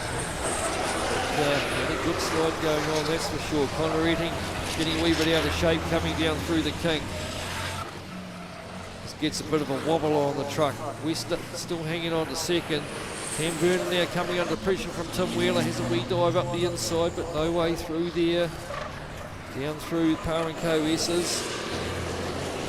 Lots of smoke being produced by these big engines. A wee bit of a slide on there, the 24 truck. And he gets the power down onto the back straight, comes across the middle of the track. He goes Wheeler trying to have a wee look, goes up the inside, and gets the pass done before they get to the 100-mile-an-hour cut-off. And they're just about going to head out on the grass there for a second. But Vernon left him enough room in the end. Ricky West just kicking up some dust up the top end of the track. But it's all kind of eating at the moment. Truck number 7 with a 3-second lead over Ricky West. Down the back straight. A bit of smoke starting to appear from the back of the number 1 truck. The Alex Little's truck. So Freer, keep an eye on that. Bit of smoke coming. I don't think he would have hit anything or hit anyone. As things are starting to close up now. Down the front straight. Troy Etting going to come under some pressure shortly from Ricky West. Tim Wheeler up to 3rd. Cam Vernon back down to 4th. Got Alex Little tucked in behind him. Down through Par & Co they go. Starting to close up now. 3 laps left to go. Connor Eating coming under all sorts of pressure. These 2 are behind, have done some truck racing before. Ricky West gets the Freightliner Argosy sideways, trying to get the power down. Look after 100 miles an hour. Side by side with Connor Eating. And they probably find Ricky West will go up the inside there. Tim Wheeler might try and go with him, but no way through for Tim. He's had to back out of it, so Connor hangs on to 2nd. But Ricky West up to 1st place now from Connor Eating. Tim Wheeler in the 28 truck. Up round through the McKissick curve they go. Alex Little hanging on to that 5th place. And then it's a prize. Number 63. So looking good for Ricky West at the moment. Tim Wheeler, he wants to have a dive up the inside of Connor Eating coming out of the hairpin through the left-hander. Got his nose cut off though from Connor Eating. He might try and have a look around the outside. But Connor Eating holding the middle of the track. Oh, a bit of brake chatter going on down there from Tim Wheeler. He's got the inside line though through Par & Co. Puts two wheels out over the grass and goes up the inside there on Connor Eating. Connor won't be too happy about that. He had half of his truck out in the grass, did Tim Wheeler. But in the end, who really cares? They're putting on a good show. Ricky West out in front by a long shot. A couple of laps left to go. Alex Little's taken his foot out of it. Well, he looks like he's up in trouble. He's slowing down. He's just had Pricey Price go through in the Scania. Get towards the end of the weekend, these trucks will be getting a wee bit tired. I don't know how often they've got to rebuild an engine or do anything of these things. Rachel coming through. Move off another one. That's at 1:38. Way off these other guys. It's taking apart, that's what it's all about. So Ricky West back down through the kink. Got the truck hooked up quite nicely. The meatball flag out for the number 25 truck, which is a mechanical black flag, but we'll probably see him pulling this lap anyway. I know he's in trouble. And yet coming in is Alex Little in truck number 25. Must be dropping a bit of oil out there on the track because I can't see anything hanging off it. So obviously one of the marshals has noticed something. Oh, the door on the truck. It's the door on the truck. Thank you very much. The comms department down there in the van doing a good job, keeping an eye out.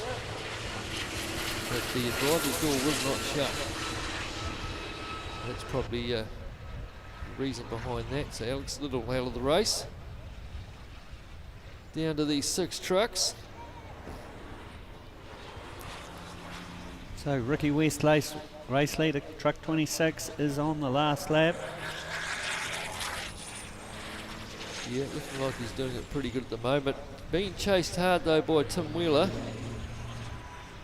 Coming out of the card evaluation here for the last time is Ricky West, Tim Wheeler, and it's back to the number 7 truck, Connor Eaton.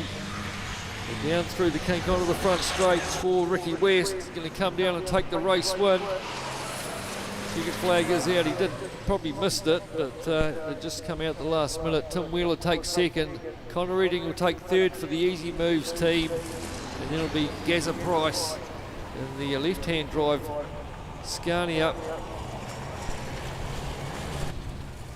We go back to the 24 truck, wherever that is. Oh, it stopped up the top end of the track there, so there you go. She must have got too hot, Brendan. Couldn't quite make the last half a lap. The 24 dropped too much water on the start-finish straight, and he stopped up there. Cam Verdon, and then Rachel Biddle. Well, don't know where she is either. She's just going down through the back as well. So that's it for us here at Levels. It's been a good weekend. I hope you've all enjoyed yourself. Do take your time getting home. Probably still a wee bit of action in the pits. You can stop in the pit stop cafe down there and grab yourself a cold one. And we're going to head down there in a second, no doubt. But there are a couple of podium celebrations going on around the track.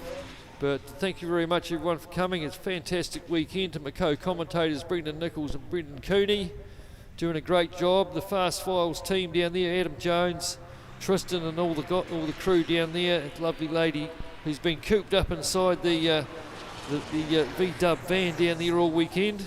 That's Sarah down there. Thank you very much, Sarah. You've done a great job, and I hope you've enjoyed us doing the commentary up here, joining in with the Fast Files crew. There we go. Rachel takes the checkered flag. That's Rachel Little in the New Zealand number 1 truck. Congratulations. So that's it from us. You might hear from Adam perhaps with a couple of presentations, but up here in the commentary box we will catch you in a couple of weeks' time here at the Southern Classic. So looking forward to that. Don't forget the TKR will be here with the original V8 supercars that Jason Richards drove all those years ago at Bathurst back in 2000. It's been rebuilt. They'll be doing some hot laps on that, so we'll look forward to seeing that. See you all then.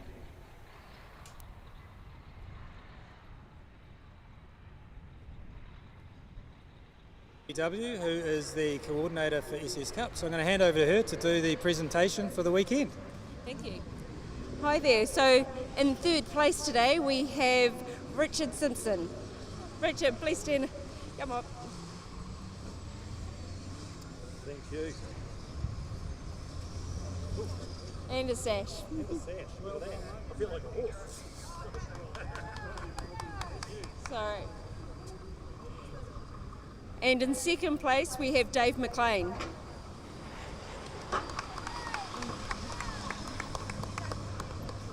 we go. Thank you. Well done. And in first place we have Jason Kelly. Yeah, come on.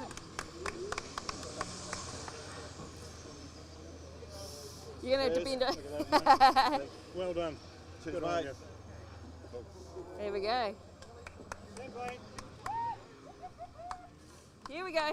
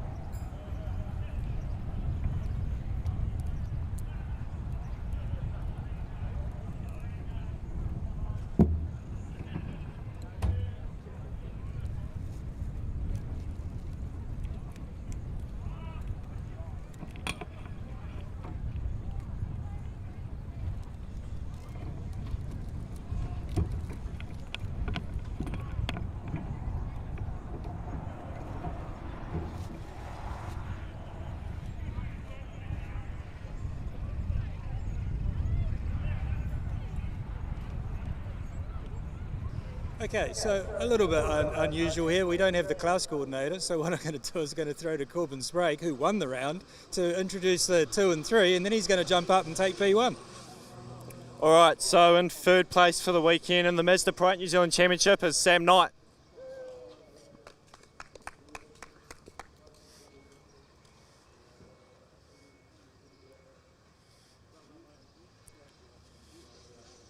Second place is Hamish Evans.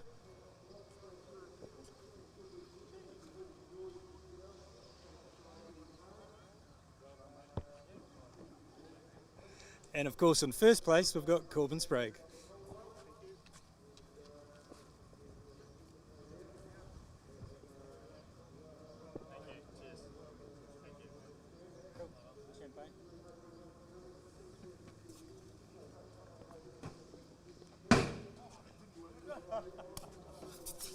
Woo!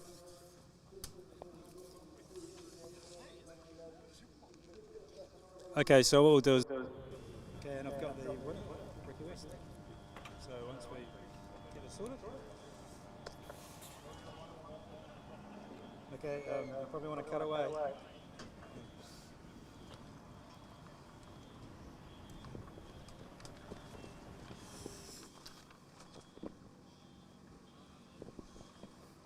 So we've got Ricky here from the development series who won the race. It was a good run through the pack there. Yeah, no, it was good. Really hot up there, but it was good to get through and hold it. So how often have you done this truck racing? I've done what was the Flying Farewell and now the development series for about 5 or 6 years now, I think.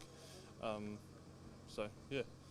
And how do you find overtaking through? You went through some tight stuff there to get through. Yeah, it's good fun, as long as, everyone knows pretty good, so they kind of give you a good amount of room and not too much contact, so it's good. Awesome, so well done, last race of the day. And we've just got, I'll get you to hold this because we've got the announcement for next year right here. So if we lock in the date for the Trust Aoraki Thunder Down Under for next year, it is from the 29th to the 31st of January 2027. And lock it in now so you can get your tickets and come next year. Howard's just waving to me. I think we've got P2. Okay. All right. Okay. We've got the memorial trophy to present. So come through here, and I'll get you to talk on the camera. There we go. Take the mic. Awesome. So on behalf of Hilton Haulage, everyone here who knew Jim, he was a great guy, bloody good operator, hell of a guy for the car club. But we'd like to present you winner of the Flying Farewell.